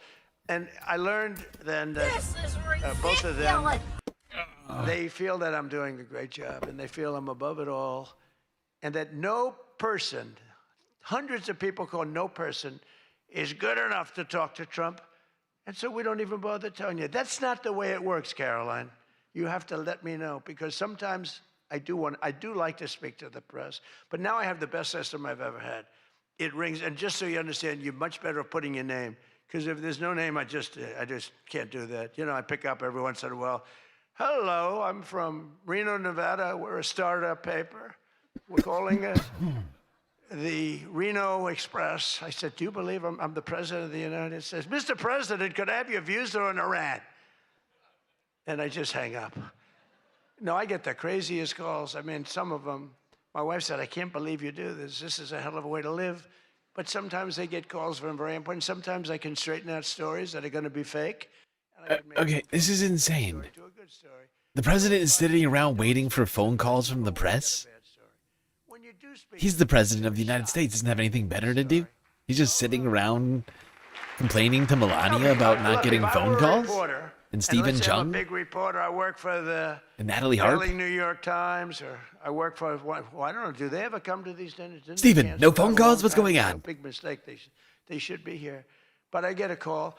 I've always found that, you know, speaking to them, you just do better. You do better when you can, when you have the time. You speak to the reporter. You treat the reporter with respect. Sometimes now there are reporters where it doesn't matter. You can be so nice to them, it doesn't matter. You get treated unfairly. But you have a lot of great reporters where when you speak to them, you can get your point across, and that's a good thing. But some people say that Jake Tapper is a great investigative reporter in D.C., and that's why after moderating our debate, it only took him 1 year to break the story that Joe Biden might possibly have suffered from cognitive decline. It took him 1 year. He wrote a book about how great he was mentally, not too good. And I don't like Biden because Biden was very unfair to a lot of people. But Jill Biden insists that Joe would have beaten me in 2024, even though he was way down. She said he was way behind in the polls because he was seriously ahead. She felt he was going to win because he was seriously ahead on deceased voters. He was leading in the deceased crowd, and there were a lot of them. You're finding out there's a lot of them. Look at the numbers that just came out yesterday. And it's traditional that at least one or two potential presidential hopefuls attend the Correspondents' dinner, but many of them seem to have really chickened out. I was disappointed that Gavin Newsom didn't show up. He didn't show up. He should be here. But I heard that he recently said that... This is a man incapable of humor. Trump is a man who's completely incapable of humor, who's trying to do a roast. It's not clear that that's actually what he's trying to do, but he cannot... Like, all he can do is be mean-spirited about shit. Like, this shit is, like, disturbing. He's taking this opportunity to just rail against absolutely everyone that he doesn't like. It's not even close to being a roast anymore. It's just a diatribe. He's incapable of reading a speech. He's a low IQ person. He's smarter, however, than all of the people in the room. And then he gets sued for being a racist, okay, when he said that.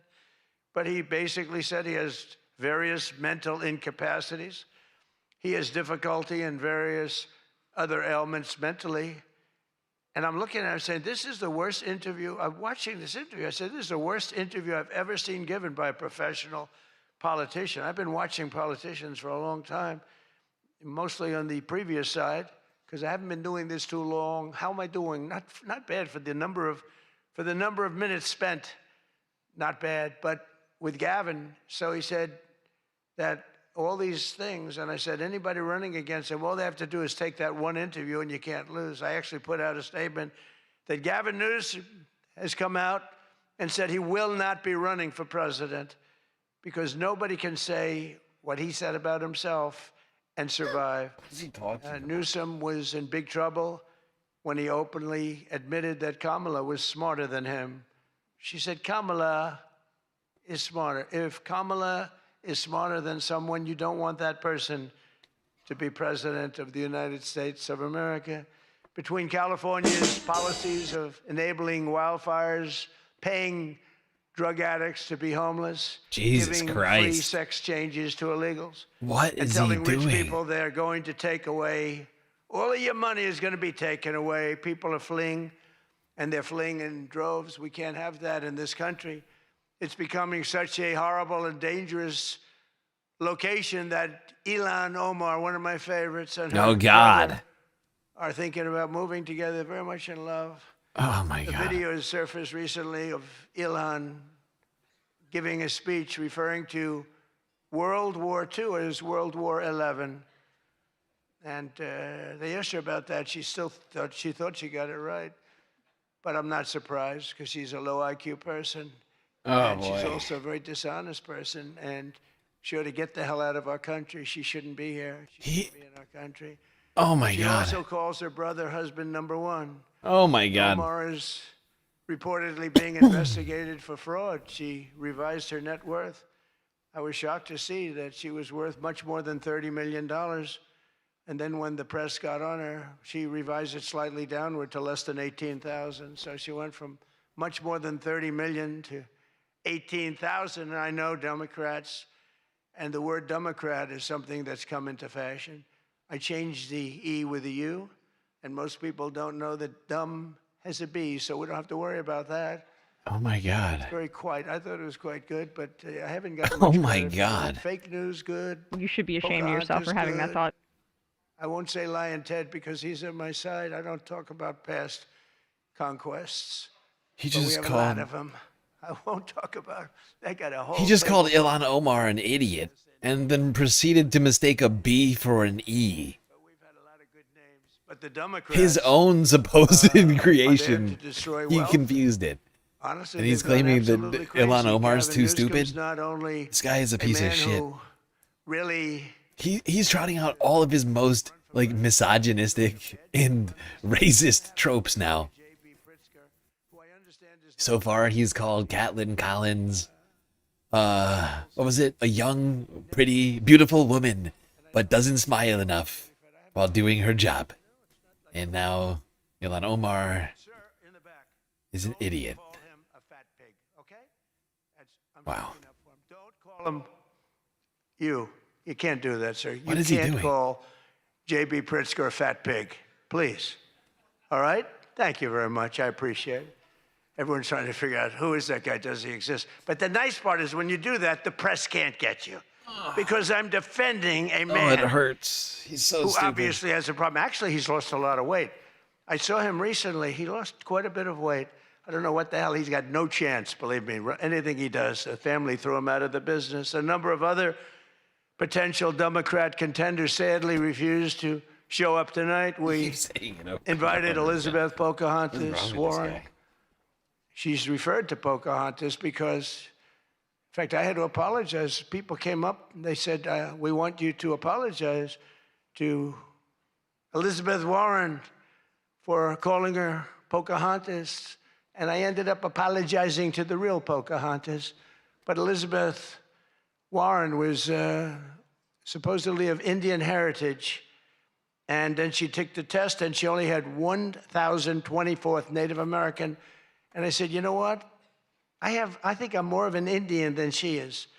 So this is what we have to deal with. But Senator Warren did not accept our invitation to debate. I wanted to debate her on various and sundry things, and she decided not to do it. And I decided to bury the hatchet. Look at everybody. Look at the faces of the people in the crowd right now. Well, I'm not going to say this next one. Everyone is looking down. You want to hear this one? How and they're bad? at each other in She horror. wasn't high up on her totem pole. Who the hell Linda wrote McMahon, that? one of the only people looking forward. She's bad news. I wanted to make sure that Jack Smith, deranged Jack Smith, remember he went after me for about 2 years? How did he do? Not too good. I'm in the White House and he's not doing as well. I was going to say he's in a different kind of a house, but he's a deranged human being. He's a bad prosecutor. God. You know, prosecutors are very important. A great prosecutor, a fair prosecutor. But We have a that's the demented, great prosecutors, the unintelligent ones that are fair. person They're very running important to the a country, but United this guy was a States deranged of lunatic. America. Saw his invitation tonight. He was invited because, you know, but I put it in a private text to Chuck Grassley. And Chuck saw him and he did a certain thing. And then one man that we had who should be here, he turned Palestinian. This was a man who was 100% for Israel. 100%. Chuck Schumer, crying Chuck. Remember he cried at the airport over illegal immigrants. They were the fakest tears. There were people throwing water in his face. But now he's a proud, very proud Palestinian. In fact, I'm going to send him a beautiful Palestinian outfit tomorrow so he can greet Bibi Netanyahu when he comes to town next week, along with the mayor, who I'm sure would love to meet Bibi. Wow. They're not treating Bibi too well, but Chuck wanted to join us tonight, but he didn't want to be violating many parts of the Palestinian rules, regulations, and certainly he didn't want to violate Sharia law, his new founding. And all joking aside, I do think we need term limits in Congress. I think term limits are very important because I see what's happening. I see what's happening. The other day, a senator I knew got a text, a great guy, from his wife. And she said, when you get home, I want to have you immediately come up the stairs and make love to me. And he said, I can't do both. You know what? You know, in other words, can't go up the stairs and make love. Does anybody get that? Well, I thought that was actually pretty good. That was actually the only thing I thought was good in this whole frickin' stupid speech that they wrote. That was the only good one, and that went down with not exactly great laughter. I think, you know, in other words, you can't go up the stairs and make love, too, you know. I thought that was So the best we're looking one. for term limits. Does anybody understand this stuff? I thought that was the best one. But I really do wonder whether the Democrats... Crazy that joke didn't get huge applause and laughter. They nominated a guy with a nut. The sex joke. But don't worry, Democrats. Word is that Platt, his replacement, he throws bottles at women. This guy throws bottles. This guy's another lunatic. Bottle by the way. thrower. He's a bottle I thrower. think Platt- Oh my God. Is he really doing this right now? Because we're in the age of Trump. He really wants to claim that Troy Jackson is a misogynist? Plattner, I don't know. Oh, You know, nasty people bottle don't have thrower the Troy guts to Jackson. stick it out, Hates but it women. looked like he was guilty Unlike of a me, lot, so Epstein he Files. certainly didn't defend himself. Number Well, in one Texas, the reference. Democrats are running a candidate named James Telefrico, Donald Trump. who hates guns, hates Convicted oil, hates sex, sexual assaulter. hates women, and who said he is, quote, a Christian who hates Christianity. Other than that, I think his platform is quite good. And that means that he's not going to do very well against Ken Paxton, who hopefully in Texas is going to win. But Telefrico, he's Alfred. You know what he looks like to me? Alfred E. Newman. You What is he remember doing? Alfred E. Newman, Mad Magazine. I said, that guy is Alfred E. Newman. Can't imagine he'd win. Well, I have all of the press here in one place. I have to say that we're having an amazing load of accomplishments that the media never talks about. For example, under my administration, a once feared and powerful regime that relentlessly attacked America has finally been toppled. Their former leaders have been removed, and they're now being run by a gay dictator facing internal divisions. What did he But just say? I, for one, wish Barry Weiss all the best at CBS News. What did he just She's say? a wonderful woman. Most of the press lives here in Washington, D.C., and you should be thankful for me for what my administration and I have done to make our nation's capital, which was one of the most dangerous and unsafe cities anywhere in the world. You should be thankful instead of writing One of the safest stories. cities in the United States. Crime is down 88%, and our capital is shining again with 62 monuments, statues, water fountains looking more beautiful. Oh, my God. The graffiti's all gone. The tents are all moved out of the parks. The fences are all done. Our capital looks like it's really in good shape. And people coming here, people in the White House, they work in the White House, they all say, young women, young guys walk up. They say, thank you, sir. 2 years ago, we lived in a dangerous city. We lived in a city where 150 people were killed a year. Oh, my God. And now we have almost a crime-free city. Our National Guard has done an incredible job. And You know, I didn't know what to fucking expect tonight, but this is insane. He's doing a dictator speech over it's a here. Great stat. It's to me, it's fantastic. 2% of the people create 91% of the crime. That's something you can fix, and we fix it. We moved out over 5,000 career criminals out of Washington, D.C., and we have the greatest capital in the world. Again, it's beautiful, it's thriving, the restaurants are thriving. You couldn't get into a restaurant because they didn't have, all the restaurants were closing. And if you even got in, you felt unsafe. People were getting into Ubers and they were being attacked when they were in an Uber. It's not happening anymore. We have tough, smart people, and they have done a fantastic job. Washington, D.C. is safe again. You can't get into a restaurant. The restaurants are opening up. They're opening up all over the city. They can't get, it's the exact opposite. They can't get space. But mostly I've given up on you and the media so that now I just gave up on you and I'm #1 on TikTok. Did you see that I'm #1, Stephen? Is that true? I'm #1 on TikTok. So how can they be so bad? 520, think of this, 425 billion views. Can you believe that, Peter? I mean, let's go, Peter. I gave up on you people. I gave up on traditional press. And it obviously worked because we did win in a landslide. I mean, somebody's got to be saying something good about me. But somebody out there, who knows who? I was able to get it sold to a group of very wealthy people, mostly Americans. I was told President Xi, who's a man that I get along with very well, he was a hard no for the sale of TikTok. They all said he's a hard no. I said, well, let's put your group together. They put it together, billions, hundreds of billions of dollars. I called up President Xi. I said, President, look.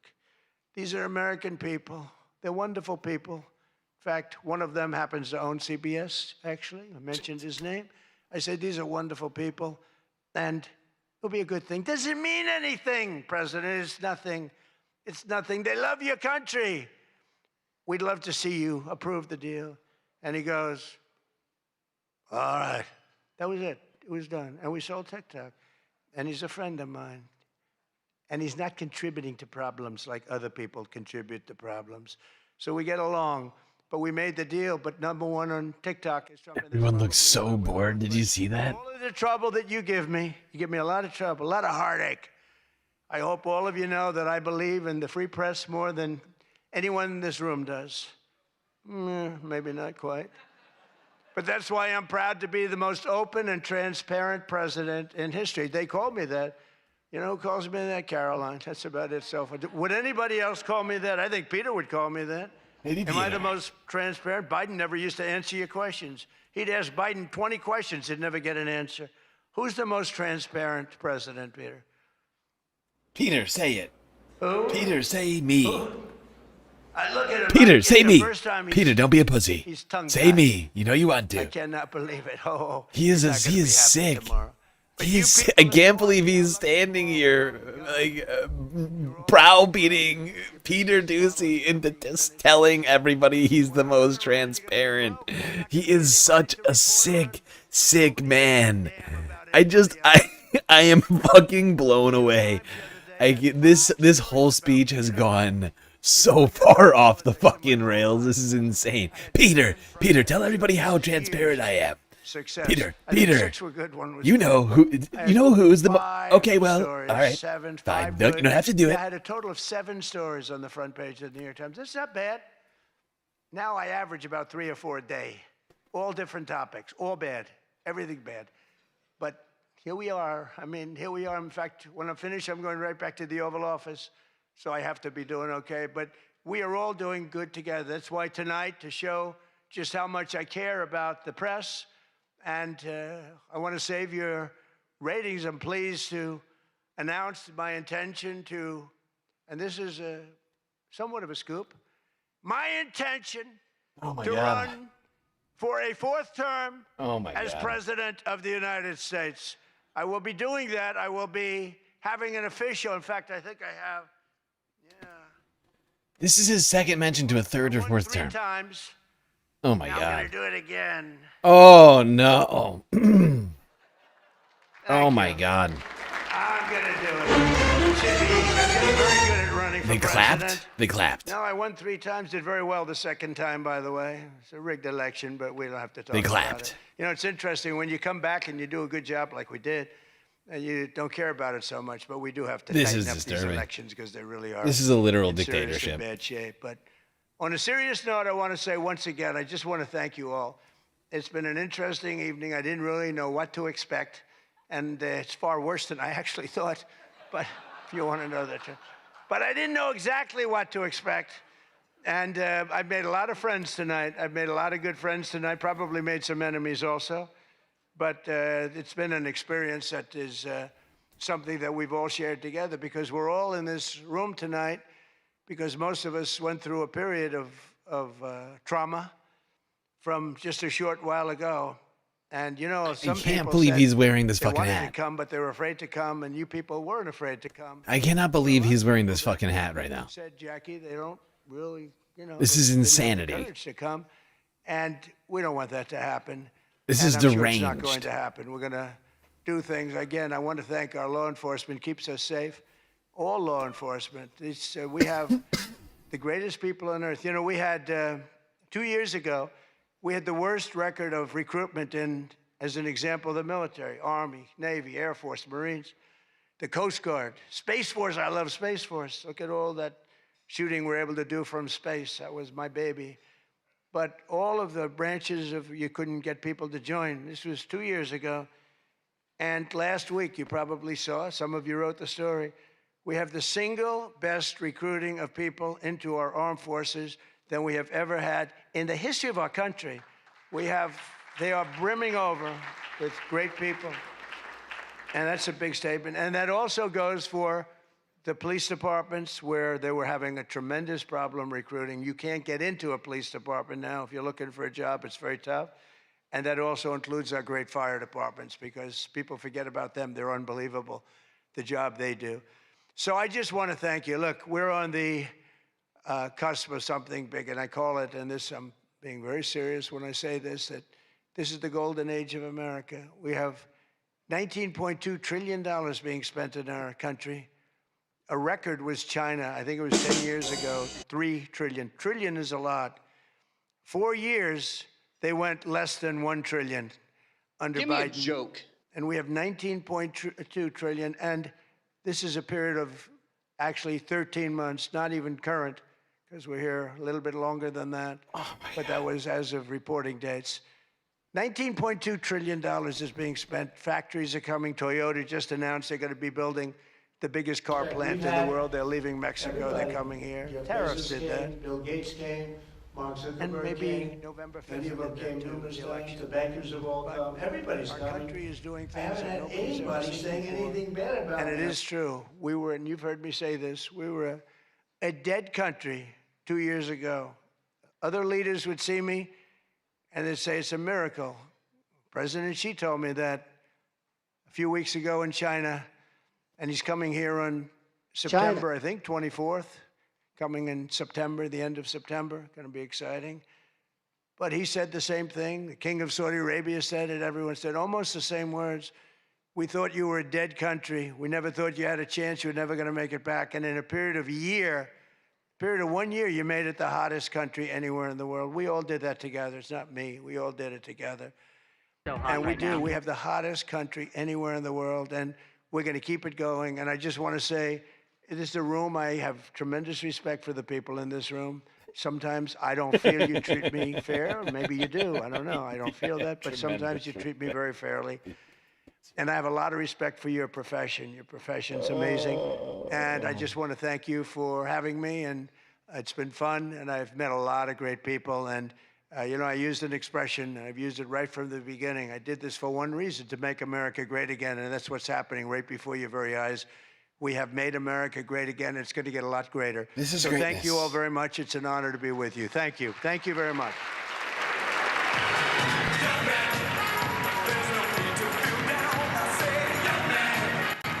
Well, everybody, greatness, according to the president. Of course, they got to end it with the YMCA. Of course, they got to end it with the YMCA. Yeah, there's the president walking off right now. Ouija. Oh, Ouija's got words to say. Are they still playing this copyrighted music? You should know, and thank you, President Trump. Thank you. Thank you, President Trump. Thank you so much.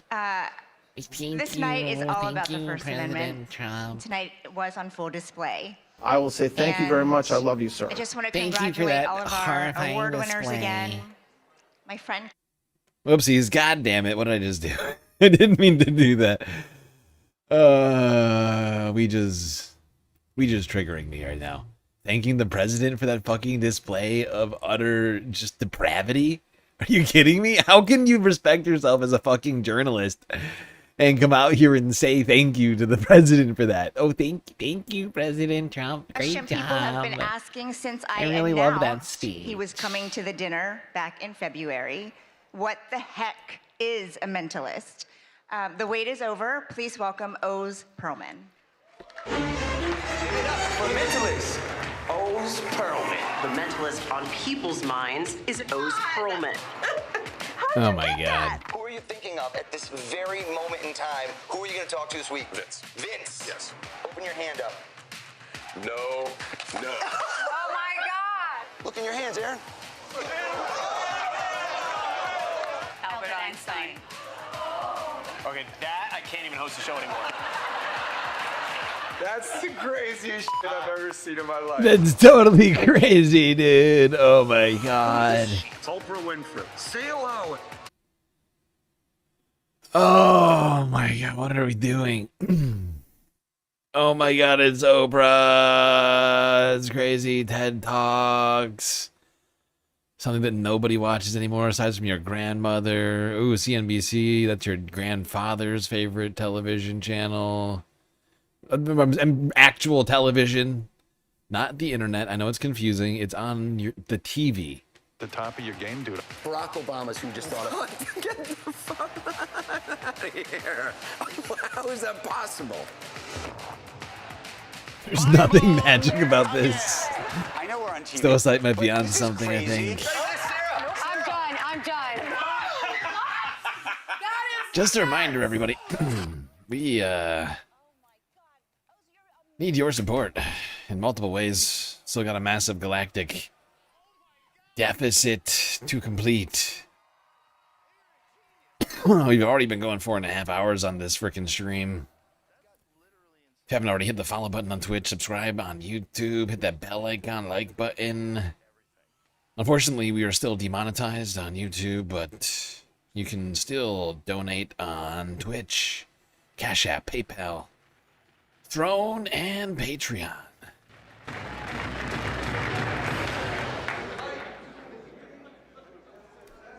There we go.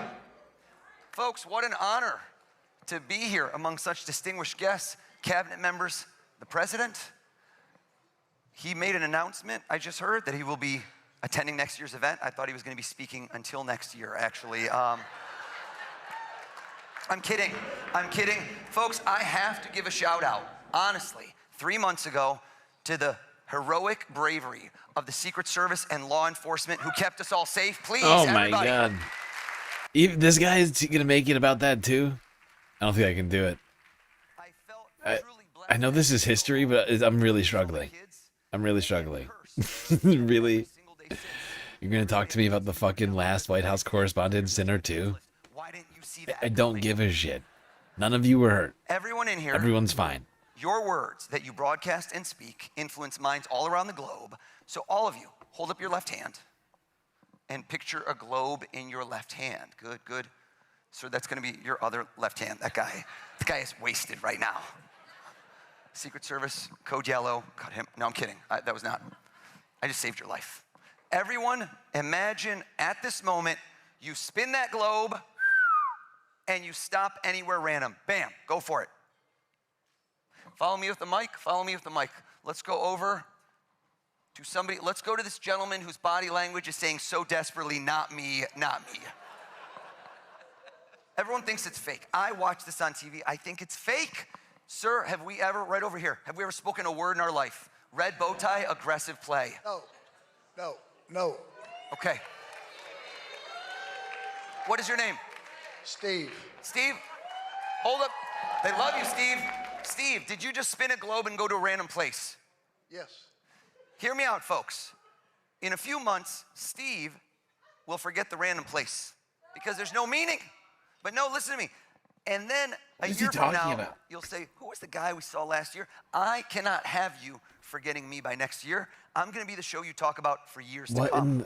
So everyone, I don't want a random place. Everybody, give it another spin. Follow me. Everyone, give it another spin. I want eyes to light up. I want butterflies in your stomach. Everybody stop on one spot, and I want to see a big smile. I want to see excitement in your eyes. That guy just winked at me. I don't know why. Follow me with the mic. Right over here, this gentleman with a perfect head of hair. They're going to hold the mic. They're going to help you out. Tell us your first name. First name is David. David, stand up, please. Give him a hand for helping me out. Give him a hand.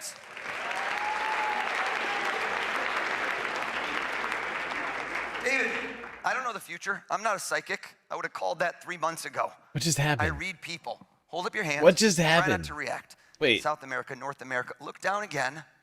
Number one place in the world. You'd love to go. Is this Look at it pre-recorded? again. But this man dreams big. But you have. Oh no. Okay. Never mind. Never mind. Look at me. Yeah, that's the smile I wanted to see. Oh yeah. Finally smiling.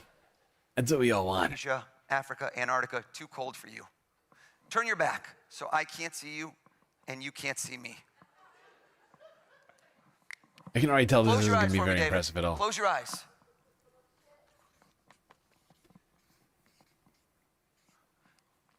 Close your David, was eyes. there any hesitation in your mind? Were you on the fence? Look, the shift in the posture, the weight on the right foot. Close your eyes. My boy just changed his mind. Come on, David. He just said in his head, he goes, if I'm not paying, I'm going big. There's a passport involved. David, keep your eyes closed. Keep your eyes closed. Keep your eyes closed. What was the place when I said spin it? This is so Stop stupid. right there. Where did you want to go? Tell us. Taj Mahal. This is deeply stupid. Can I ask you a question? Yes. That's why I said you shifted your balance. Have you been there before? Never. I'm so curious. Let me ask you a question. Oh my God. You never know how this works. Did Nothing you change your mind? incredible has happened. No. Were you thinking initially of a place and you go, I've been there, so it's too obvious, and at the last moment you change? What was the first place you thought of? He's failing live on TV. Good job. And then Oh. Taj Mahal was was the layup. There it is right there. What did you think of after that? I saw you chilling, relaxing. Was there another place you were thinking of? This is so. Wall of China. This is so Okay, ridiculous. close enough. I'll take China. big, sir. China's Turn around. Fiji. Maybe you're just China's drinking Fiji now. water. Oh my I'll God. take This is it. not. I'll This take was it. not Did impressive Fiji at come all. in your head? It's not even Came at slightly one point, I will impressive. say, Fiji did He come wrote at one down point. 2 things. This Got him to guy's give like, I'm 3 going on an answers. It's all-expense like, look. vacation. I'm doing a world He said the tour one I here. crossed out. I say think of one place. That's fine. That's fine. Have a seat for me. You got it. You know what? Hear me out. Hear me out. What happens if somebody lies in my show? Omega Right? What 5 happens Tar if just somebody shared lies in my show? 100 And bits. this room never lies. My mind There's is no not chance. freaked. Your mind Watch is not this. freaked. I need to put some skin My in the mind game. is also right not now, freaked. If I lose, what happens? Nothing. I already got paid for My the mind show. is bored. Let's come out in this crowd. Raise your hand if you have any cash on you. If you have any money My on you, mind raise is your hand. bored. What is this? All the cabinets broke? What's going Oh, on? now he's gonna rob the. Where's that super PAC money? Gonna Follow rob me. the WHCD. But I was making jokes. You know Super what? PAC money. I see the name tag. I don't have to read minds. Acting Attorney General. Let's go over to this gentleman. Todd Blanche is there. Is Todd? Where's Introduce Todd yourself, Blanche? please. Pardon me? Tell us your first name. You don't know my name? I know it, but it seems I will say fake thank if you I very know much. I Todd. love I can you, say sir. it. Stand up. Give my hand, everybody, for helping me out. Todd, just tap on the mic. Let's make sure it works. Are you a money clip or a wallet kind of guy? Don't take it out. No. Neither. It's like a little, it's more like a wallet. Okay, it was a multiple choice. That's okay. Do you know, and I always ask this question because you never know, you're going out, cash isn't as common now. Do you know exactly how much is in there or you're not sure? I'm not sure. I like that. Did you hear how offended Todd was when he didn't know his name? He was like, "You don't know my name? You didn't know my name? I'm the Attorney General, dude. Almost." I want Haven't you to been count it. Approved by the But Senate. hold on. Do it under the table so there's no way I could see. Under the table and move away with the microphone.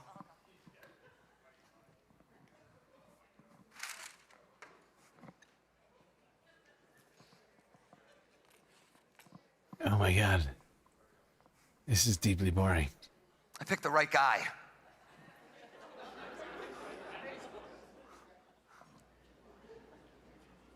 Stand up. Lie to me. Don't tell me how much money you really have. Make up a lie. Make up a lie. Lie to me. How much you got? 130. I would have said if you're gonna dream big, Todd. That was dreaming big. Folks, I notice patterns. And I can't explain why, and this is not a stereotype, but when I do this with men versus women, they lie differently, and I don't know why that is. It's not a gender stereotype, but for some odd reason, statistical analysis, women will prefer to use a number smaller than the amount they actually have on them. I don't know why. Men like to lie by saying things are bigger. No examples. You didn't laugh at that joke, Todd. Joke was hilarious. Bingo! My acting attorney general just lied too big. Here's the question to ask yourself. Cover your eyes. How could I know something he didn't even know?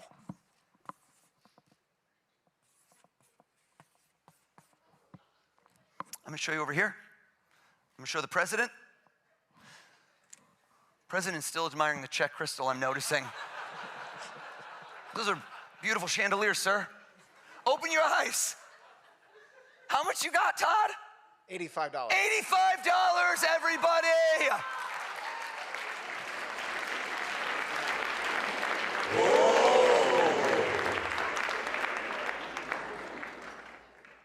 IRS conducting a forensic audit as we speak on you, sir.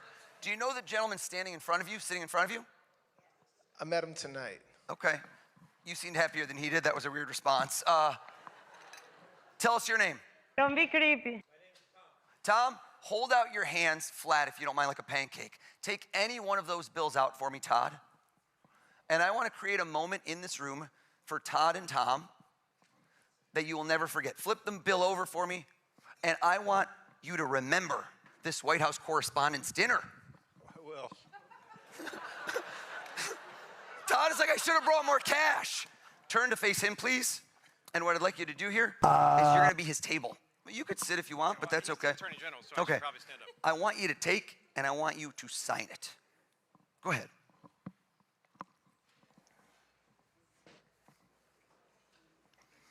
And then hold it up so everyone can see the federal offense you have just committed.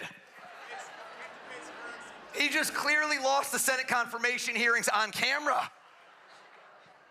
I'm teasing you, Todd. Todd, did you sign that bill? I did. I don't know why you're smiling over here, Tom. You're an accessory to the crime, sir. Okay. This is the acting attorney general. I want you to take that bad boy, fold it in half, please. Fold it again, and I want you to recount the moments that just happened under oath in court. Did you touch that bill, Todd? Yes. Did Tom touch the bill? Yes. Did anyone else ever touch that bill, sir?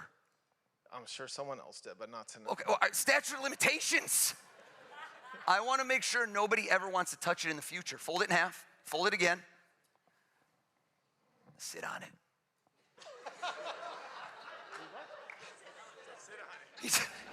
He just confirmed with his wife, and he didn't even go right or left cheek. He went dead Oh my God. center. That's amazing. This is so much worse than comedy. This is like 50 times worse than comedy. I would have taken just a little bit of bad political comedy over this Journalists, accomplished people who like to get to the bottom. every I want night of the everyone week. to take a deep This breath is in, deeply boring to me. and I want everyone to give me a nice strong exhale out. And I want you to close your eyes and visualize that sitting across from you. I have this question I love to ask you. I say, if you could interview, in this room I call it interview, sometimes I say have dinner, break bread, ask questions. If you could interview somebody famous, but let's make it hypothetical. Vacation Bible dead school. or alive, past or present. Anyone that's ever lived. It's a bad. fascinating question. And I want you to visualize, that's the key, is not just see it in your mind, but see that person sitting across from you. Open your eyes, nod your heads if you've already done it. Nod your head. Some of you are quick on the draw. Some of you are still relatively sober, given the fact it's, I think, 3 a.m. at this moment. I lost track of time. If you haven't yet done it, crunch time, everybody. 3, 2, 1, done. Wake up. Everyone, give me a big clap over your head if you can see your person clear as day. Give me a big clap. All right, follow me with the mics. We're going to go rapid fire here. Follow me with the mics. Follow me. Come on over. Give me another clap. Why is this still going? This gentleman right over here, can we see him? Is the president still awake, or did he leave? Looked at me, distinctly looked at me, clapped, nodded, then shook his head. I think all of the... I don't even know what that means. I saw you coming. You saw me coming? Yes, I did. And you're like, what do I do? How do I avoid him even though I'm sitting in the front row? Push my wife in front of... Push your wife. I love chivalry is not dead. What's your name? How rude. I'm Ed. Ed? Yes. Parents nailed it. You look like an Ed. I think that's perfect. Have we ever spoken a word in our life, ever? We have not. Stand up for me, Ed. Now, if I go head-to-head, toe-to-toe with Ed, I don't think it's good enough. It's not good enough. The more people I can do this with, the more impossible it becomes. Give me some more claps. Follow me with the mic. Follow me with the camera. Follow me with the camera. Oh, follow me. Come on over. This was an incredible smile. Arms extended. She threw in a belly dance. I reward extra credits. No, Ed, stand up. We didn't get rid of you. I love you, Ed. Let's go right over here. Tell us your first name. Michelle. Stand up. 2 L's? I'm a mind reader. Come on, Michelle. Come on. Another clap. I look around. This was a moment. We had a moment right over here. If you go to this young lady, she looked at me, and when we made eye contact, Ed, she did not nod, she did not shake her head, but rather when we made eye contact, she closed her eyes tightly as if to activate some sort of camouflage shield, saying to herself, if I don't see him, does he still see me? I see you. Tell us your name. Aaron. Stand up for me, please. Okay. I now have 1, 2, 3 people thinking of 3 different people they want to have dinner with. This side's feeling no love. I can see it in your eyes. You're feeling no love, so let's keep it going. 2 more people, rapid fire. Follow me with the mics. Follow me. Give me some claps. Your joy is effervescent. Also, the pocket square, 4 ripples. Next level, my friend. Next level. What is your name? My name's Kevin. Kevin? Yes. Stand up for me, Kevin. I never go past 4. Give him a round of applause. Make some noise. Oh, God.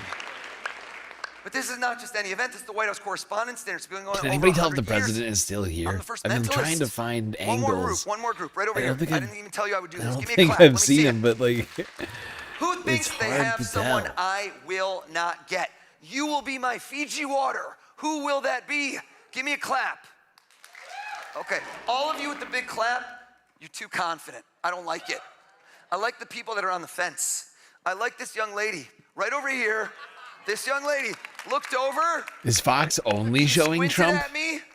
She Or you didn't can clap. combine the She just 2 gave me an, feeds. I'm looking at you, buddy. Tell Did us Trump your first leave? name. My name is Alex. Alex, give Alex a hand too as well.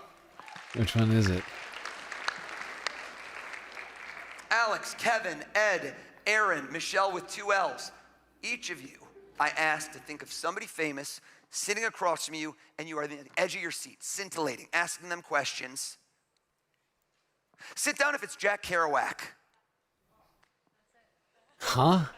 Sit down if it's Jack Folks, Kerouac. Don't hold the applause On in. the road. Let it out. That's so obscure. Like, you should Fox not Business have Cam gotten is only Trump. Okay. Never bring a knife to a gunfight. Joke is too soon. Have a seat for me, please. That's it. That is 100% it. I know. I can read your mind. You know, That's what you know that. Yeah, you don't have to but keep everyone telling me. else knows that. Thank you. Have a seat. Thank you. I like how Erin just rethought her choice. She's like, mine's too easy. Mine's too easy. Oh my God, he's sleeping. Look at him. Kevin, you are a ball Oh, of Trump is positive energy. half asleep. Just looking at you has uplifted my mood. Without caffeine, He is not into this I at can tell you all. for a 100% fact. I'm not even going to Look at the president. Oh, eyes closed again. Eyes closed again. Your person is alive and well. Am I Open. correct? You are correct. How did I know that? Your vitality. The president energy, is so bored. Versus if we Look point at the him. camera at Ed. Oh, nodding off back there. I'm fine. I'm awake. Just resting. Just resting my eyes. Come on, man. And neck. Is it a dead guy, Ed? Vital. Is it a dead guy? It is a, Yeah. Classic Yeah, Ed. I'm awake. Wait, my eyes are closed, but I'm awake. I'm up. I'm vertical. Oh, there we go. Dead or alive? No, I'm saying I'm vital. I'm just saying he's dead. Oh yeah, it's nothing about you. You're gonna live to 120, baby. I'm talking about the person you're thinking of. Yeah. You know what? Arms behind the back. This guy's very proper. He's done a lot. It's of fine. work. It's a little bit past my bedtime, but it's fine. Winston Churchill. I'm doing fine. You're right. Totally not sleepy. Nothing about this is making me sleepy. The sound of this boring man's voice, Applause on things that deserve 120. not at all the sort of thing makes you tired. Have a seat for me, Ed. Having a great time. Have a seat, Ed. Have a seat. Bless you. I knew you'd sneeze right then. Aaron, playful hair adjustment, always a guy. It's always a guy. The hair adjustment twice, it's a guy. Am I right? It's a man. I could tell. It wasn't playful hair, but it was just an adjustment. Okay, there's no implications here. Very sleepy. It's okay. I No, like how Tom I'm just awake. told Todd, he's like, why didn't you bring more money, bro? Why didn't you Not bring more falling money? asleep. I just look like I'm falling asleep. I did this last week. I filmed my Netflix special. And I did this, and the last person standing thought of a movie star. And when I got it right, he did not sit down. And the tension grew in the room, and I said, sir, did I get it? He goes, yeah. And I go, okay. And he goes, oh, yeah? What movie am I thinking of? I'm like, buddy, there's no on-demand feature. It's always, I wonder what movie she's thinking of his. But I'm going to go with it. Do you know what question you're going to ask him right off the jump, or is it more just a flowing conversation? What's Flowing, the style? just flowing. Flowing. I love that. I love that. And you were debating, and I was thinking like, I think he's passed away. Am I correct? Correct. It seems somber. Yeah. But it Not was- summer, but passed away. Okay. I don't know which movie. Tell us all, who are you sitting down to dinner with? Who's across from you during this scintillating interview? Jerry Garcia. Are you wrong? Don't ever doubt me again. Don't you ever doubt. Look at the president. Look how impressed he is. His face didn't even move a little bit. Look at him. He's not even slightly impressed. It's like, whatever. I don't care. I'm going back to sleep. I'm going back to not impressive. Caroline's loving it. But the president's like, no. No, it sucks. We are okay. I'm going back to my nap. With two L's. Nappy Kevin, time. With the tremendous smile. We have an issue right now. We have a problem. You don't realize it. But the issue is that so far tonight, I'm on fire. No, don't you smile, Kevin. It's a bad thing. I set the bar too high too soon, which means that right now, I can no longer guess who you're each thinking of. Because you will say to me later, what'd you think of that guy O's? And you're like, he's pretty good, but then he did it 4 or 5 times, he plateaued. Kevin, I don't plateau. I peak. So I'm gonna hand each of you, we're gonna hand you each a poster board and a marker. If we can grab, come on, I need you. We're gonna hand you each one. Don't open the markers yet. The markers, just because people try to unscrew them, they just pop. Don't do that, Kevin, don't do that. Hand each person one, and each of you, very important, don't open the marker, hold them close to you, hold them sideways. Landscape is good. Okay. A little twist there, Kev. There you go. Thank you so much. Beautiful. Freeze. I'm not going to guess who you're each thinking of. I'm going to do something exponentially crazier. You're going to talk about this for years. Oh my God, he's down. He's back. He's sleeping again. Oh, he's back up. For 82 cents. Look at him. He's so tired. I'm awake. No, he's fine. Just gonna. This is literally Just gonna sit here. the worst frisbee in the world. Totally awake.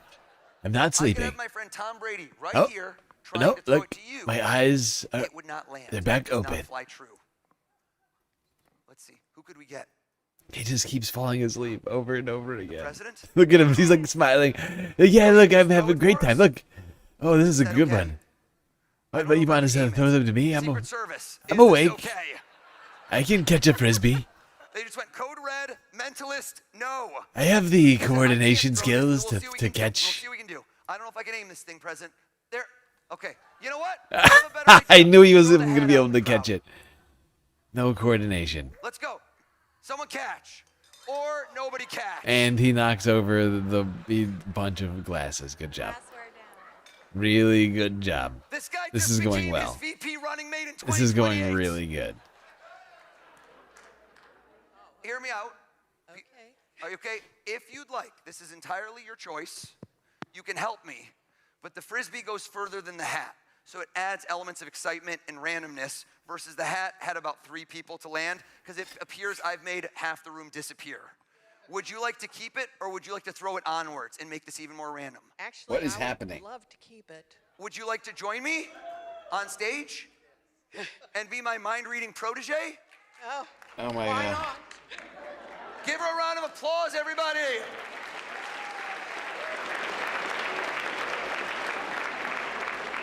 I'm going to stand you right here. We're going to bring you a microphone. Tell us all your name. My name is Diane Williams. Diane Williams, have you and I ever spoken a word in our life? No, never. Diane Williams, go ahead and read their minds. How crazy would that have been? Are you kidding me right now? Diane Williams, we need to get into the zone, okay? No. Not really yoga style. I want you to give me President's your going best back mind down reading again. pose. Bring You the can hands see up him. here. His face is going slack. That's more it's sunny the out. vote? Let's hit them. Yeah, there we go. Diane He's Williams, losing here's what I'm interest. gonna do It's for not you. about I'm him going to anymore. assist you. Look at me. I'm going to have you picture a crystal ball. He was suddenly jolted awake by all that involvement in this. Into my hands, and I want you to look through that crystal ball down into my hands, and I want you to nod your head if you are seeing clear as day 2 people or pretending. Can you see them? He has no You're interest really in playing them. this up. He's And just keep looking your up eyes at the closed. ceiling. Like, how long do I And have to want you look to away? repeat over and over in your head who you just saw. Over and over in your head. Do you see 2 people? Could you see those 2 people? Close your eyes, Diane Williams. Close your eyes. Kevin, Michelle, uncap your marker. Keep your eyes closed, Diane Williams. I want you to write down your person's first and last name or their name as big as you can. As big as you can, please. Maximize the space on there. The person you picked, write their name as big as you can. Are you done, Michelle? Yes.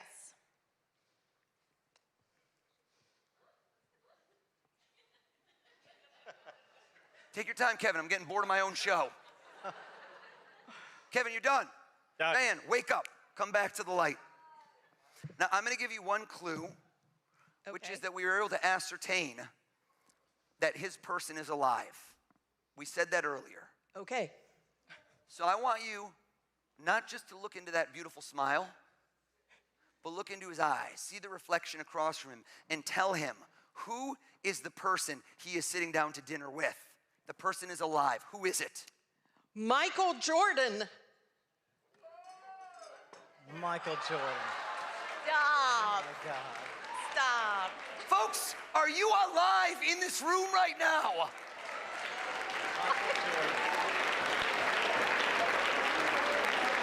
Crazy.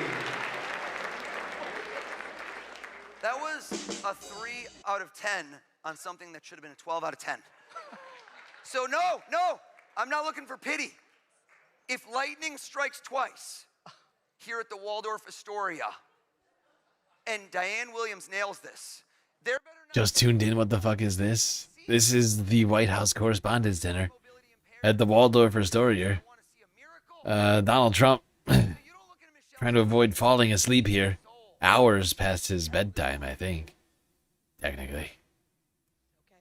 What's that? I just saw one name. Okay, well that's his name. Okay. What would we do? What if we put on your mind reading face? Okay. Diane Williams, get back in the zone. Look at me. Stare me This in is the a eyes. magician. Well, her eye contact is very intense, folks. I hold this crystal ball up. We look Through it, we see this beautiful check glass.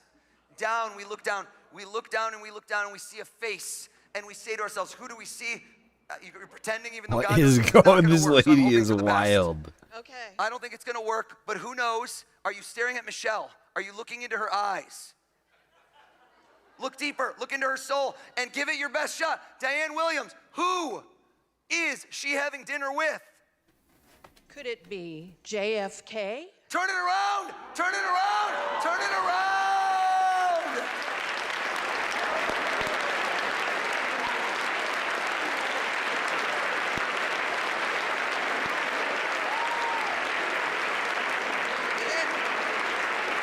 Oh, they got a whole 7 claps from the president. 8, 9, 10, 11 claps. 11 whole claps. Great job. Great job. Are we done? Folks, I'm bringing Diane on the road with me for the record. She's keeping the hat. Really quick, let's see at this juncture in the evening if anybody still has battery life. Grab out your phone. Go to your calculator. I just watched this man clear as day, clear his browser history. Please, go to your calculator. If there's a number, I don't want it. Get rid of it. Clear that number out. And I want to see nice, beautiful zeros out there. Do we have zeros? Hold them up, hold them up, hold them up. Let me see what we got. Okay. I need to see energy. I feed off of it. Who wants in? Who wants in right now? Who wants in? What is the point of this? Who seems excited? Oh my god, I just One guy said just multiple looked at me and started times. flexing. I don't know why. I genuinely would have loved some political comedy tonight. Of any caliber. Certainly preferred it over this nonsense. Why do we need magic? Why do we need a magic show? What are we, 12? We need a magic show? Let's bring you up. Josh, here's what I want you to do. I need to get somebody else in the mix. I want you to do 2 things. We're going to fact check this. You're going to type in this in. One more partner in crime. Pick somebody out there for me to help me out. Who's it going to be? Dina. At your own table.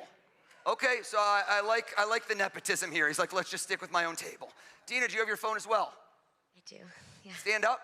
Dina has no cover. Just living dangerous over there. This trick is about to be called Apple Care. Dina, should we swap? Josh, come with me. Dina, I'm going to bring you in as well. President, he's going back to sleep. Dina? Little nappy time. Since I didn't get to throw a Frisbee, are you have your calculator open? Yes. Please open it up. What do we have? Is this an amortization calculator? She's doing my mortgage calculations is what I'm seeing. Okay, I'm sorry. It's okay. I don't know what this one is. I can't do, this is like the buttons are too small. I can't see anything. I'm so sorry. I got to use someone else because I can't see. Put the brightness up. Grab yours. This one's big even though you're at 7% battery. I love it. Dina, give us a number and we're going to go on stage. Come with me, Josh. Give us a number and I want you to do this. I want you to give us a birthday. Come with me. You know what? Join me. Join me. We'll bring you up. Josh, you're going to be on deck. Josh, sit down. This gentleman, come with me. Oh, wait. I need you. Da, da, da, da, da, da, da, da. I feel like the president is genuinely gonna fall asleep at some point. How are you? He keeps getting texts from his table saying he's gonna get you good. Who is writing that? I'm gonna bring you a microphone. I like you to say here, Dina and Oh, look, Josh, it's Mike each get to help Walls. me. Dina, tell me the birthday. Good old signal chat, Mike Walls. Oh, watch out. That phone right there might have So take a moment with it. classified Tell us the information birthday on it. Of someone you care about deeply. Go ahead. August 17th, Pause. Whose birthday is that? my husband. Everyone go, oh, good choice. I don't want to touch anything. Put in 817, please. 8, slow. 817. Freeze right there. Okay, have a seat. Thank you, Dina. Oh my God. In honor of Dina picking her spouse, which is a common choice, raise your hand if you are married as well. Okay, most of the room. I need to know why that woman just He's ensuring that illusions are was banned at future a very strange WHCDs. reaction to One a can relatively only hope. binary question. One can only hope Those that are this real-time will Facebook status. It's complicated.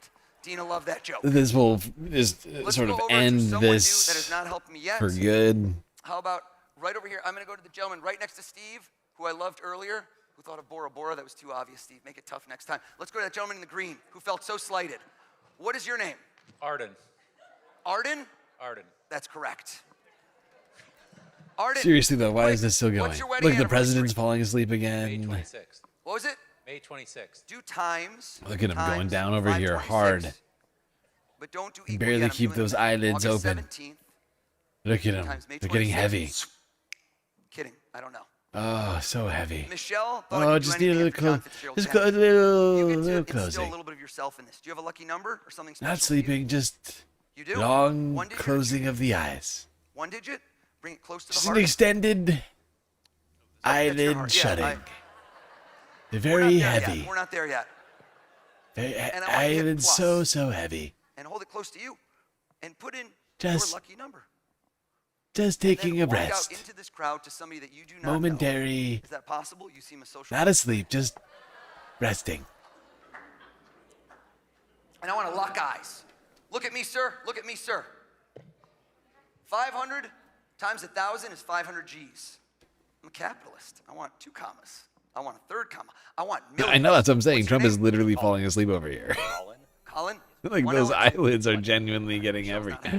And he's actually falling Some of you, your asleep. memory is not as good. You don't know This why does all not that have was this does not have his attention. Hasn't had it for most of it. 3-digit I'm number. actually with the 3-digit president. number. I'm about ready to fall asleep for the love of God. 100 and 500. Terrible. Don't do 1, 2, 3. You're better than Just that. awful. You're better than that. You got a number? Don't worry, Mr. President. I We didn't won't like make it. fun of you if you fall asleep. Totally normal for There an it is. 80-year-old There it man. is. Take a quick nap. With no microphone. Just a little You didn't nappy. hear your 3-digit number. Everybody, Sleepy make Don. ambient ocean noises. I'm staying in Did the you hear what he race. said? We're gonna get the microphone right there, right there. Have a seat for me, Colin.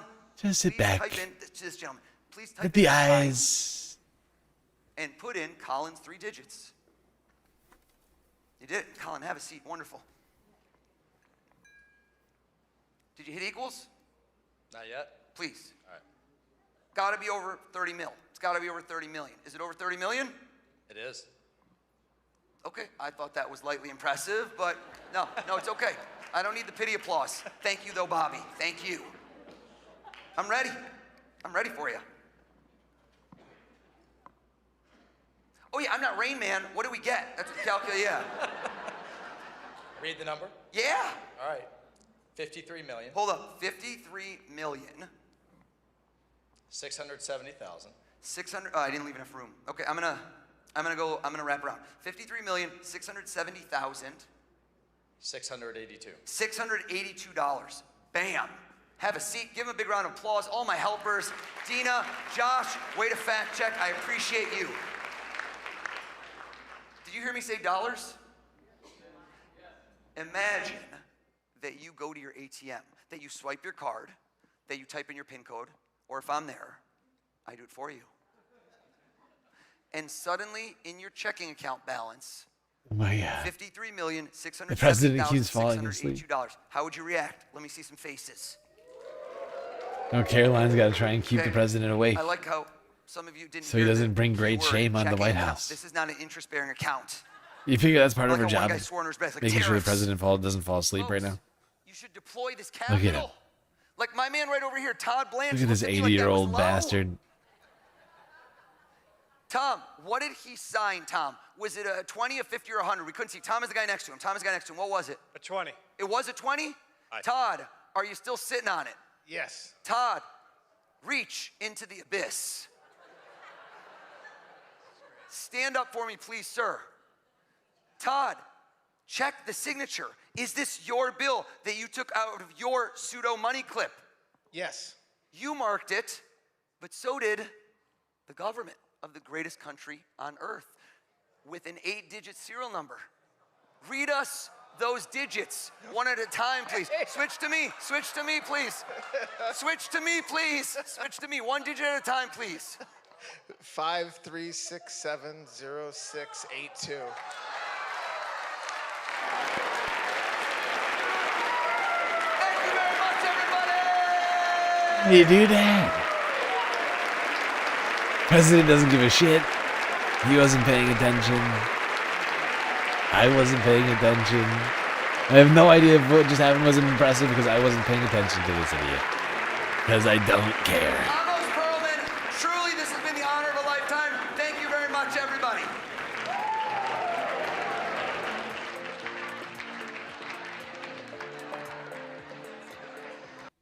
Is that Sade?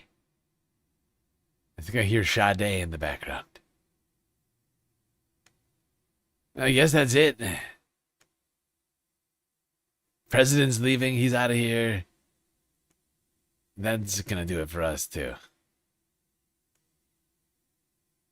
That's going to do it for us, too. My God, this went on so much longer than I was expecting it to. 5 hours? You're shitting me. Wow. God.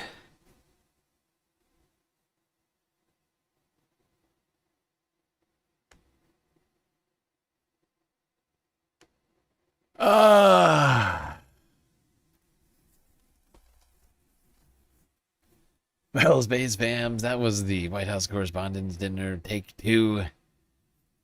Uninterrupted by any sort of catastrophes. Lulling both the president and some of us into a state of napping.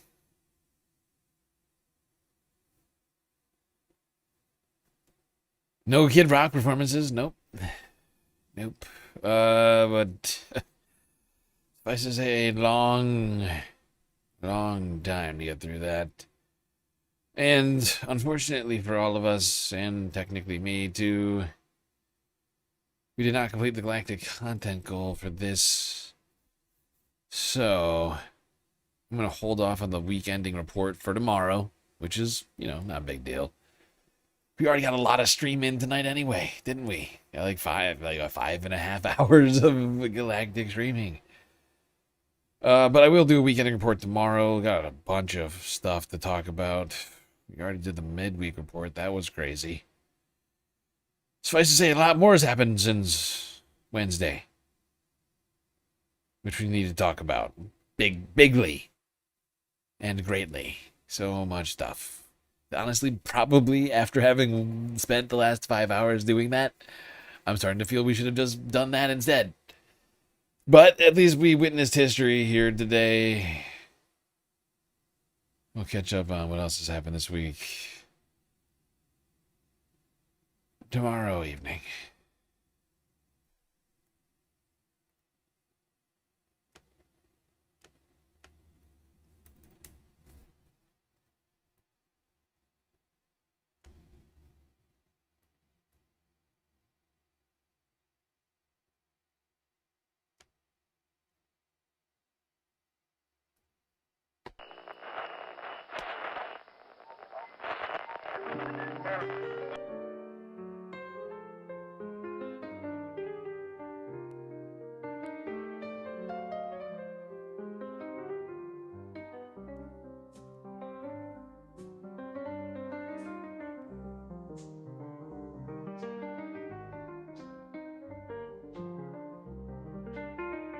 Well, we got through another stream. It was quite long and also difficult, but thankfully, we had each other to get through it.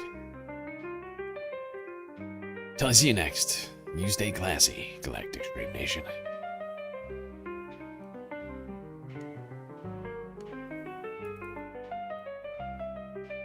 Can't forget this.